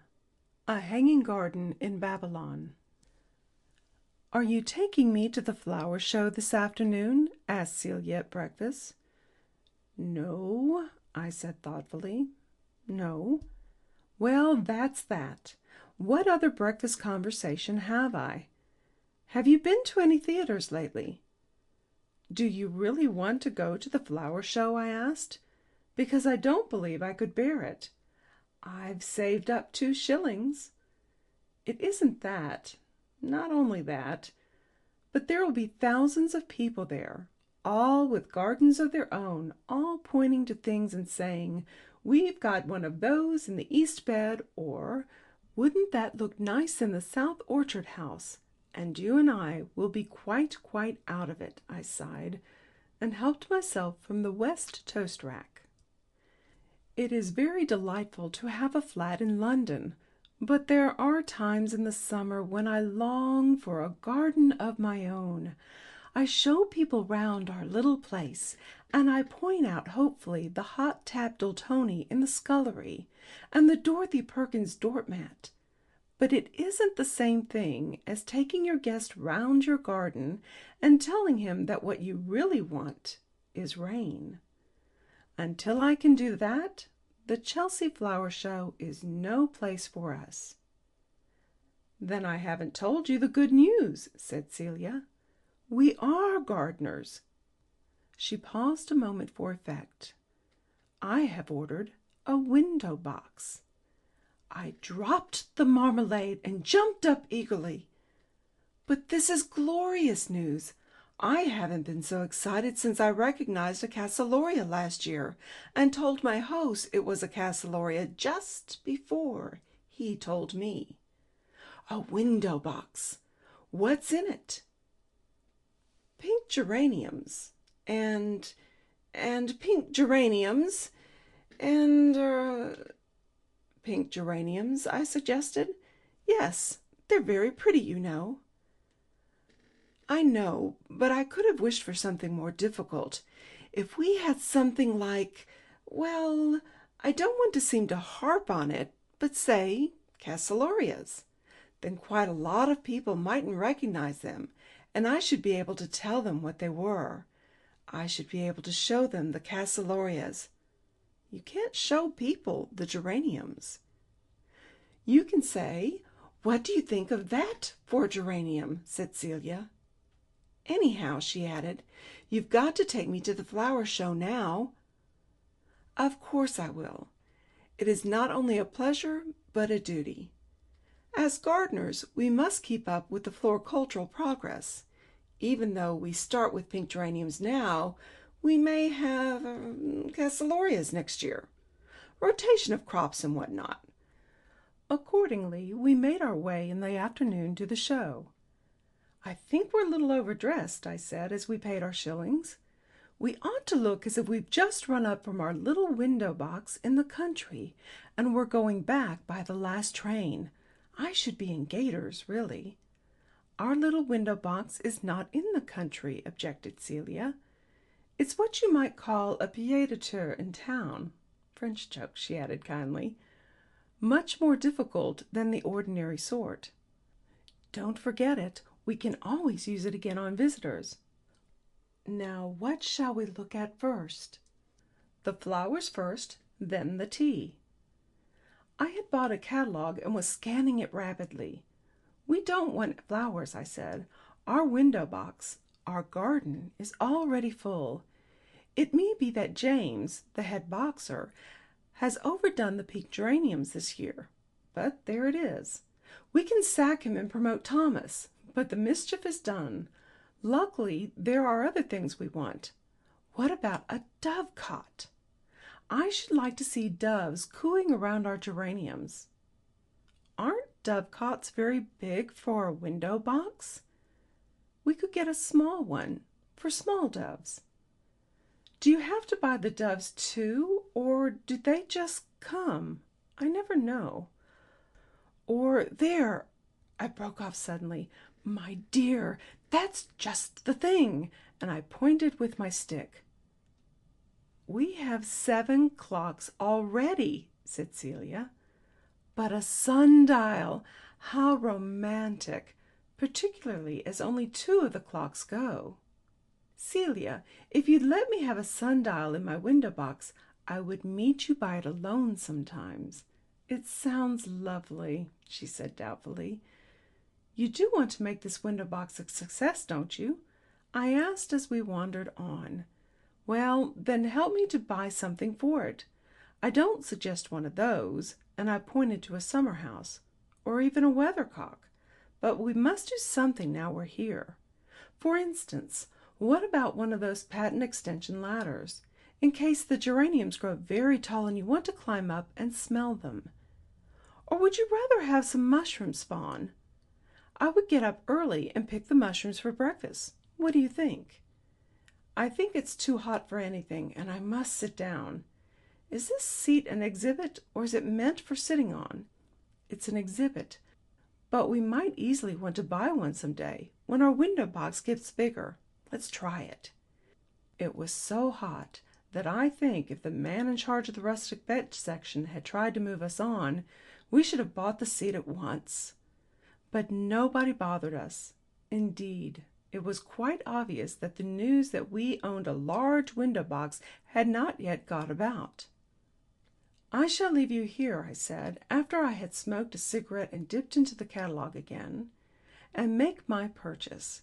It will be quite inexpensive. Indeed, it is marked in the catalogue at 1 and 6 pence, which means that they will probably offer me the 9-shilling size first. But I shall be firm. Good-bye." I went and bought one and returned to her with it. "No, not now," I said, as she held out her hand eagerly. "Wait till we get home." It was cooler now, and we wandered through the tents, chatting patronizingly to the stall keeper whenever we came to pink geraniums.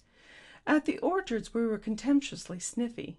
"Of course," I said, "for those who like orchards," and led the way back to the geraniums again. It was an interesting afternoon.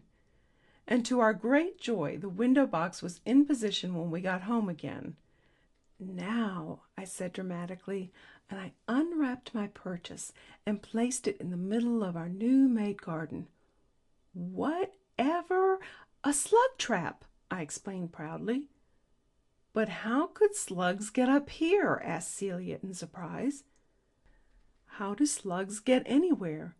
They climb up the walls, or they come up in the lift, or they get blown about by the wind. I don't know. They can fly up if they like. But however it be, when they do come, I mean to be ready for them. Still, though our slug trap will no doubt come in usefully, it is not what we really want. What we gardeners really want is rain." End of A Hanging Garden in Babylon.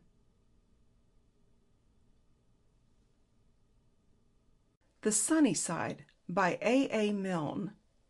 Sisterly Assistance. I was talking to a very stupid man the other day. He was the stupidest man I have come across for many years. It is a hard thing to say of any man, but he appeared to me to be entirely lacking in intellect. It was Celia who introduced me to him. She had rung up her brother at the flat where he was staying, and finding that he was out, she gave a message for him to the porter. It was simply that he was to ring her up as soon as he came in. "Ring up who?" said the porter. At least I suppose he did, for Celia repeated her name and mine very slowly and distinctly. "Mrs. Who?" said the porter. "What?" or "I can't hear," or something equally foolish. Celia then repeated our name again.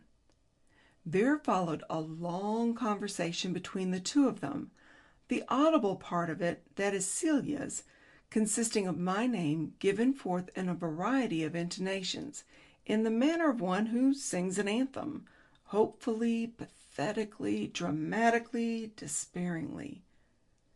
Up to this moment I had been rather attached to my name. True, it wants a little explaining to shopkeepers.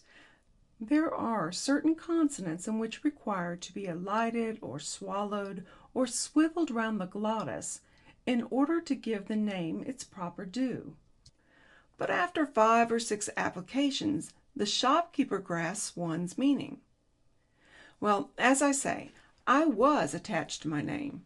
But after listening to Celia for 5 minutes, I realized that there had been some horrible mistake. People weren't called that. "Just wait a minute," I said to her rather anxiously, and picked up the telephone book. To my great relief, I found that Celia was right. There was a person of that name living at my address. "You're quite right," I said. "Go on." "I wish I had married somebody called Joan," said Celia, looking up at me rather reproachfully.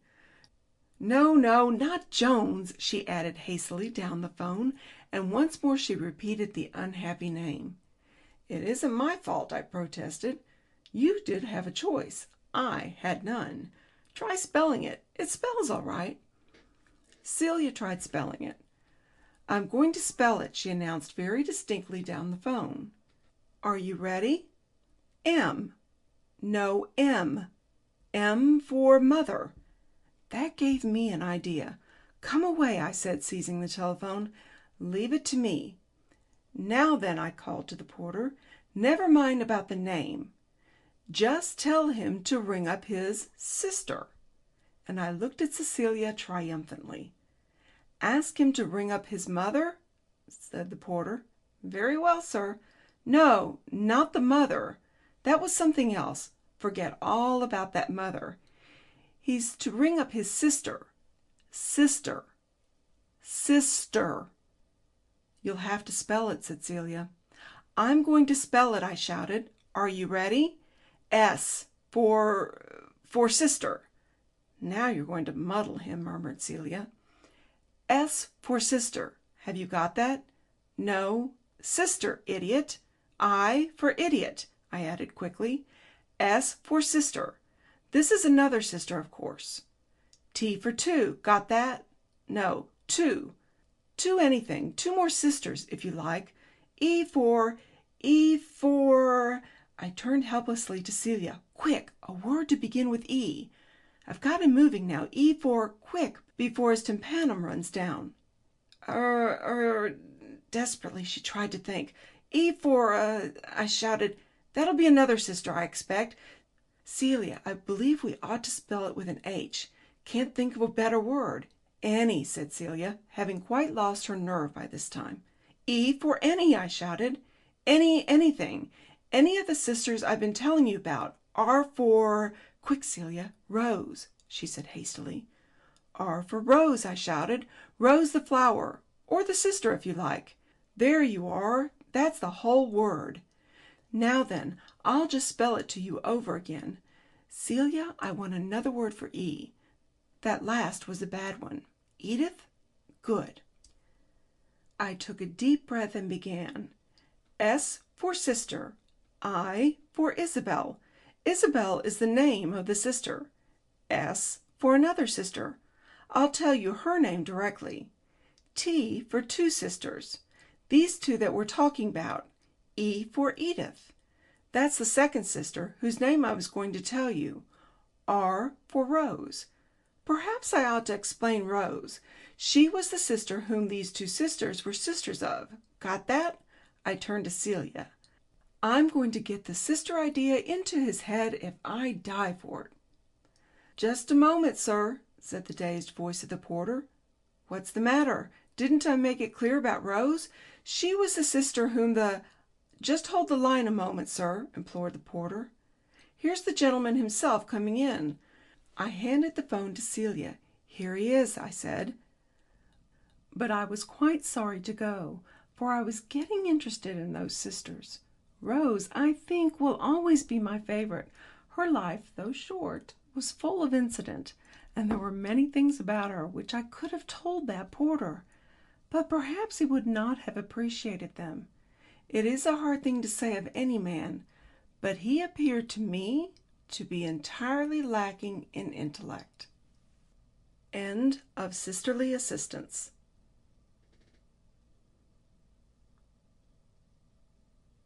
Celia had been calling on a newly married friend of hers.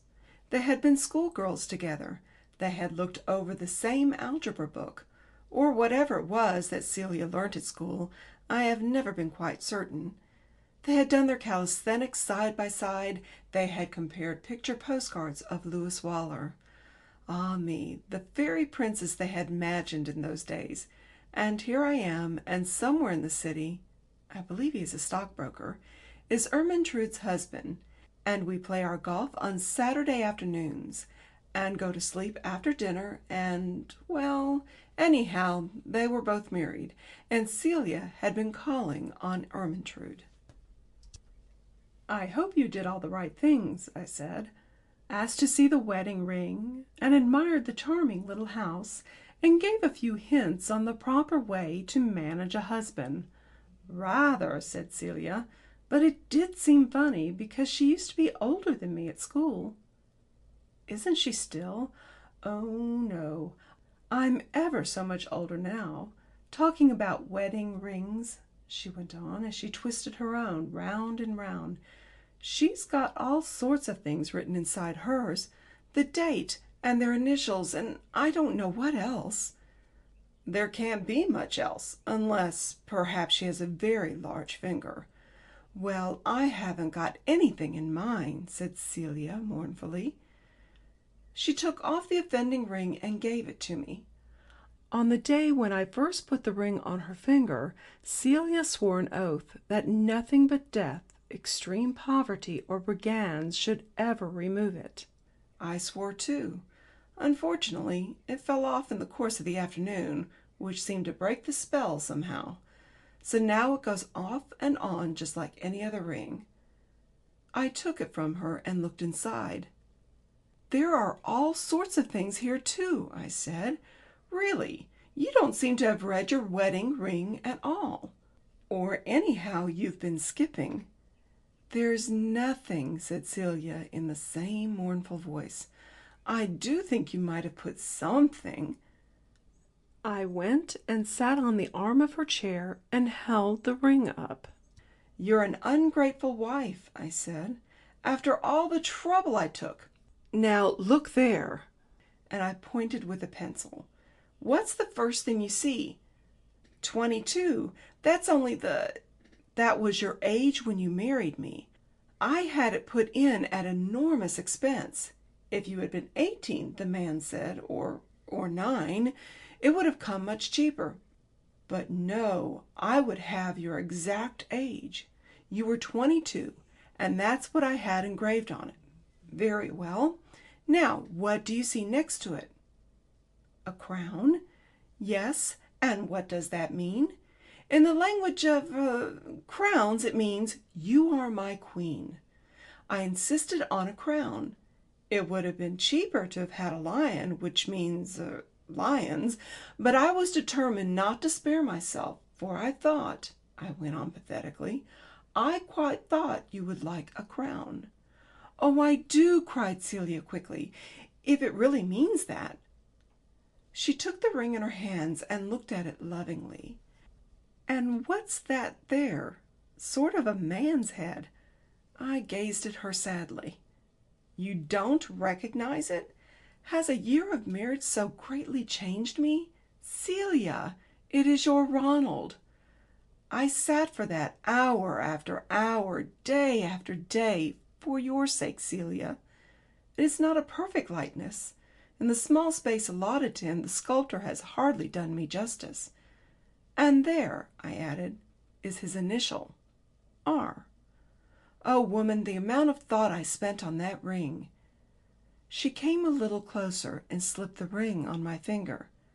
Spend a little more, she pleaded. There's plenty of room. Just have something nice written in it. Something about you and me. Like Pisgah? What does that mean? I don't know. Perhaps it's mitzvah or Ichabod or Habakkuk. I'm sure there's a word you put on rings.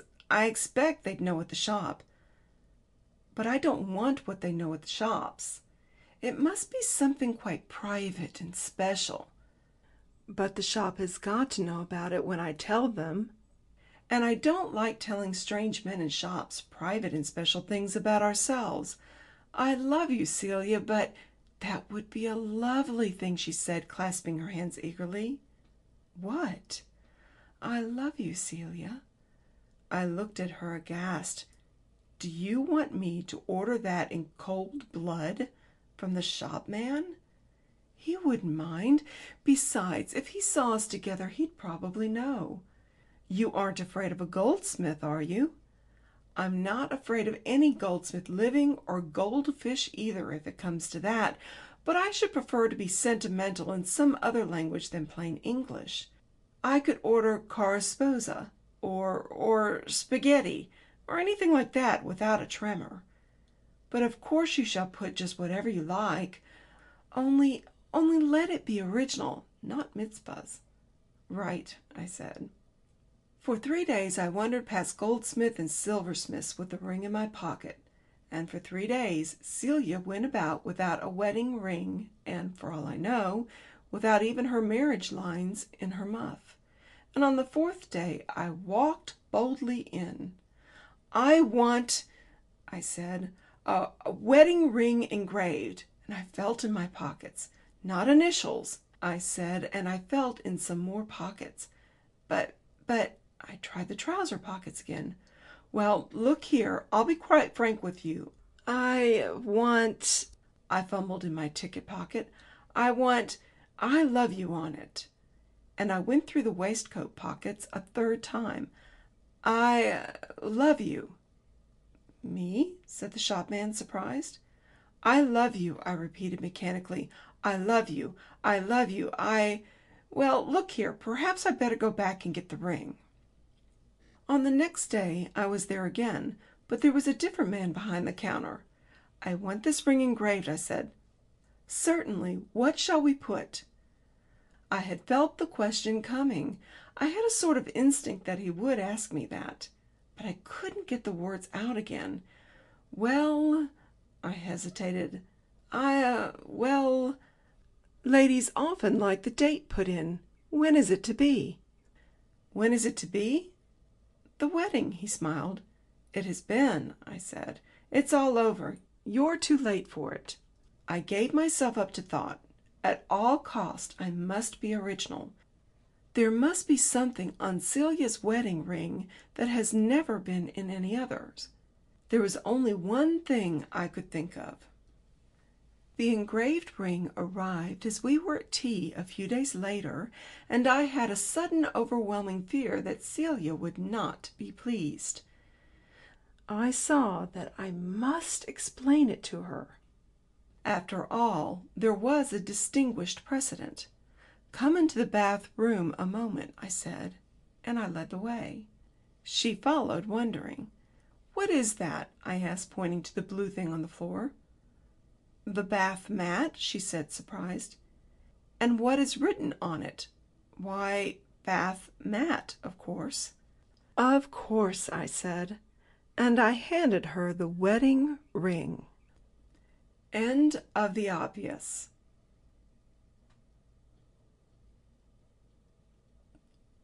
Seated in the well-appointed library of Blight Hall, John Blighter, 17th Earl of Blight, bowed his head in his hands and gave himself up to despair.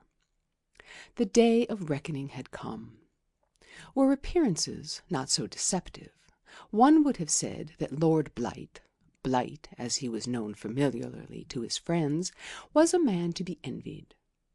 In a revolving bookcase, in the middle of the spacious library, were countless treasured volumes, including a complete edition of Thackeray. Outside, in the well-kept grounds of the estate, was a new lawn-mower. A bottle of sherry, freshly uncorked, stood upon the sideboard in the dining-room. But worldly possessions are not everything.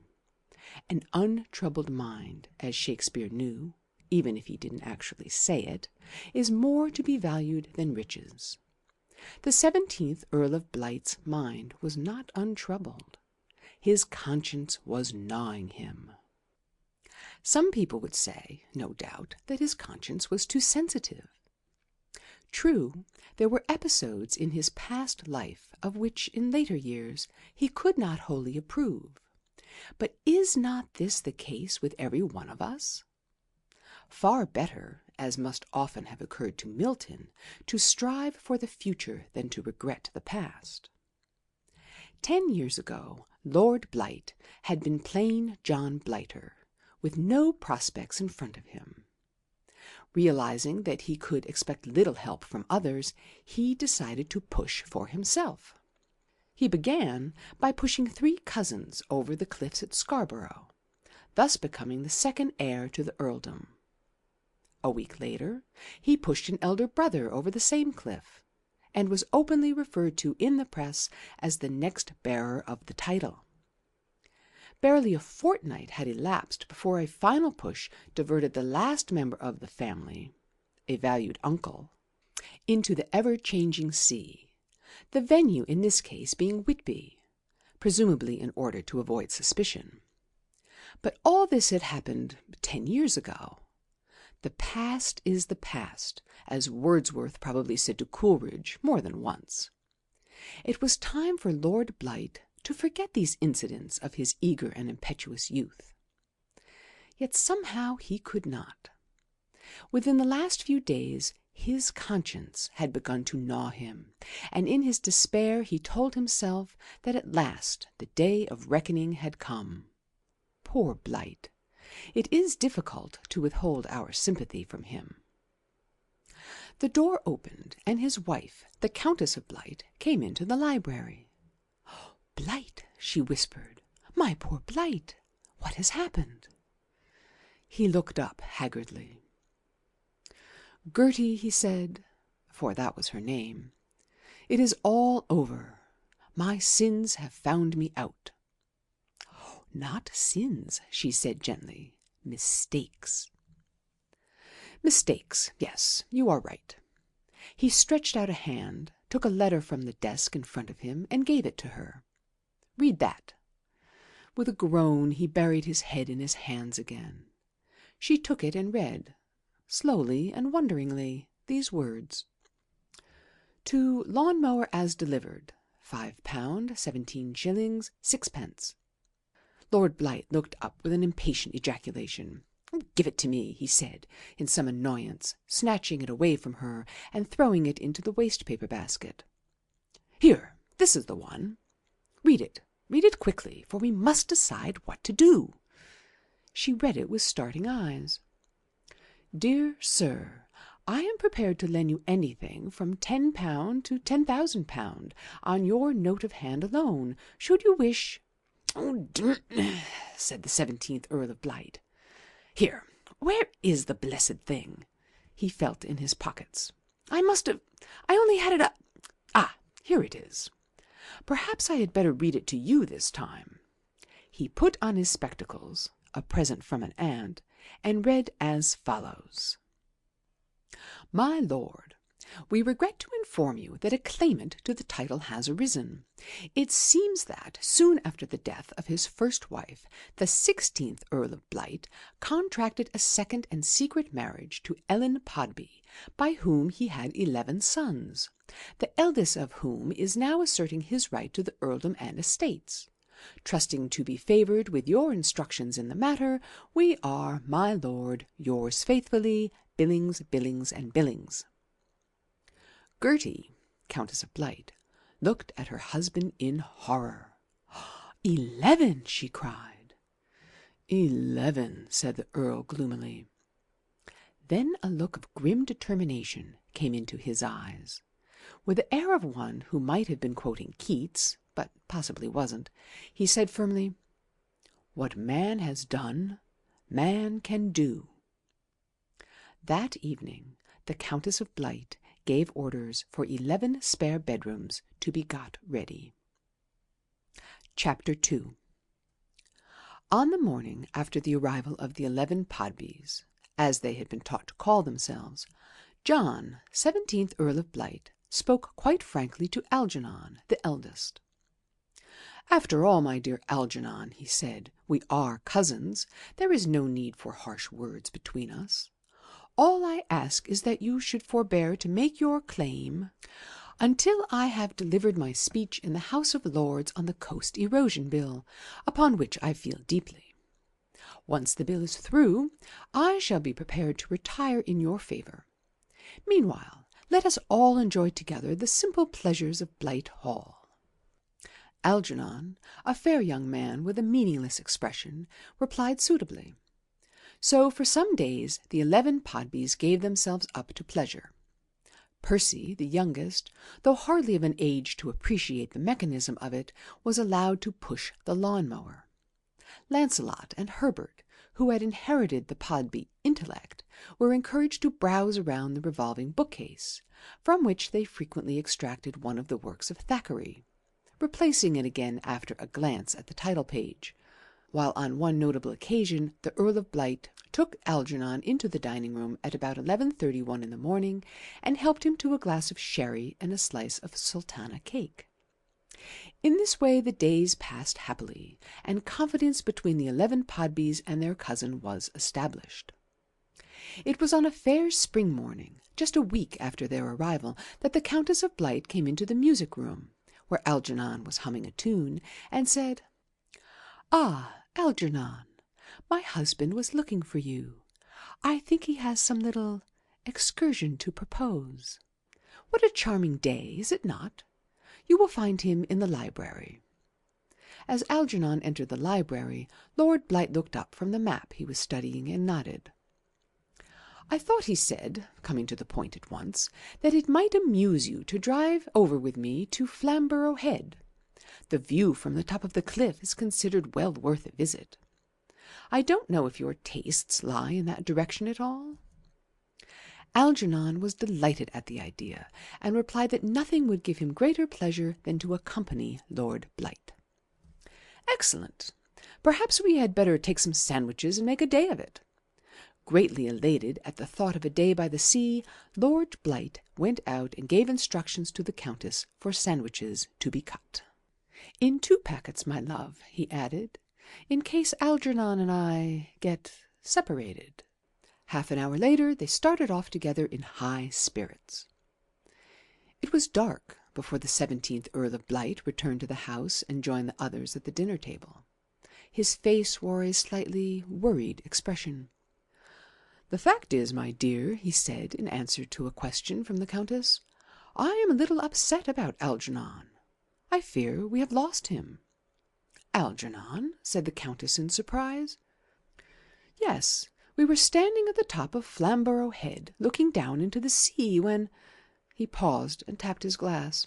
"Sherry, Jenkins," he said, catching the butler's eye. "I beg your pardon, my lord." "When poor Algernon stumbled and— Do any of you boys know if your brother can swim?" Everard, the 9th, said that Algernon had floated once in the Paddington baths, but couldn't swim. "Ah, I was hoping. But in any case, coming into the water from that height, well, we must face our troubles bravely. Another glass of sherry, Jenkins." As they passed through the hall on their way to the drawing-room, Lord Blight stopped a moment at the aneroid barometer and gave it an encouraging tap. "It looks like another fine day tomorrow," he said to Cuthbert, the 2nd Podby. "The panorama from the Scalby Cliffs is unrivalled. We might drive over and have a look at it." Chapter 3. Fortunately, the weather held up. A week later the Podby family had been thinned down to 5, and the 17th Earl of Blight was beginning to regain his usual equanimity. His health, too, was benefiting by the constant sea air and change, for in order that no melancholy associations should cast a gloom over their little outings, he took care to visit a different health resort each time, feeling that no expense or trouble should be spared in a matter of this kind. It was wonderful with what vigour and alertness of mind he sat down in the evenings to the preparation of his speech on the Coast Erosion Bill. One night after dinner, when all the Podby family, Basil and Percy, had retired to bed, Gertie, the Countess of Blight, came into her husband's library and, twirling the revolving bookcase with restless fingers, asked if she could interrupt him for a moment. "Yes," he said, looking up at her. "I am anxious, Blight," she answered. "Anxious about Percy." "So am I, my love," he responded gravely. "I fear that tomorrow—" He consulted a leather pocket-book. "No, the day after tomorrow, something may happen to him. I have an uneasy feeling. It may be that I am superstitious, yet something tells me that in the book of fate the names of Percy and Bridlington—" He consulted his diary again. "Yes, Bridlington. The names, as I was saying of—" She interrupted him with an impatient gesture. "You misunderstand me," she said. "That is not why I am anxious. I am anxious because of something I have just learnt about Percy. I am afraid he is going to be—" "Troublesome?" suggested Lord Blight. She nodded.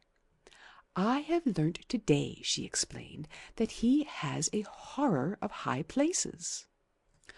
"You mean that on the cliffs of, as it might be, Bridlington, some sudden unbridled terror may cause him to hurl himself—" "You will never get him to the cliffs of Bridlington. He can't even look out of a first-floor window.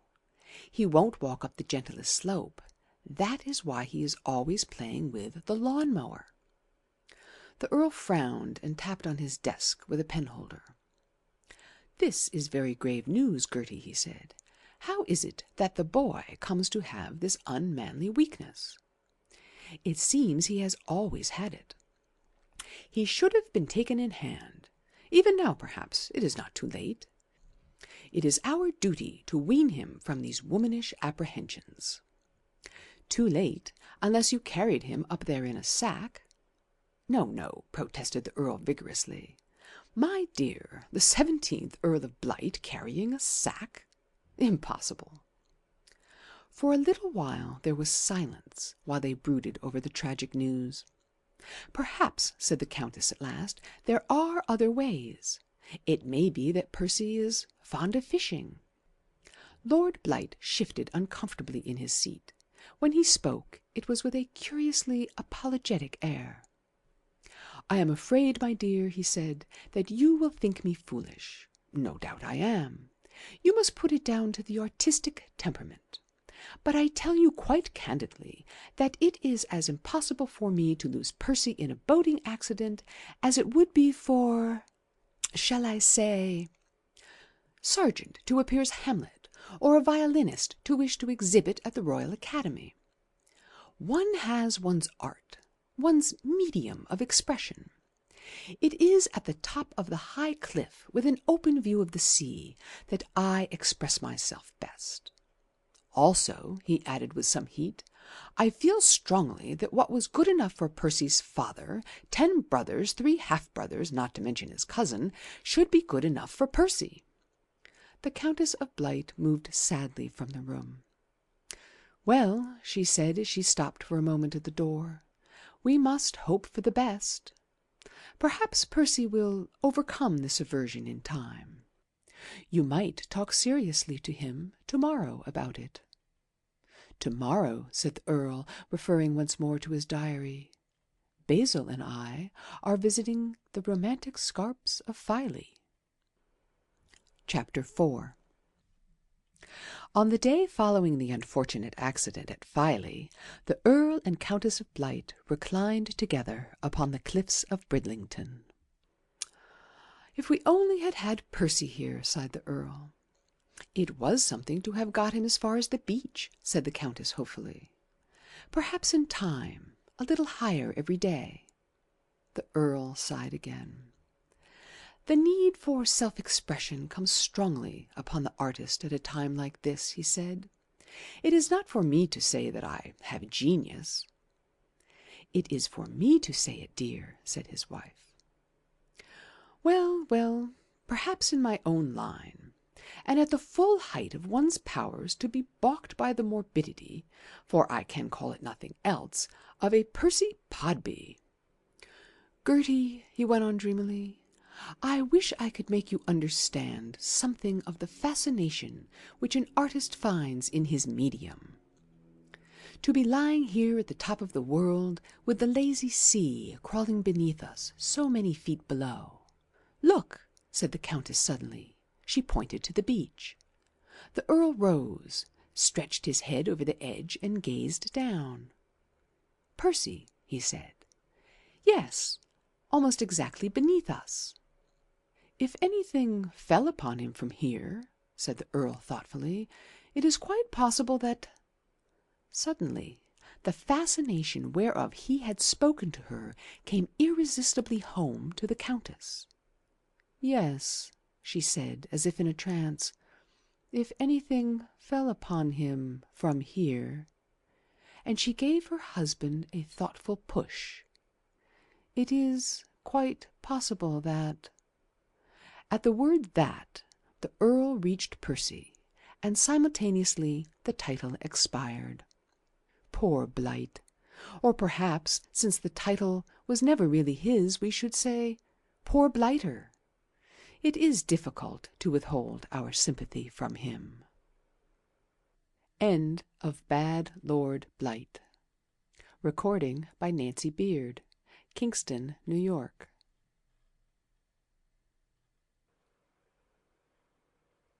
The Sunny Side by A. Milne.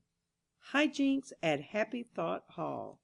An inevitable article in any decent magazine at Christmas time. Read it carefully, and then have an uproarious time in your own little house. It was a merry party assembled at Happy Thought Hall for Christmas. The Squire liked company, and the friends whom he had asked down for the festive season had all stayed at Happy Thought before, and were therefore well acquainted with each other. No wonder, then, that the wit flowed fast and furious, and that the guests all agreed afterwards that they had never spent such a jolly Christmas, and that the best of all possible hosts was Squire Tregarthen. First, we must introduce some of the Squire's guests to our readers. The Reverend Arthur Manley, a clever young clergyman with a taste for gardening, was talking in one corner to Miss Phipps, a pretty girl of some 20 summers. Captain Bolsover, a smart cavalry officer, together with Professor and Mrs. Smith Smythe from Oxford, formed a small party in another corner. Handsome Jack Ellison was, as usual, in deep conversation with the beautiful Miss Holden, who, it was agreed among the ladies of the party, was not altogether indifferent to his fine figure and remarkable prospects. There were other guests, but as they chiefly played the part of audience in the events which followed their names will not be of any special interest to our readers. Suffice it to say that they were all intelligent, well dressed, and ready for any sort of fun. Now, thank heaven, we can begin. A burst of laughter from Captain Bolsover attracted general attention, and everybody turned in his direction. "By Jove, Professor, that's good," he said, as he slapped his knee. "You must tell the others that." "It was just a little incident that happened to me to-day as I was coming down here," said the Professor, as he beamed round on the company. "I happened to be rather late for my train, and as I bought my ticket I asked the clerk what time it was. He replied, 'If it takes 6 seconds for a clock to strike 6, how long will it take to strike 12?' I said 12 seconds, but it seems I was wrong. The others all said 12 seconds too, but they were all wrong. Can you guess the right answer?" When the laughter had died down, the Reverend Arthur Manley said, "That reminds me of an amusing experience which occurred to my housekeeper last Friday. She was ordering a little fish for my lunch, and the fishmonger, when asked the price of herrings, replied, 3 halfpence for 1 1/2, to which my housekeeper said, 'Then I will have 12. How much did she pay?" He smiled happily at the company. 1 and 6 pence, of course," said Miss Phipps. "No, 9 pence," cried the Squire with a hearty laugh. Captain Bolsover made it come to £1, 3s. and 2 1/2 pence. And the Professor thought 4 pence, but once again they were all wrong. What do you make it come to?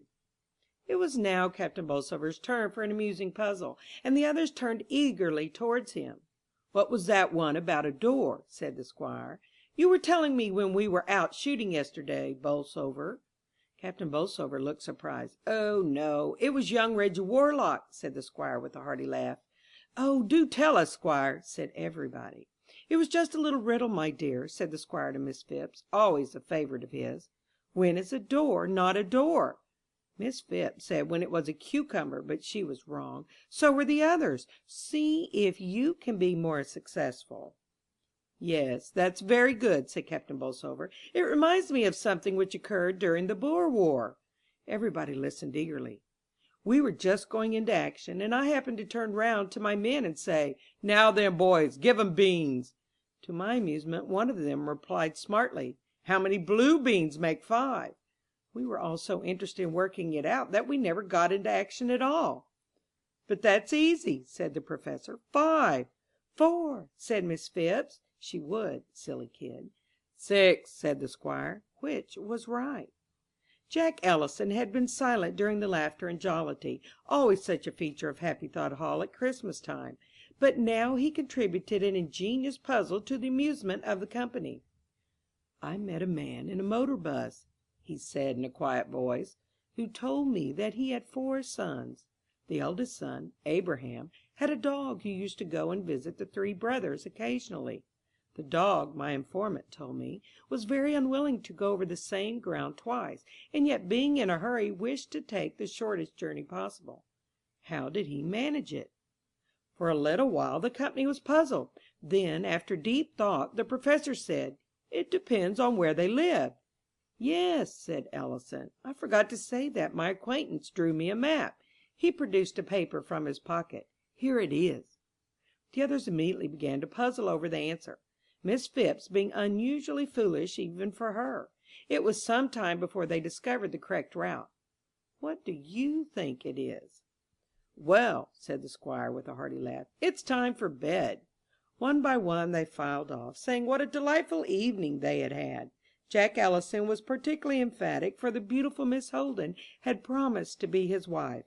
He, for one, will never forget Christmas at Happy Thought Hall.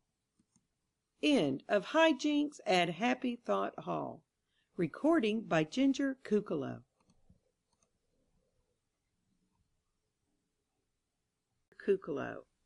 The Sunny Side by A. Milne.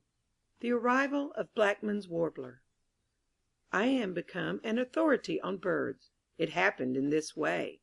The other day we heard the cuckoo in Hampshire. The next morning the papers announced that the cuckoo had been heard in Devonshire. Possibly a different one, but in no way superior to ours except in the matter of its press agent. Well, everybody in the house said, "Did you hear the cuckoo?" to everybody else, until I began to get rather tired of it, and having told everybody several times that I had heard it, I tried to make the conversation more interesting. So after my 10th "yes," I added quite casually, "But I haven't heard the tufted pipit yet. It's funny why it should be so late this year." "Is that the same as a tree pipit?" said my hostess, who seemed to know more about birds than I had hoped. "Oh, no," I said quickly. "What's the difference exactly?" "Well, one is tufted," I said, doing my best, "and the other climbs trees." "Oh, I see." "And of course the eggs are more speckled," I added, gradually acquiring confidence. "I often wish I knew more about birds," she said regretfully. "You must tell us something about them now we've got you here." And all this because of one miserable cuckoo.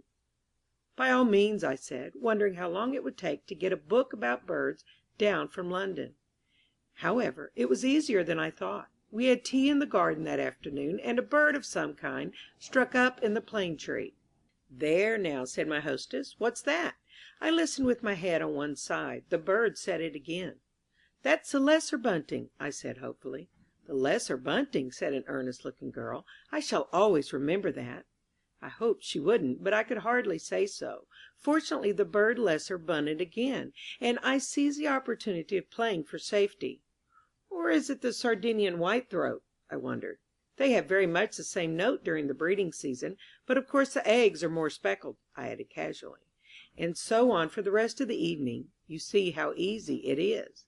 However, the next afternoon a more unfortunate occurrence occurred. A real bird authority came to tea. As soon as the information leaked out, I sent up a hasty prayer for bird silence until we had got him safely out of the place, but it was not granted. Our feathered songster in the plane tree broke into his little piece.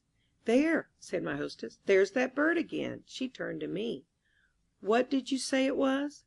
I hoped that the authority would speak first, and that the others would then accept my assurance that they had misunderstood me the day before. But he was entangled at that moment in a watercress sandwich, the loose ends of which were still waiting to be tucked away. I looked anxiously at the girl who had promised to remember, in case she wanted to say something, but she also was silent. Everybody was silent except that miserable bird. Well, I had to have another go at it. "Blackman's warbler," I said firmly. "Oh, yes," said my hostess. "Blackman's warbler. I shall always remember that," lied the earnest-looking girl. The authority, who was free by this time, looked at me indignantly. "Nonsense," he said. "It's the chiff-chaff." Everybody else looked at me reproachfully. I was about to say that Blackman's warbler was a local name for the chiff-chaff in our part of Somerset, but the authority spoke again. "The chiff-chaff," he said to our hostess, with an insufferable air of knowledge. I wasn't going to stand that. "So I thought when I heard it first," I said, giving him a gentle smile. It was now the authority's turn to get the reproachful looks. "Are they very much alike?" my hostess asked me, much impressed. "Very much. Blackmail's warbler is often mistaken for the chiff-chaff, even by so-called experts." And I turned to the authority and added, "Have another sandwich, won't you? Particularly so, of course, during the breeding season. It is true that the eggs are more speckled, but—" "Bless my soul," said the Authority, but it was easy to see that he was shaken, "I should think I know a chiff-chaff when I hear one." "Ah, but do you know a Blackman's Warbler? One doesn't often hear them in this country. Now in Algiers—" The bird said chiff-chaff again with an almost indecent plainness of speech. "There you are," I said triumphantly. "Listen," and I held up a finger. "You notice the difference? Obviously a Blackman's Warbler." Everybody looked at the Authority. He was wondering how long it would take to get a book about birds down from London, and deciding that it couldn't be done that afternoon. Meanwhile he didn't dare to repudiate me. For all he had caught of our mumbled introduction I might have been Blackman myself. "Possibly you're right," he said reluctantly. "Another bird said chiff-chaff from another tree, and I thought it was wise to be generous." "There," I said, "now that was a chiff-chaff." The earnest-looking girl remarked, silly creature, that it sounded just like the other one, but nobody took any notice of her. They were all busy admiring me. Of course I mustn't meet the Authority again, because you may be pretty sure that when he got back to his books he looked up Blackman's Warbler and found that there was no such animal. But if you mix in the right society, and only see the wrong people once, it is really quite easy to be an authority on birds, or, I imagine, on anything else. End of The Arrival of Blackman's Warbler. Recording by Ginger Kukalo.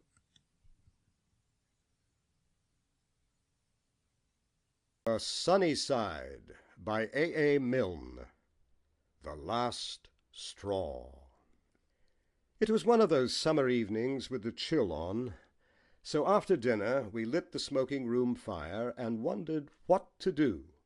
There were 8 of us, just the right number for 2 bridge tables, or 4 piquet pairs, or 8 patience singles. "Oh no, not cards," said Celia quickly. "They're so dull."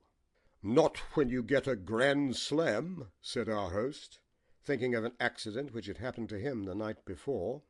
Even then I don't suppose anybody laughed. Peter and I, who were partners on that occasion, admitted that we hadn't laughed. "Well, there you are," said Celia triumphantly. "Let's play Proverbs." "I don't think I'd know it," said Herbert. He wouldn't. "Oh, it's quite easy. First you think of a proverb." "Like 'a burnt camel spoils the moss,'" I explained. "You mean 'a burnt child dreads the fire,'" corrected Herbert. Celia caught my eye and went on hurriedly. "Well, then somebody goes outside, and then he asks questions." "From outside?" asked Mrs. Herbert. "From inside," I assured her. "Generally from very near the fire, because he has got so cold waiting in the hall." "Oh, yes, I see." "And then he asks questions, and we each have to get one of the words of the proverb into our answer without letting him know what the proverb is. It's rather fun." Peter and his wife, who knew the game, agreed. Mrs. Herbert seemed resigned to the worst, but Herbert, though faint, was still pursuing. "But doesn't he guess what the proverb is?" he asked. "Sometimes," I admitted, "but sometimes, if we are very, very clever, he doesn't. That, in fact, is the game." Our host got up and went to the door. "I think I see," he said, "and I want my pipe anyhow, so I'll go out first." "Now then," said Celia, when the door was safely closed, "what shall we have?" Of course you know this game, and you know the difficulty of thinking of a proverb which has no moss or stable doors or glass houses in it, all of them words which it is impossible to include naturally in an answer to an ordinary question. The proverbs which Mrs. Herbert suggested were full of moss. "What about 'it's never too late to mend'?" said Mrs. Peter. "The only difficult word is mend." "We mustn't have less than 7 words, one for each of us." "Can't we get something from Solomon for a change?" said Peter. "A roaring lion is a calamity to its father, but the cautious man cometh not again," that sort of thing. "We might try it," said Celia doubtfully, not feeling quite sure if it were a real proverb, but cometh would be difficult. "I don't see why," said Herbert. One could always work it in somehow. Well, of course, if he asked you, By what train cometh thou up in the mornings? You could answer, I cometh up by the 10:15. Only you don't get that sort of question as a rule. Oh, I see, said Herbert. I didn't quite understand. After all, it's really much more fun having camels and things, said Celia. It's the last straw that breaks the camel's back. Who'll do camels? You'd better, she added kindly to me. Everybody but myself seemed to think that this was much more fun. I'll do straw, said Peter generously, whereupon Celia volunteered for breaks. There were 7 of us for 9 words. We gave Mrs. Herbert the second "the," fearing to trust her with anything more alarming, and in order to keep it in the family, we gave the other "the" to Herbert, who was also responsible for back. Our hostess had last, and Mrs. Peter had that. All this being settled, our host was admitted into his smoking room again. "You begin with me," I said, and I was promptly asked, "How many blue beans make 5?" When I had made a suitable answer, into which "its" came without much difficulty, our host turned to Herbert. Herbert's face had already assumed a look of strained expectancy. Well, Herbert, what do you think of Lloyd George? Yes, said Herbert. Yes. He wiped the perspiration from his brow. That is to say, Lloyd George. Yes. Is that the answer? Said our host, rather surprised. Herbert explained hastily that he hadn't really begun yet, and with the aid of an anecdote about a cousin of his who had met Winston Churchill at Dieppe once, he managed to get "the" in several times before blowing his nose vigorously and announcing that he had finished. "I believe he's playing a different game," murmured Celia to Mrs. Peter. The next 3 words were disposed of easily enough. A lucky question to Peter about the weather, giving him an opportunity to refer to his straw hat. It was now Celia's turn for breaks. "Nervous?" I asked her. "All of a twitter," she said. Well, Celia, said our host, how long are you going to stay with us? "Oh, a long time yet," said Celia confidently. Till Wednesday, anyhow, I interrupted, thinking it a good opportunity to clinch the matter. "We generally stay," explained Celia, "until our host breaks it to us that he can't stick us any longer." Not that that often happens, I added. Look here, which of you is answering the question? "I am," said Celia firmly. Well, have you answered it yet? To tell the truth, I've quite forgotten the word that... Oh, I remember now. Yes, she went on very distinctly and slowly. "I hope to remain under your roof until next Wednesday morn." Whew! And she fanned herself with her handkerchief. Mrs. Herbert repeated her husband's triumph with "the," and then it was my turn again for these horrible camels. My only hope was that our host would ask me if I'd been to the zoo lately, but I didn't see why he should. He didn't. Would it surprise you to hear, he asked, that the President of Czechoslovakia has a very long beard? If it had only been goats, I murmured to myself. Aloud I said, "What?" in the hope of gaining a little more time. He repeated his question. No, I said slowly, "no, it wouldn't," and I telegraphed an appeal to Celia for help. She nodded back at me. Have you finished? asked our host. "Good Lord, no! I shall be half an hour yet. The fact is, you've asked the wrong question. You see, I've got to get in moss." "I thought it was camels," said Celia carelessly. "No, moss. Now, if you'd only asked me a question about gardening. You see, the proverb we wanted to have first of all was, 'People who live in glass houses shouldn't throw stones.' Only throw was so difficult, almost as difficult as..." I turned to Celia. "What was it you said just now? Oh, yes, camels. or stable doors, or frying pans. However, there it is, and I enlarged a little more on the difficulty of getting in these difficult words. "Thank you very much," said our host faintly when I had finished. It was the last straw which broke the camel's back, and it was Herbert who stepped forward blithely with the last straw. Our host, as he admitted afterwards, was still quite in the dark, and with his last question he presented Herbert with an absolute gift. "When do you go back to Devonshire?" he asked. "We return next month," answered Herbert. "I should say," he added hastily, "we go back next month." My own private opinion was that the sooner he returned to Devonshire the better. End of The Last Straw. Recording by Eberly Thomas.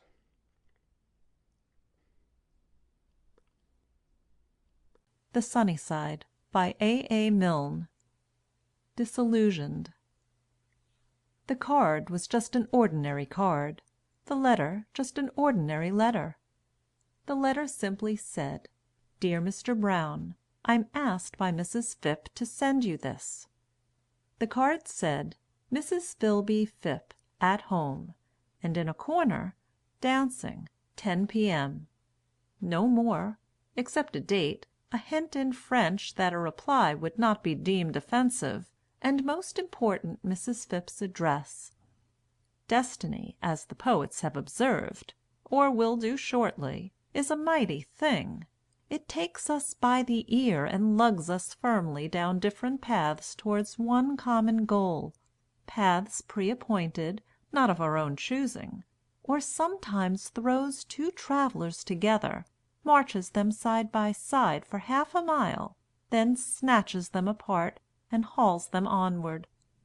Thus happened it that Mrs. Phipp and I had never met to any great extent, had never met, as far as I remembered, at all.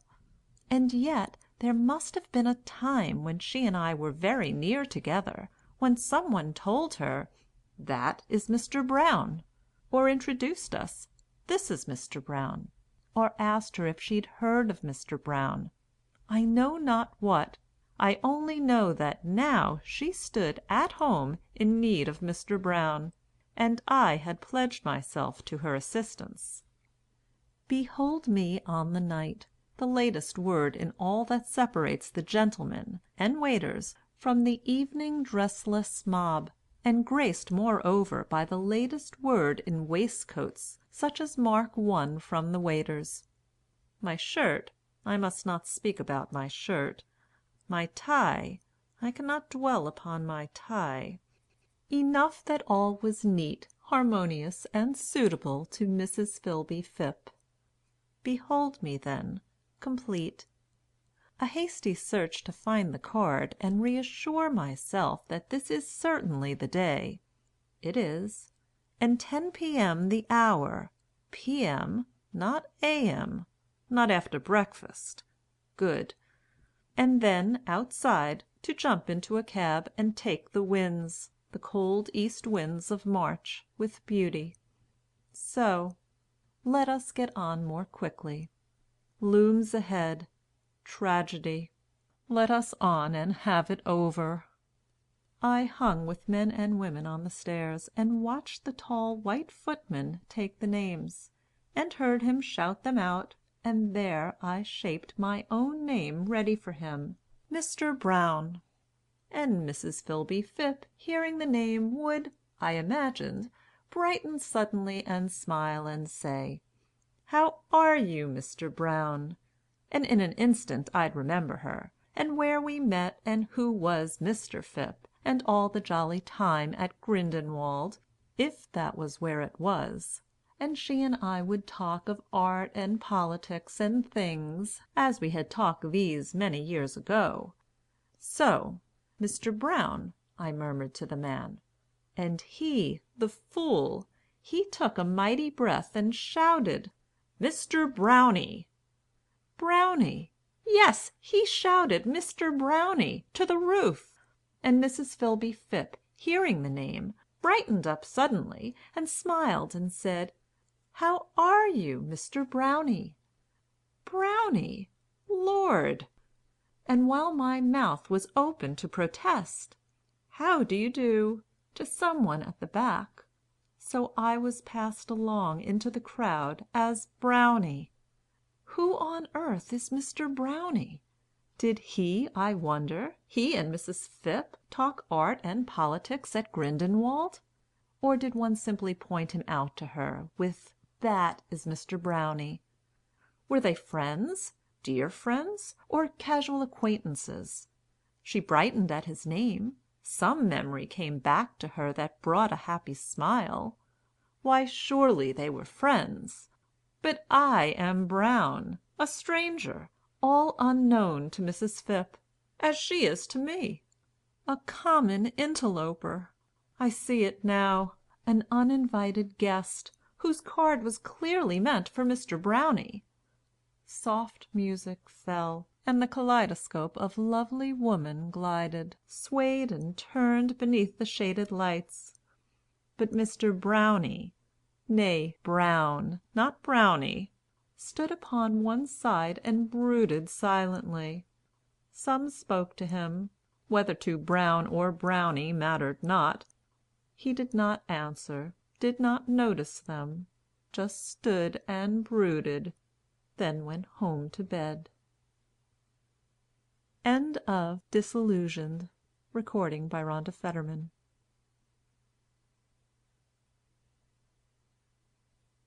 The Sunny Side by A. Milne. A Few Tricks for Christmas. In the manner of many contemporaries.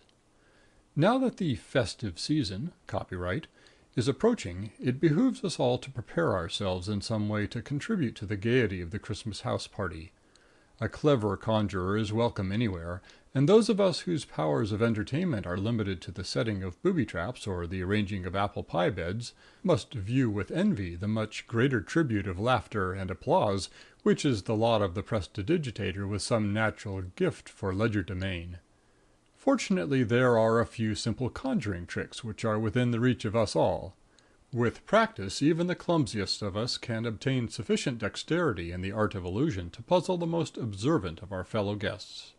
The few simple tricks which I am about to explain, if studied diligently for a few days before Christmas, will make a genuine addition to the gaiety of any gathering, and the amateur prestidigitator, if I may use that word again, will find that he is amply repaying the hospitality of his host and hostess by his contribution to the general festivity. So much by way of introduction. It is a difficult style of writing to keep up, particularly when the number of synonyms for conjuring is so strictly limited.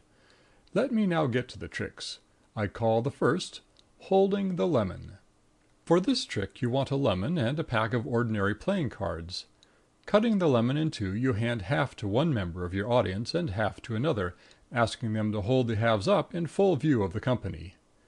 Then, taking the pack of cards in your own hands, you offer it to a third member of the party, requesting him to select a card and examine it carefully.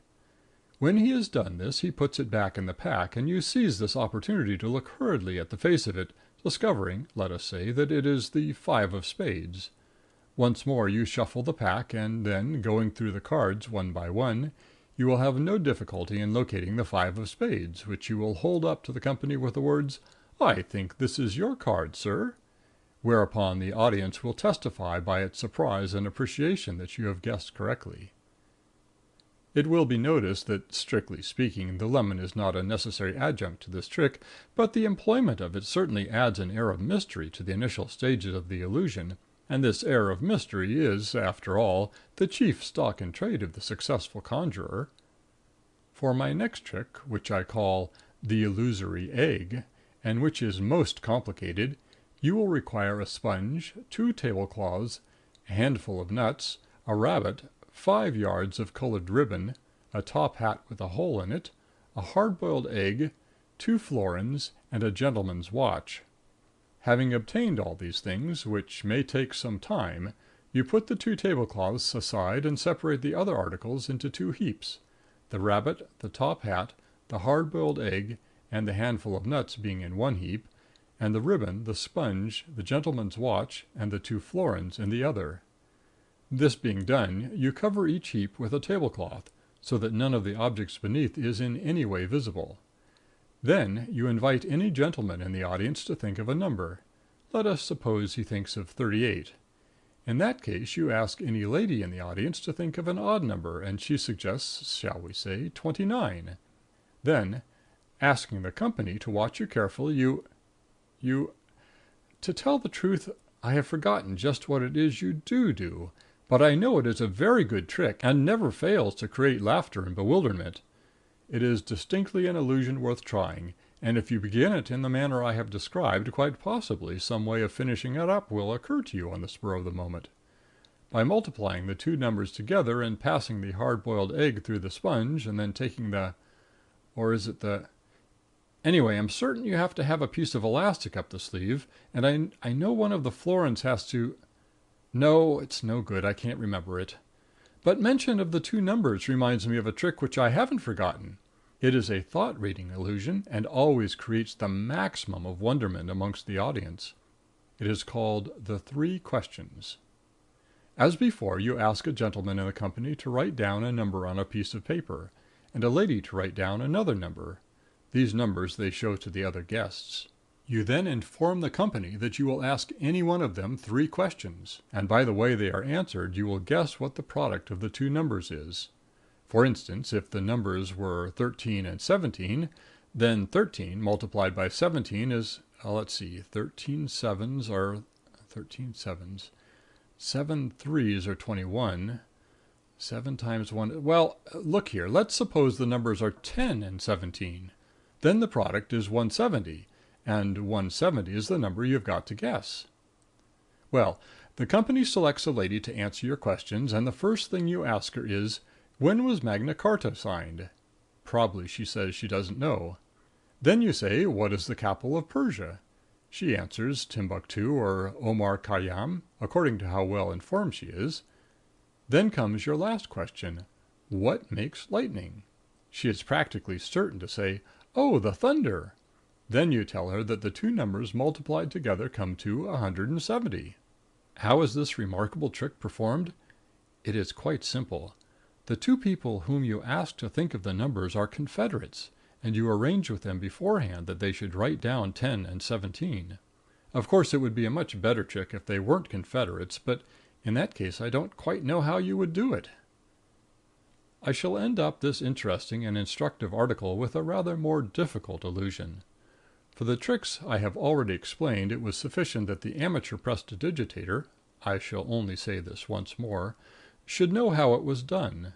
For my last trick he will also require a certain aptitude for legerdemain in order to do it. But a week's quiet practice at home will give him all the skill that is necessary. The mysterious pudding is one of the oldest and most popular illusions. You begin by borrowing a gold watch from one of your audience. Having removed the works, you wrap the empty case up in a handkerchief and hand it back to him, asking him to put it in his waistcoat pocket. The works you place in an ordinary pudding basin and proceed to pound up with a hammer. Having reduced them to powder, you cover the basin with another handkerchief, which you borrow from a member of the company, and announce that you are about to make a plum pudding. Cutting a small hole in the top of the handkerchief, you drop a lighted match through the aperture, whereupon the handkerchief flares up. When the flames have died down, you exhibit the basin, wherein, to the surprise of all, is seen to be an excellent Christmas pudding, which you may ask your audience to sample.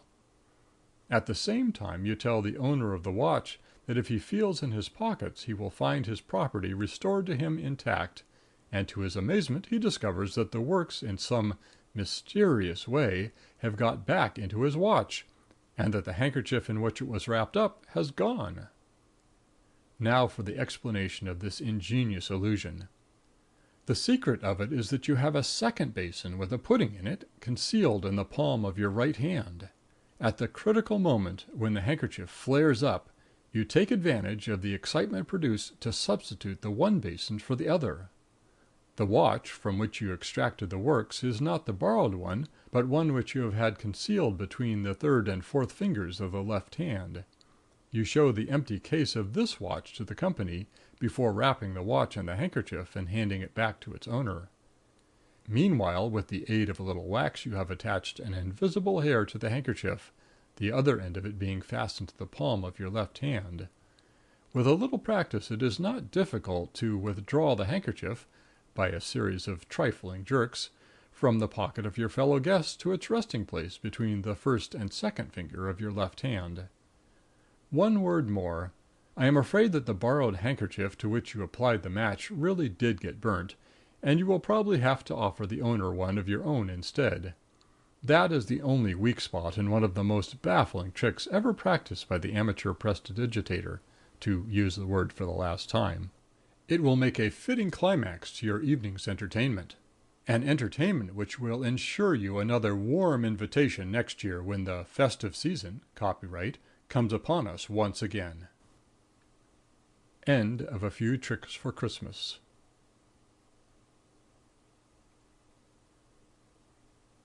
By Bill Moseley. The Sunny Side by A. Milne. My Film Scenario. Specially written for Economic Pictures Limited, whose manager has had the good fortune to pick up for a mere song, or to be more accurate, for a few notes, several thousand miles of discarded cinema films from a bankrupt company. The films comprise the well-known Verisark Basil, the Pride of the Ranch, 2 miles long; the Foiler Foiled, 1 mile, 3 furlongs, 2 rods, poles, or perches; the Blood-Stained Vest, fragment 18 inches; a Maniac's Revenge, 5,000 feet; the Life of the Common Mosquito, 6 legs, and so forth. 25 years before our film opens, Andrew Bellingham, a young man just about to enter his father's business, was spending a holiday in a little fishing village in Cornwall. The daughter of the sheep farmer with whom he lodged was a girl of singular beauty, and Andrew's youthful blood was quickly stirred to admiration. Carried away by his passion for her, he— Manager: Just a reminder that Mr. T.P. O'Connor has to pass this before it can be produced. He married her. Manager: Oh, I beg pardon. And for some weeks they lived happily together.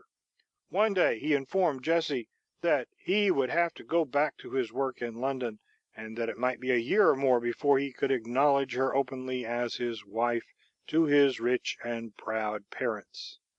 Jessie was prostrated with grief, and late that afternoon her hat and fringe net were discovered at the edge of the waters. Realizing at once that she must have drowned herself in her distress, Andrew took an affecting farewell of her father and the sheep, and returned to London. A year later he married a distant cousin, and soon rose to a condition of prosperity. At the time our film begins to unwind, he was respected by everybody in the city, a widower, and the father of a beautiful girl of 18, called Hyacinth. Manager: Now we're off. What do we start with? 1. On the sunny side of Fenchurch Street. Manager: Then I suppose we'd better keep back the rescue from the alligator and the plunge down Niagara in a barrel. Andrew Bellingham was dozing in his office. Suddenly he awoke to find a strange man standing over him. "Who are you?" asked Mr. Bellingham. "What do you want?" "My name is Jasper," was the answer, "and I have some information to give you." He bent down and hissed, "Your first wife is still alive." Andrew started up in obvious horror. "My daughter!" he gasped. "My little Hyacinth! She must never know!" "Listen. Your wife is in Spain." Manager: "Don't waste her. Make it somewhere where there are sharks." Author: "It's all right. She's dead, really." "And she will not trouble you. Give me £1,000, and you shall have these," and he held out a packet containing the marriage certificate, a photograph of Jessie's father dipping a sheep, a receipted bill for a pair of white gloves, size 9½ 2 letters signed "Your own loving little Andy Pandy," and a peppermint with Jess on it in pink. "Once these are locked up in your safe, no one need ever know that you were married in Cornwall 25 years ago."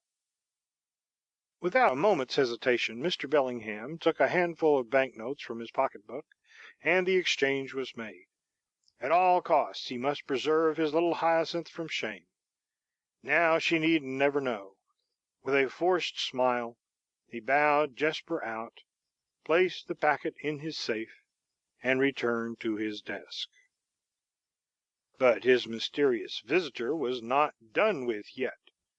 As soon as the door had closed behind him, Jasper re-entered softly, drugged Andrew hastily, and took possession again of the compromising documents. By the time Mr. Bellingham had regained his senses, the thief was away. A hue and cry was raised, police whistles were blown, and Richard Harrington, Mr. Bellingham's private secretary, was smartly arrested. At the trial things looked black against Richard. He was poor, and he was in love with Hyacinth. The chain of evidence was complete. In spite of his impassioned protest from the dock, in spite of Hyacinth's dramatic swoon in front of the solicitor's table, the judge, with great solemnity, passed sentence of 20 years' penal servitude. A loud "Hear, hear!" from the gallery rang through the court, and looking up, Mr. Bellingham caught the sardonic eye of the mysterious Jasper. 2. Richard had been in prison a month before the opportunity for his escape occurred. For a month he had been hewing stone in Portland, black despair at his heart. Then, like lightning, he saw his chance and took it. The warders were off guard for a moment, hastily lifting his pickaxe. Manager: "Sorry, but it's a spade in the only prison film we've got." Hastily borrowing a spade from a comrade who was digging potatoes, he struck several of his jailers down, and, dodging the shots of others who hurried to the scene, he climbed the prison wall and dashed for freedom. Reaching Weymouth at nightfall, he made his way to the house which Hyacinth had taken in order to be near him, and, suitably disguised, travelled up to London with her in the powerful motor which she had kept ready. "At last, my love, we are together," he murmured as they neared Wimbledon. But he had spoken a moment too soon. An aeroplane swooped down upon them, and Hyacinth was snatched from his arms and disappeared with her captors into the clouds. 3. Richard's first act on arriving in London was to go to Mr. Bellingham's house.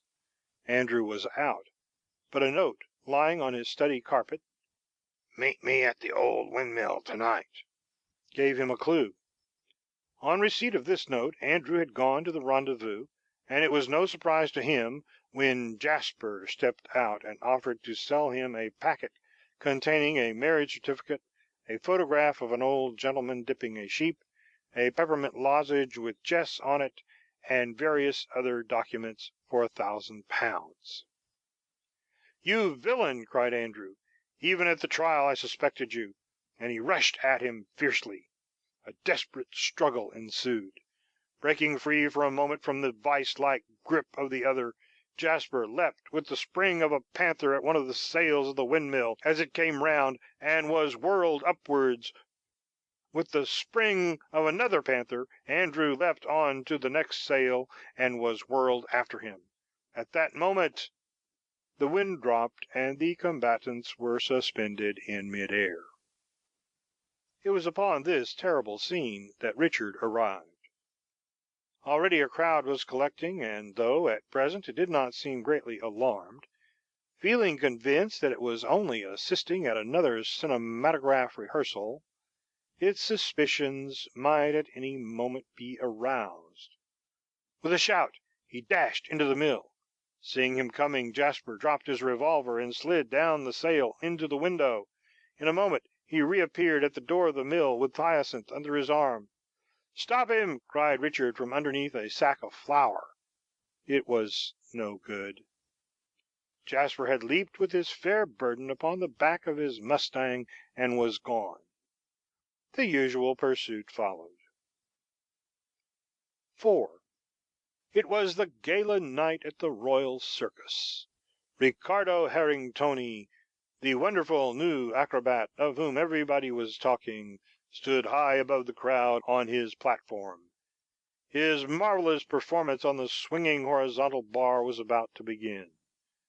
Richard Harrington, for it was he, was troubled. Since he had entered on his new profession, as a disguise from the police who were still searching for him, he had had a vague suspicion that the lion tamer was dogging him. Who was the lion tamer? Could it be Jasper? At that moment the band struck up, and Richard leapt lightly onto the swinging bar. With a movement full of grace, he let go of the bar and swung on to the opposite platform, and then, even as he was in mid-air, he realized what was happening. Jasper had let the lion loose.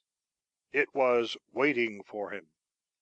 With a gasping cry, Riccardo Herringtoni fainted. 5. When he recovered consciousness, Richard found himself on the SS Borachik, which was forging her way through the manager. Somewhere where there are sharks. The Indian Ocean. Mr. Bellingham was bathing his forehead with cooling drinks. "Forgive me, my boy," said Mr. Bellingham, "for the wrong I did you. It was Jasper who stole the compromising documents. He refuses to give them back unless I let him marry Hyacinth. What can I do?" "Where is she?" asked Richard. "Hidden away, no one knows where. Find her, get back the documents for me, and she is yours." At that moment a terrible cry rang through the ship. "Man overboard!" Pushing over Mr. Bellingham and running on deck, Richard saw that a woman and her baby were battling for life in the shark-infested waters. In an instant he had plunged in and rescued them. As they were dragged together up the ship's side, he heard her murmur, "Is little Jasper safe?" "Jasper!" cried Richard. "Yes, called after his daddy." "Where is daddy now?" asked Richard hoarsely. "In America." "Can't you see the likeness?" whispered Richard to Mr. Bellingham. "It must be. The villain is married to another. But now I will pursue him and get back the papers." And he left the boat at the next port and boarded one for America. The search through North and South America for Jasper was protracted. Accompanied sometimes by a band of cowboys, sometimes by a tribe of Indians, Richard scoured the continent for his enemy. There were hours when he would rest awhile and amuse himself by watching the antics of the common mosquito. Manager. Good. Or he would lie at full length and gaze at a bud bursting into flower. Manager. Excellent. Then he would leap on to his steed and pursue the trail relentlessly once more. One night he was dozing by his campfire when he was awakened roughly by strong arms around his neck and Jasper's hot breath in his ear. "At last!" cried Jasper, and knocking Richard heavily on the head with a boot, he picked up his unconscious enemy and carried him to a tributary of the Amazon noted for its alligators. Once there, he tied him to a post in mid-stream and rowed hastily off to the nearest town, where he spent the evening witnessing the first half of the Merchant of Venice. Manager. Splendid! But in the morning a surprise awaited him. As he was proceeding along the top of a lonely cliff, he was confronted suddenly by the enemy whom he had thought to kill. "Richard!" he cried, "escaped again! Now, Jasper, I have you. With a triumphant cry, they rushed at each other. A terrible contest ensued, and then Jasper, with one blow of his palm, hurled his adversary over the precipice. 6. How many times the two made an end of each other after this, the pictures will show. Sometimes Jasper sealed Richard in a barrel and pushed him over Niagara. Sometimes Richard tied Jasper to a stake and set light to him. Sometimes they would both fall out of a balloon together. But the day of reckoning was at hand. Manager: We've only got the burning house and the 1913 Derby left. Author: Right. It is the evening of the 3rd of June. A cry rends the air suddenly. Whistles are blowing. There is a rattling of horses' hoofs. Fire! Fire! Richard, who was passing Soho Square at the time, heard the cry and dashed into the burning house. In a room full of smoke he perceived a cowering woman, Hyacinth. To pick her up was the work of a moment, but how shall he save her? Stay! The telegraph wire! His training at the Royal Circus stood him in good stead. Treading lightly on the swaying wire, he carried Hyacinth across to the house opposite. "At last, my love," he breathed. "But the papers," she cried. "You must get them, or father will not let you marry me." Once more he treads the rocking wire. Once more he recrosses, with the papers on his back. Then the house behind him crumbles to the ground, with the wicked Jasper in its ruins. "Excellent," said Mr. Bellingham at dinner that evening. "Not only are the papers here, but a full confession by Jasper. My first wife was drowned all the time. He stole the documents from her father. Richard, my boy, when the Home Secretary knows everything he will give you a free pardon, and then you can marry my daughter." At these words, Hyacinth and Richard were locked in a close embrace. On the next day they all went to the Derby together. End of my film scenario. Recording by Bill Moseley, Bernardo, Texas, USA.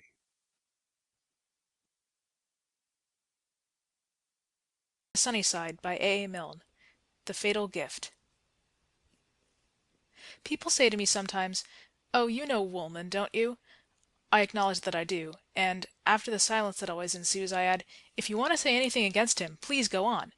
You can almost hear the sigh of relief that goes up. "I thought he was a friend of yours," they say cheerfully, "but, of course, if—" and then they begin. I think it is time I explained my supposed friendship for Ernest Merrowby Woolman. Confound him. The affair began in a taxicab 2 years ago. Andrew had been dining with me that night. We walked out to the cab rank together. I told the driver where to go, and Andrew stepped in, waved good-bye to me from the window, and sat down suddenly upon something hard. He drew it from beneath him, and found it was an extremely massive and quite new silver cigar-case. He put it in his pocket with the intention of giving it to the driver when he got out, but quite naturally forgot. Next morning he found it on his dressing-table. So he put it in his pocket again, meaning to leave it at Scotland Yard on his way to the city. Next morning it was on his dressing-table again. This went on for some days. After a week or so, Andrew saw that it was hopeless to try to get a cigar-case back to Scotland Yard in this casual sort of way. It must be taken there deliberately, by someone who had a morning to spare and was willing to devote it to this special purpose. He placed the case, therefore, prominently on a small table in the dining-room to await the occasion, calling also the attention of his family to it, as an excuse for an outing when they were not otherwise engaged. At times he used to say, "I must really take that cigar-case to Scotland Yard tomorrow." At other times he would say, "Somebody must really take that cigar-case to Scotland Yard today." And so the weeks rolled on. It was about a year later that I first got mixed up with the thing. I must have dined with the Andrews several times without noticing the cigar-case, but on this occasion it caught my eye as we wandered out to join the ladies, and I picked it up carelessly. Well, not exactly carelessly. It was too heavy for that. "Why didn't you tell me," I said, "that you had stood for Parliament, and that your supporters had consoled you with a large piece of plate?" "Hello, they've put the wrong initials on it. How unbusinesslike." "Oh, that," said Andrew. "Is it still there?" "Why not? It's quite a solid little table. But you haven't explained why your constituents, who must have seen your name on hundreds of posters, thought your initials were EMW." Andrew explained. "Then it isn't yours at all?" I said in amazement. "Of course not." "But, my dear man, this is theft. Stealing by finding, they call it. You could get—" I looked at him almost with admiration. "You could get 2 years for this," and I weighed the cigar case in my hand. "I believe you're the only one of my friends who could be certain of 2 years," I went on musingly. "Let's see, there's—" "Nonsense," said Andrew uneasily. "But still, perhaps I'd better take it back to Scotland Yard tomorrow." "And tell them you've kept it for a year? They'd run you in at once. No, what you want to do is to get rid of it without their knowledge. But how? That's the question. You can't give it away because of the initials." "It's easy enough. I can leave it in another cab, or drop it in the river." "Andrew, Andrew," I cried, "you're determined to go to prison. Don't you know from all the humorous articles you've ever read that if you try to lose anything, then you never can? It's one of the stock remarks one makes to women in the endeavor to keep them amused. No, you must think of some more subtle way of disposing of it." "I'll pretend it's yours," said Andrew more subtly, and he placed it in my pocket. "No, you don't," I said, "but I tell you what I will do. I'll take it for a week and see if I can get rid of it. If I can't, I shall give it you back and wash my hands of the whole business. Except, of course, for the monthly letter or whatever it is they allow you at the Scrubs. You may still count on me for that." And then the extraordinary thing happened. The next morning I received a letter from a stranger, asking for some simple information which I could have given him on a postcard. And so I should have done, or possibly, I'm afraid, have forgotten to answer at all, but for the way that the letter ended up. "Yours very truly, Ernest M. Woolman." The magic initials! It was a chance not to be missed. I wrote enthusiastically back and asked him to lunch. He came. I gave him all the information he wanted, and more. Whether he was a pleasant sort of person or not I hardly noticed. I was so very pleasant myself. He returned my enthusiasm. He asked me to dine with him the following week. A little party at the Savoy, his birthday, you know. I accepted gladly. I rolled up at the party with my little present, a massive silver cigar case, suitably engraved. So there you are. He clings to me. He seems to have formed the absurd idea that I am fond of him. A few months after that evening at the Savoy he was married. I was invited to the wedding. Confound him. Of course I had to live up to my birthday present. The least I could do was an enormous silver cigar box, not engraved, which bound me to him still more strongly. By that time I realized that I hated him. He was pushing, familiar, everything that I disliked. All my friends wondered how I had become so intimate with him. Well, now they know. And the original EMW, if he has the sense to read this, also knows. If he cares to prosecute Ernest Merrowby Woolman for being in possession of stolen goods, I shall be glad to give him any information. Woolman is generally to be found leaving my rooms at about 6:30 in the evening, and a smart detective could easily nab him as he steps out. End of The Fatal Gift. Sunnyside by A. Milne. A Midsummer Madness. The girl who shared Herbert's meringue at dinner, a brittle one which exploded just as he was getting into it, was kind and tactful. "It doesn't matter a bit," she said, removing fragments of shell from her lap, and, to put him at his ease again, went on, "Are you interested in little problems at all?" Herbert, who would have been interested even in a photograph album just then, emerged from his apologies and swore that he was. "We're all worrying about one which Father saw in a paper. I do wish you could solve it for us. It goes like this." And she proceeded to explain it. Herbert decided that the small piece of meringue still in her hair was not worth mentioning, and he listened to her with interest. On the next morning I happened to drop in at Herbert's office. And that, in short, is how I was entangled in the business. "Look here," said Herbert, "you used to be mathematical. Here's something for you." "Let the dead past bury its dead," I implored. "I am now quite respectable. It goes like this," he said, ignoring my appeal. He then gave me the problem, which I hand on to you. A subaltern riding at the rear of a column of soldiers trotted up to the captain in front and challenged him to a game of billiards for ½ a side, the loser to pay for the table. Having lost, he played another 100, double or quits, and then rode back, the column by this time having travelled twice its own length, and a distance equal to the distance it would have travelled if it had been going in the other direction. What was the captain's name? Perhaps I have not got it quite right, for I have had an eventful week since then. Or perhaps Herbert didn't get it quite right. Or perhaps the girl with the meringue in her hair didn't get it quite right. But anyhow, that was the idea of it. And the answer, said Herbert, ought to be 4 cows. But I keep on making it 8 and 2pence. Just have a shot at it, there's a good fellow. I promised the girl, you know. I sat down, worked it out hastily on the back of an envelope, and made it 1.5 yards. No, said Herbert, I know it's 4 cows, but I can't get it. Sorry, I said. How stupid of me. I left out the table money. I did it hastily again, and made it 3 minutes and 25 seconds. It is difficult, isn't it? Said Herbert. I thought as you used to be mathematical, and as I'd promised the girl. Wait a moment, I said, still busy with my envelope. I forgot the subaltern. Oh, that's right. The answer is 125 men. Oh, no, that's wrong. I never doubled the half-crown. Oh, look here, Herbert. I'm rather busy this morning. I'll send it to you. Right, said Herbert. I know I can depend on you, because you're mathematical. And he opened the door for me. I had meant to do a very important piece of work that day, but I couldn't get my mind off Herbert's wretched problem. Happening to see Carey at tea-time, I mentioned it to him. Ah, said Carey profoundly. Have you tried it with an X? Of course. Yes, it looks as though it wants a bit of an X somewhere. You stick to it with an X, and you ought to do it. Let X be the subaltern, that's the way. I say, I didn't know you were interested in problems. Well, because I've got rather a tricky chess problem here I can't do. He produced his pocket chessboard. White mates in 4 moves. I looked at it carelessly.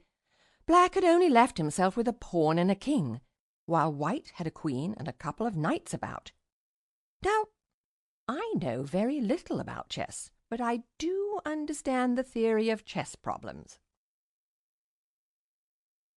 Have you tried letting the queen be taken by Black's pawn, then sacrificing the knights and finally mating him with the king alone? Yes, said Carey. Then I was baffled. If one can't solve a chess problem by starting off with the most unlikely-looking thing on the board, one can't solve it at all. However, I copied down the position and said I'd glance at it. At 11 that night, I rose from my glance, decided that Herbert's problem was the more immediately pressing, and took it to bed with me. I was lunching with William next day, and I told him about the subaltern. He dashed at it light-heartedly and made the answer 17. 17 what? I said. Well, whatever we're talking about. I think you'll find it 17 all right. But look here, my son, here's a golf problem for you. A is playing B. At the 5th hole, A falls off the tee into a pond. I forget how it went on. When I got home to dinner, after a hard day with the subaltern, I found a letter from Nora waiting for me. I hear from Mr. Carey, she wrote, that you're keen on problems. Here's one I've cut out of our local paper. Do have a shot at it. The answer ought to be 8 miles an hour. Luckily, however, she forgot to enclose the problem. For by this time, what with Herbert's subaltern, Carey's pawn, and a cistern left me by an uncle who was dining with us that night, I had more than enough to distract me. And so the business has gone on. The news that I am preparing a collection of interesting and tricky problems for a new encyclopedia has got about among my friends. Everybody who writes to me tells me of a relation of his who has been shearing sheep or rowing against the stream or dealing himself 4 aces. People who come to tea borrow a box of wooden matches and beg me to remove 1 match and leave a perfect square. I'm asked to do absurd things with pennies. Meanwhile, Herbert has forgotten both the problem and the girl. 3 evenings later, he shared his hollandaise sauce, with somebody in yellow, as luck would have it, and she changed the subject by wondering if he had read Dickens. He is now going manfully through Bleak House, a chapter a night, and when he came to visit me today he asked if I had ever heard of the man. However, I was not angry with him, for I had just made it come to 3 cows. It is a cow short, but it is nearer than I have ever been before, and I think I shall leave it at that. Indeed, both the doctor and the nurse say that I had better leave it at that. End of A Midsummer Madness.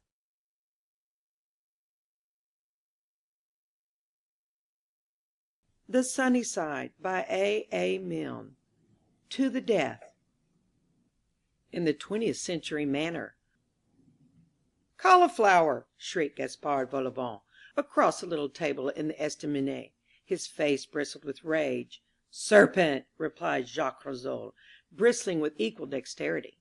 The two stout little men glared ferociously at each other. Then Jacques picked up his glass and poured the wine of the country over his friend's head. "Drowned serpent!" he said magnificently. He beckoned to the waiter. "Another bottle," he said. "My friend has drunk all this." Gaspard removed the wine from his whiskers with the local paper and leant over the table towards Jacques. "This must be wiped out in blood," he said slowly. "You understand?" "Perfectly," replied the other. "The only question is, whose?" "Name your weapons," said Gaspard Volauvent grandly. "Aeroplanes," replied Jacques Rissole, after a moment's thought. "Bah! I cannot fly." "Then I win," said Jacques simply. The other looked at him in astonishment. "What? You fly?" "No, but I can learn." "Then I will learn too," said Gaspard with dignity. "We meet in 6 months." "Good." Jacques pointed to the ceiling. "Say 3,000 feet up." 3,400, said Gaspard, for the sake of disagreeing. "After all, that is for our seconds to arrange. My friend Epinard of the Royan aerodrome will act for me. He will also instruct me how to bring serpents to the ground." "With the idea of cleansing the sky of cauliflowers," said Gaspard, "I shall proceed to the flying ground at Dormancourt. Blanchaille, the instructor there, will receive your friend." He bowed and walked out. Details were soon settled. On a date 6 months ahead, the two combatants would meet 3,200 feet above the little town in which they lived, and fight to the death. In the event of both crashing, the one who crashed last would be deemed the victor. It was Gaspard's second who insisted on this clause. Gaspard himself felt that it did not matter greatly. The first month of instruction went by. At the end of it Jacques Rissole had only one hope. It was that when he crashed he should crash on some of Gaspard's family. Gaspard had no hope, but one consolation. It was that no crash could involve his stomach, which he invariably left behind him as soon as the aeroplane rose. At the end of the second month Gaspard wrote to Jacques. "My friend," he wrote, "the hatred of you which I nurse in my bosom, and which fills me with the desire to purge you from the sky, is in danger of being transferred to my instructor. Let us therefore meet and renew our enmity." Jacques Rissole wrote back to Gaspard. "My enemy," he wrote, "there is nobody in the whole of the Royans aerodrome whom I do not detest with a detestation beside which my hatred for you seems as maudlin adoration. This is notwithstanding the fact that I make the most marvellous progress in the art of flying. It is merely something in their faces which annoys me. Let me therefore see yours again, in the hope that it will make me think more kindly of theirs." They met, poured wine over each other, and parted. After another month the need of a further stimulant was felt. They met again, and agreed to insult each other weekly. On the last day of his training Gaspard spoke seriously to his instructor. "You see that I make nothing of it," he said. "My thoughts are ever with the stomach that I leave behind. Not once have I been in a position to take control. How then can I fight, my friend? I arrange it all. You shall take my place." "Is that quite fair to Rissole?" asked Blanchaille doubtfully. "Do not think that I want you to hurt him. That is not necessary. He will hurt himself. Keep out of his way until he has finished with himself, and then fly back here. It is easy." It seemed the best way, indeed the only way. Gaspard Volauvent could never get to the rendezvous alone, and it would be fatal to his honour if Jacques arrived there and found nobody to meet him. Reluctantly Blanchaille agreed. At the appointed hour Gaspard put his head cautiously out of his bedroom window and gazed up into the heavens. He saw two aeroplanes straight above him. At the thought that he might have been in one of them he shuddered violently. Indeed, he felt so unwell that the need for some slight restorative became pressing. He tripped off to the estaminet. It was empty save for one table. Gaspard walked towards it, hoping for a little conversation. The occupant lowered the newspaper from in front of his face and looked up. It was too much for Gaspard. "Coward!" he shrieked. Jacques, who had been going to say the same thing, hastily substituted, "Serpent!" "I know you," cried Gaspard. "You send your instructor up in your place. Poltroon!" Gaspard picked up his glass and poured the wine of the country over his friend's head. "Drowned serpent," he said magnificently. He beckoned to the waiter. "Another bottle," he said. "My friend has drunk all this." Gaspard removed the wine from his whiskers with Jacques' paper and leant over him. "This must be wiped out in blood," he said slowly. "Name your weapons." "Submarines," said Jacques, after a moment's thought. End of To the Death. Recording by Ginger Cucolo.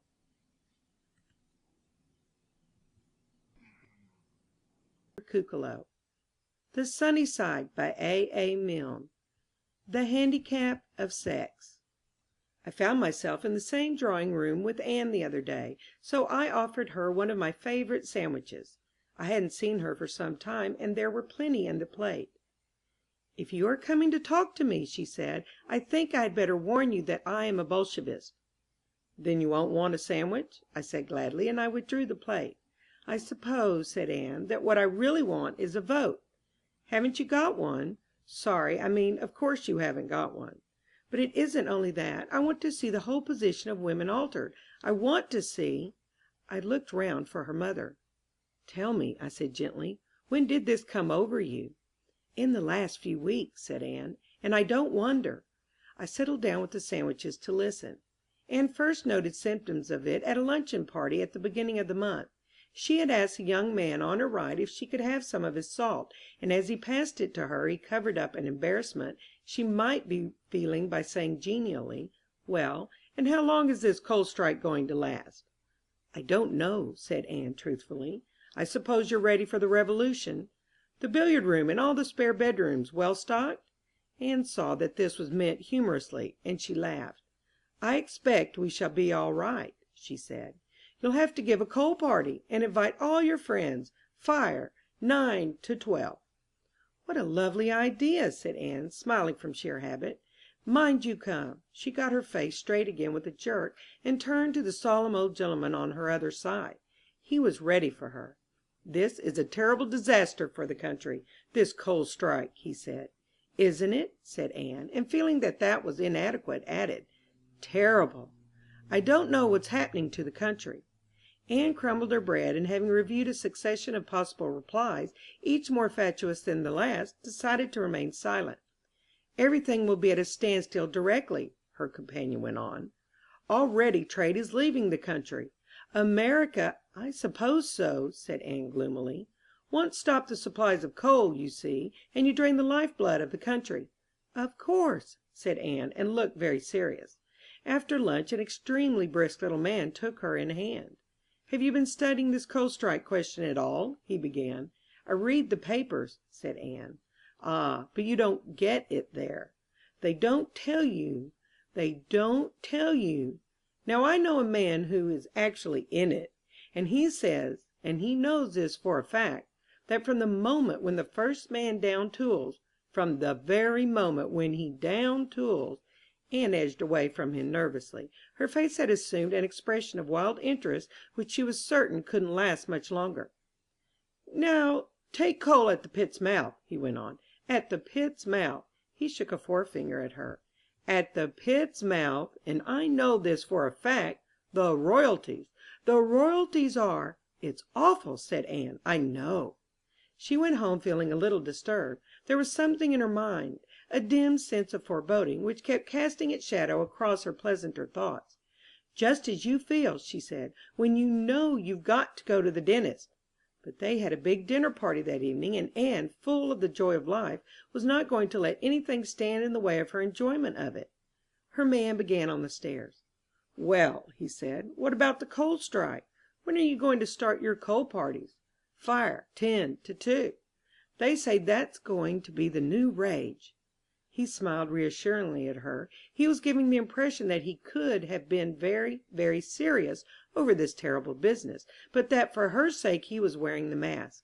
In the presence of women a man must make light of danger. Anne understood then what was troubling her, and as, halfway through dinner, the man on her other side turned to talk to her, she shot an urgent question at him. At any cost she must know the worst. "How long will the strike last?" she said earnestly. "That's just what I was going to ask you," he said. "I fear it may be months." Anne sighed deeply. I took the last sandwich and put down the plate. "And that," said Anne, "was 3 weeks ago." "It has been the same ever since?" I asked, beginning on a new plate.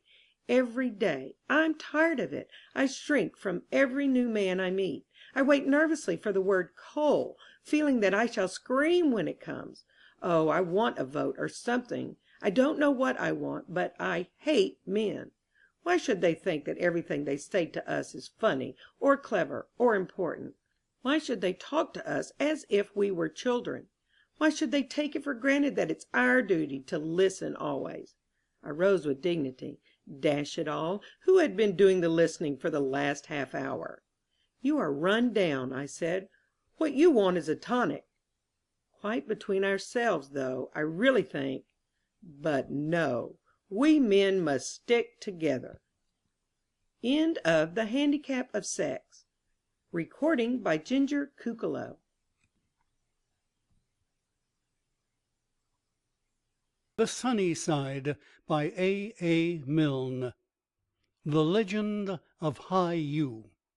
In the days of good King Caraway, dead now, poor fellow, but he had a pleasant time while he lasted, there lived a certain swineherd, commonly called High Yu. It was the duty of High Yu to bring up 141 pigs for his master, and this he did with as much enthusiasm as the work permitted. But there were times when his profession failed him.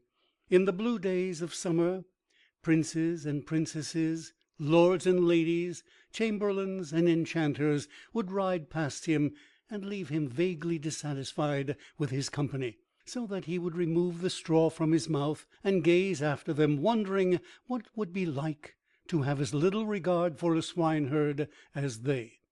But when they were out of sight, he would replace the straw in his mouth, and fall with great diligence to the counting of his herd, and such other duties as are required of the expert pig tender, assuring himself that, if a man could not be lively with 141 companions, he must indeed be a poor-spirited sort of fellow.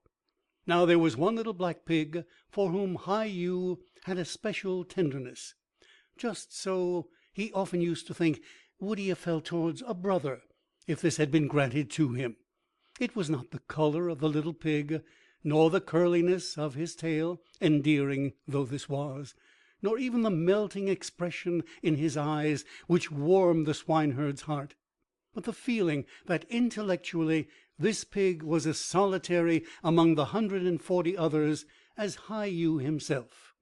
Frederick, for this was the name which he had given to it, shared their food, their sleeping apartments, much indeed as did High Yu. But he lived, or so it seemed to the other, an inner life of his own. In short, Frederick was a soulful pig. There could be only one reason for this.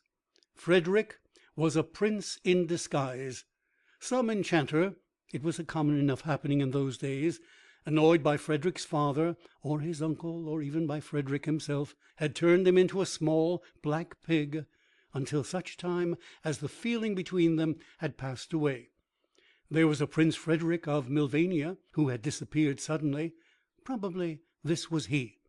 His complexion was darker now, his tail more curly, but the royal bearing was unmistakable.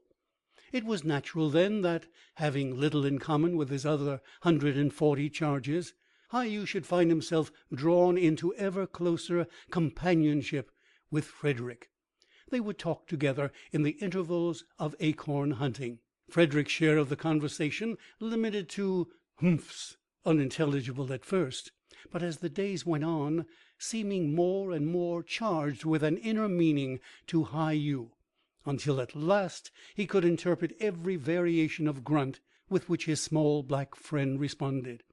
And indeed it was a pretty sight to see them sitting together on the top of a hill, the world at their feet, discussing at one time the political situation of Milvania, at another the latest ballad of the countryside, or even in their more hopeful moments planning what they should do when Frederick at last was restored to public life.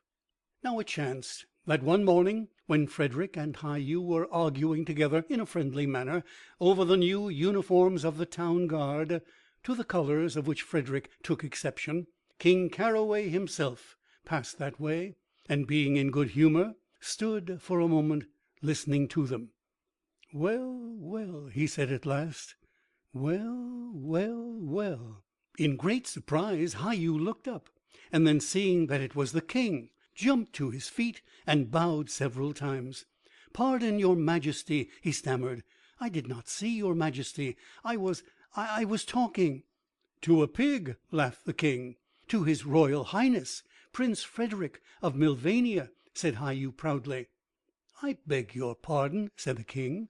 "Could I trouble you to say that again?" "His royal highness, Prince Frederick of Milvania." Yes, that was what it sounded like last time. "Frederick," murmured Hai Yu in his friend's ear, "this is his majesty King Caraway. He lets me call him Frederick," he added to the king. "You don't mean to tell me," said his majesty, pointing to the pig, "that this is Prince Frederick?" "It is indeed, sire. Such distressing incidents must often have occurred within your majesty's recollection." "They have, yes. Dear me, dear me." "Humph!" remarked Frederick, feeling it was time he said something. "His royal highness says that he is very proud to meet so distinguished a monarch as your majesty." "Did he say that?" asked the king, surprised. "Undoubtedly, your majesty." "Very good of him, I'm sure." "Humph!" said Frederick again. "He adds," explained Hai Yu, "that your majesty's great valor is only excelled by the distinction of your majesty's appearance." "Dear me," said the king, "I thought he was merely repeating himself. It seems to me very clever of you to understand so exactly what he is saying." "Humph!" said Frederick, feeling that it was about acorn time again. "His royal highness is kind enough to say that we are very old friends." "Yes, of course, that must make a difference. One soon picks it up, no doubt. But we must not be inhospitable to so distinguished a visitor. Certainly he must stay with us at the palace. And you had better come along too, my man, for it may well be that without your aid some of his royal highness's conversation would escape us. Prince Frederick of Milvania! Dear me, dear me! This will be news for her royal highness." And so, leaving the rest of the herd to look after itself, as it was quite capable of doing, Frederick and Hai Yu went to the palace. Now her royal highness, Princess Amaril, was of an age to be married. Many princes had sought her hand, but in vain, for she was as proud as she was beautiful. Indeed, her beauty was so great that those who looked upon it were blinded, as if they had gazed upon the sun at noonday, or so the court poet said, and he would not be likely to exaggerate. Wherefore Hai Yu was filled with a great apprehension as he walked to the palace, and Frederick, to whom the matter had been explained, was, it may be presumed, equally stirred within, although outwardly impassive.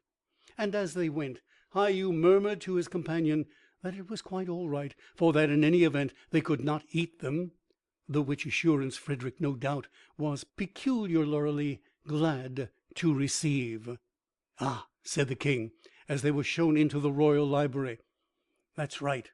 He turned to the princess. "My dear, prepare for a surprise." "Yes, father," said Amaril dutifully. "This," said his majesty dramatically, throwing out a hand, "is a prince in disguise." "Which one, father?" said Amaril.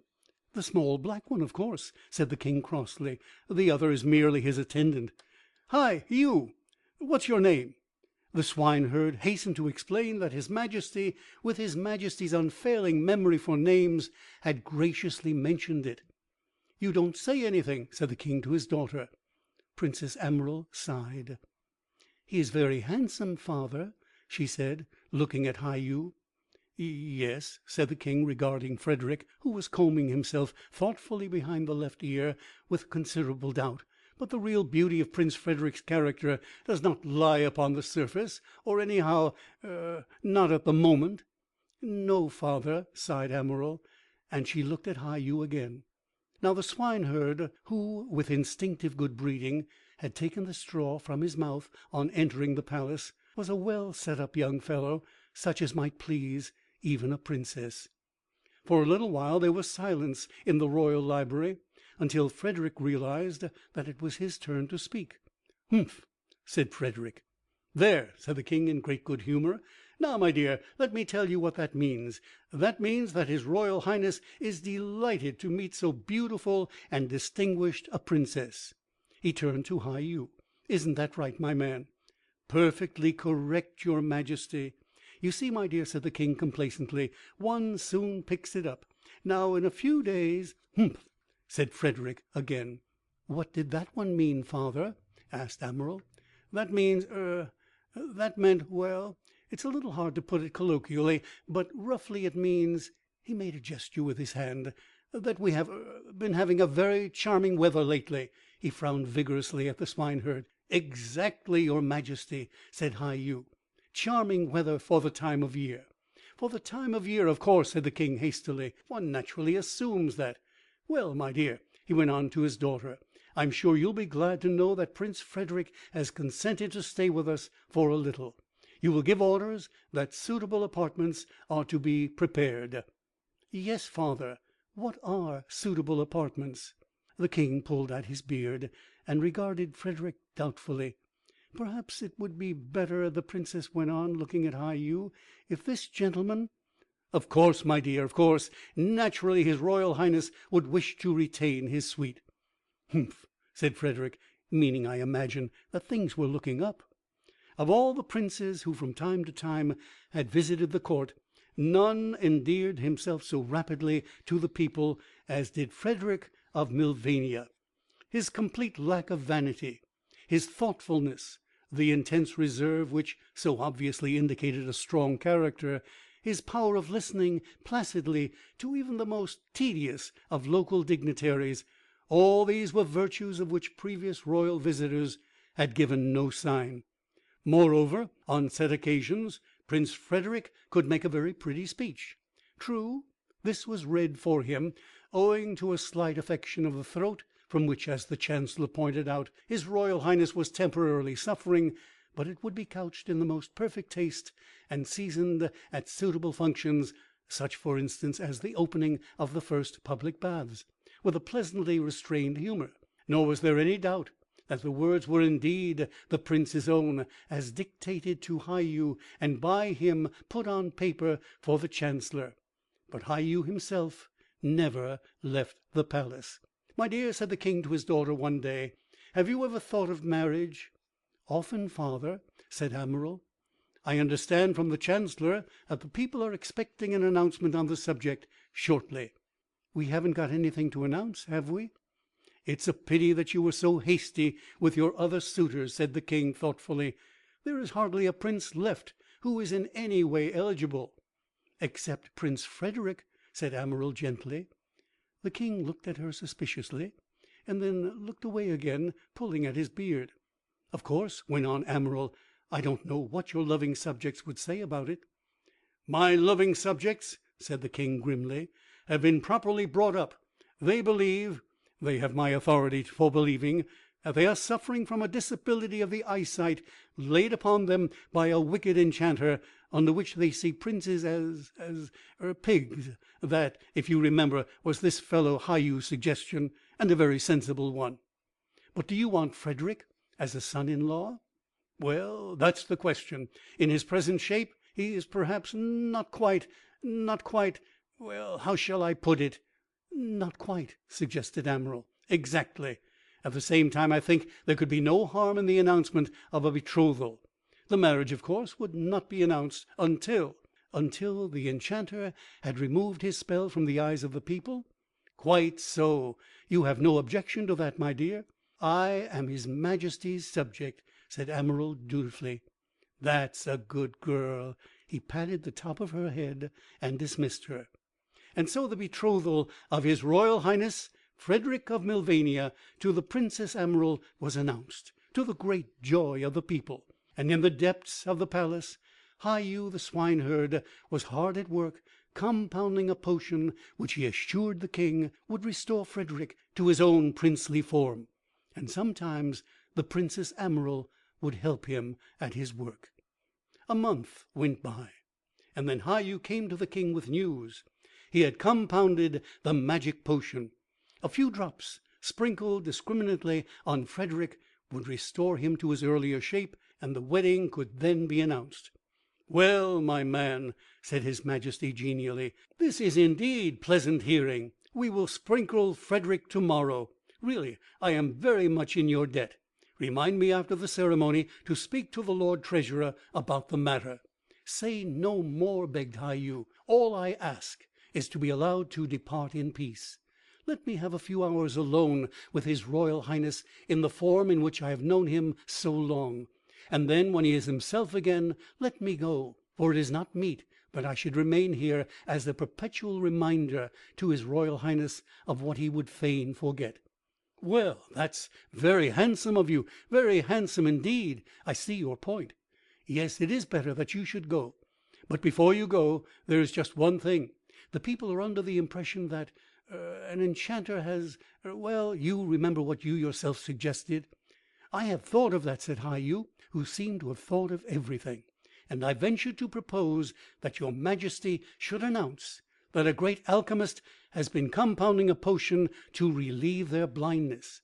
A few drops of this will be introduced into the water of the public baths, and all those bathing therein will be healed." "A striking notion," said the king. "Indeed, it was just about to occur to me.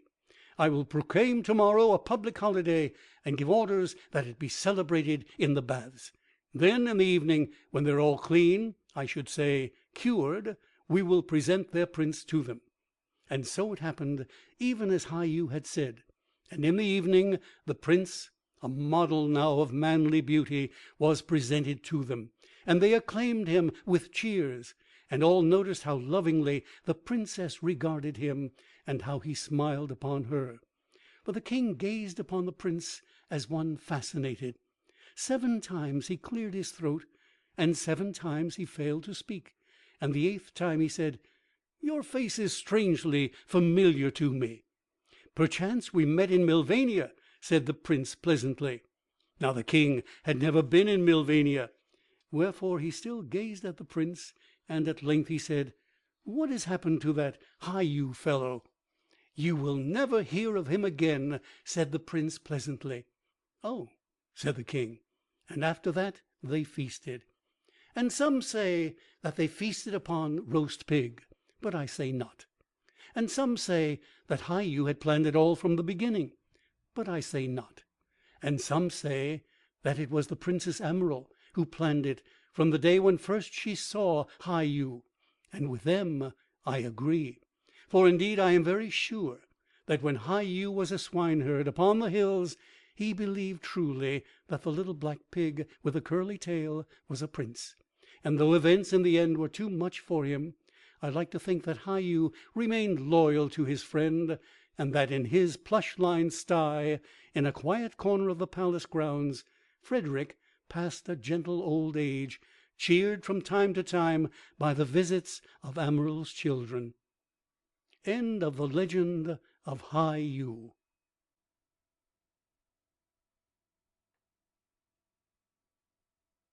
The Sunny Side by A. Milne.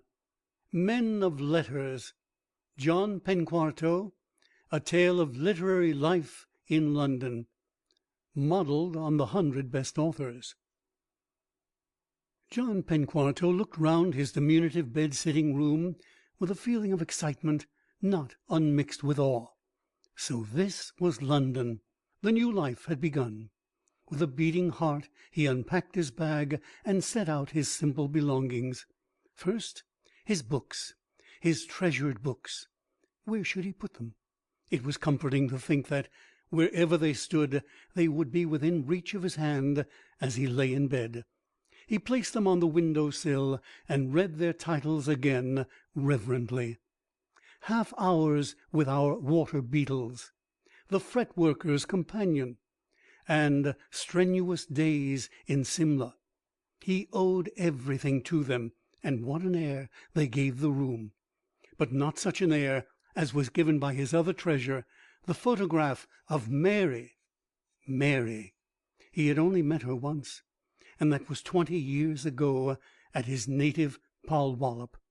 He had gone to the big house with a message for Mr. Trevena, her ladyship's butler. Mother's respects, and she has found the other shirt front, and will send it up just as soon as it is dry.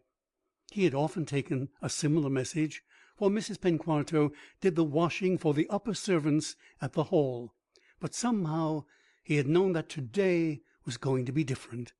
There, just inside the gates, was Mary. He was only 6, but even then he knew that never would he see again anything so beautiful. She was 5, but there was something in her manner of holding herself and the imperious tilt of her head which made her seem almost 5 1/2. "I'm Mary," she said. He wanted to say that he was John, but could not. He stood there tongue-tied. "I love you," she went on. His heart beat tumultuously. He felt suffocated. He longed to say, "So do I," but was afraid that it was not good English. Even then he knew that he must be a writer when he grew up. She leant forward and kissed him. He realized suddenly that he was in love. The need for self-expression was strong upon him. Shyly he brought out his last acid drop and shared it with her. He had never seen her since, but even now, 20 years after, he could not eat an acid drop without emotion, and a whole bag of them brought the scene back so visibly as to be almost a pain. Yes, he was to be a writer. There could be no doubt about that. Everybody had noticed it. The vicar had said, "Johnny will never do any good at Polwollop, I fear." And the farmer, for whom John scared rooks, had said, "That lad seems daft like." And one after another of Mrs. Penquarto's friends had given similar testimony. And now here he was, at 26, in the little bed-sitting room in Bloomsbury, ready to write the great novel which should take London by storm. Polwollop seemed 100 years away. Feverishly he seized pen and paper and began to wonder what to write. It was near the Albert Memorial that the great inspiration came to him some weeks later. Those had been weeks of mingled hope and despair, of hope as he had fondled again his treasured books and read their titles, or gazed at the photograph of Mary; of despair as he had taken off his belt and counted out his rapidly decreasing stock of money, or reflected that he was as far from completing his novel as ever.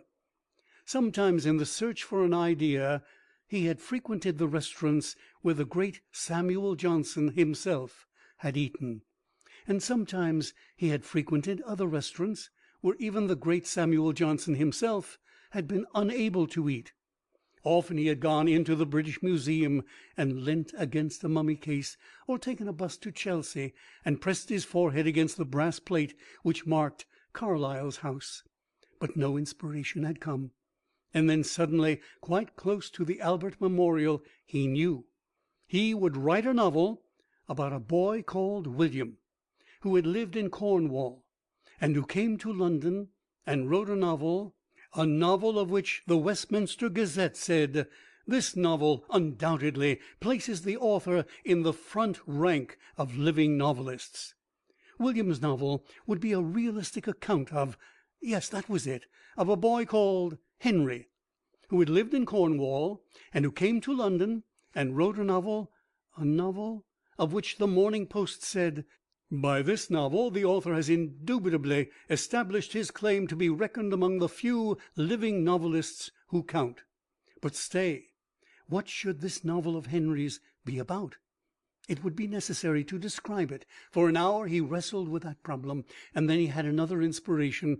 Henry's novel would be about a boy called Thomas, who had lived in Cornwall, and who came to London and wrote a novel about a boy called Stephen, who had lived in Cornwall, and who came to London and wrote a novel about a boy called Michael, who had lived in Cornwall, and who came to London and wrote a novel about a boy called Peter, who had lived in Cornwall, and so on.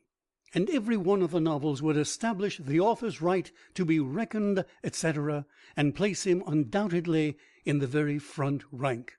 It was a stupendous idea. For a moment John was almost paralyzed at contemplation of it.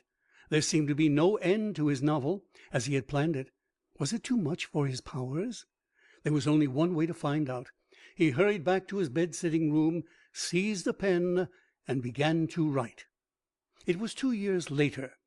For the last fortnight John Penquarto had stopped counting the money in his belt. There was none left. For a fortnight now he'd been living on the belt itself. But a great hope had always sustained him. One day he would hear from the publisher to whom he had sent his novel a year ago. And now at last the letter had come, and he was seated in the office of the great Mr. Pump himself. His heart beat rapidly. He felt suffocated. "Well, Mr. Penquarto," said the smiling publisher, "I may say at once that we like your novel. We should have written before, but we have only just finished reading it. It's a little long, about 2,800,000 words, I reckon it. But I have a suggestion to make which will meet that difficulty. I suggest that we publish it in half a dozen volumes, stopping for the first volume at the press notices of, say, Peter's novel. We find that the public likes these continuous books. About terms, we will send an agreement along tomorrow. Naturally, as this is a first book, we can only pay a nominal sum on account of royalties, say £10,000. How will that suit you?" With a heart still beating, John left the office 5 minutes later and bought a new belt.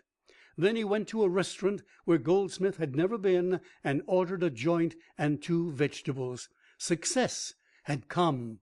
I should like to dwell upon the weeks which followed.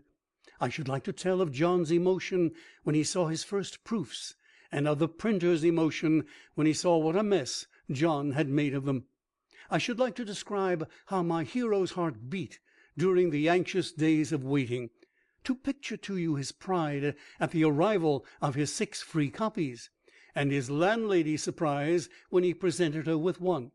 Above all, I should like to bring home to you the eagerness with which he bought and opened the Times Literary Supplement and read his first review. William Trewulliam, The First Phase, by John Penquarto, 7½ by 5 1/4, 896 pages, Albert Pump, 9 shillings. I have no time to go into these matters, nor have I time in which to give at length his later press cuttings, in which there was displayed a unanimity of opinion that John Penquarto was now in the front rank of living novelists, one of the limited number whose work really counted. I must hurry on. It was a week after the publication of William Trewulliam, the novel which had taken all London by storm. In all the drawing rooms of Mayfair, in all the clubs of Pall Mall, people were asking each other, "Who is John Penquarto?" Nobody knew save one. Lady Mary knew. It was not the name Penquarto which had told her. It was, yes, you have guessed, the scene at the beginning of the book when William Trewulliam meets the little Anne and shares his last raspberry drop with her. Even under this disguise she recognized that early meeting. She pierced beneath the imagination of the novelist to the recollection of the man, John Penquarto, of course.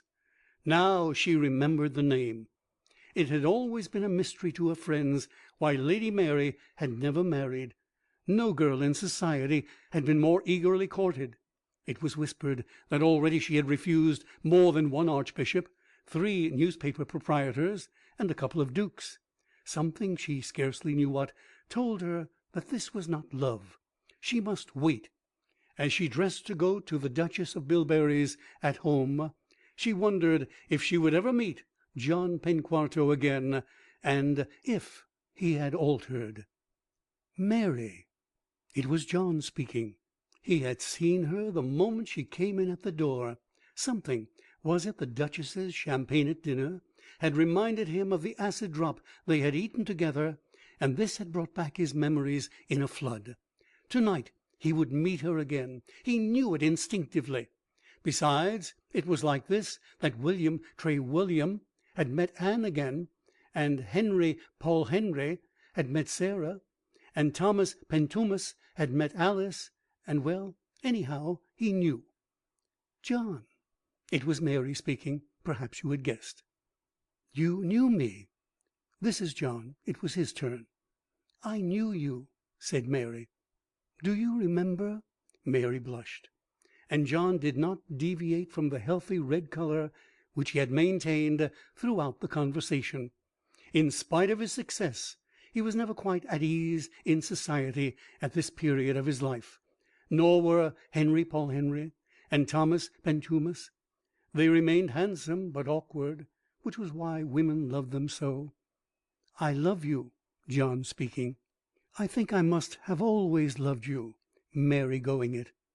He took her hand in his. Nobody noticed them. They were as much alone as if they had been at the National Gallery together. Many of the guests were going through similar scenes of recognition and love-making. Others were asking each other if they had read William Trewulliam yet, and lying about it. Others again were making for the buffet. John and Mary had the world to themselves. They were married a month later. John, who did not look his best in a frock coat, had pleaded for a quiet wedding, and only the Duchess of Bilberry and Mr. Pump were present at the simple ceremony which took place at the Bloomsbury Registry Office. Then the happy couple drove away. And where are they spending the honeymoon? Ah, do you need to ask? At Greenwich? No, fathead, not at Greenwich. At Clacton-on-Sea? Look here, I don't believe you're trying. Have another shot. Yes, dear reader, you're right. They're going back to Polwollop. It might be a good plan to leave them there. End of Men of Letters, John Penquarto, A Tale of Literary Life in London. And end of The Sunny Side by A. Milne.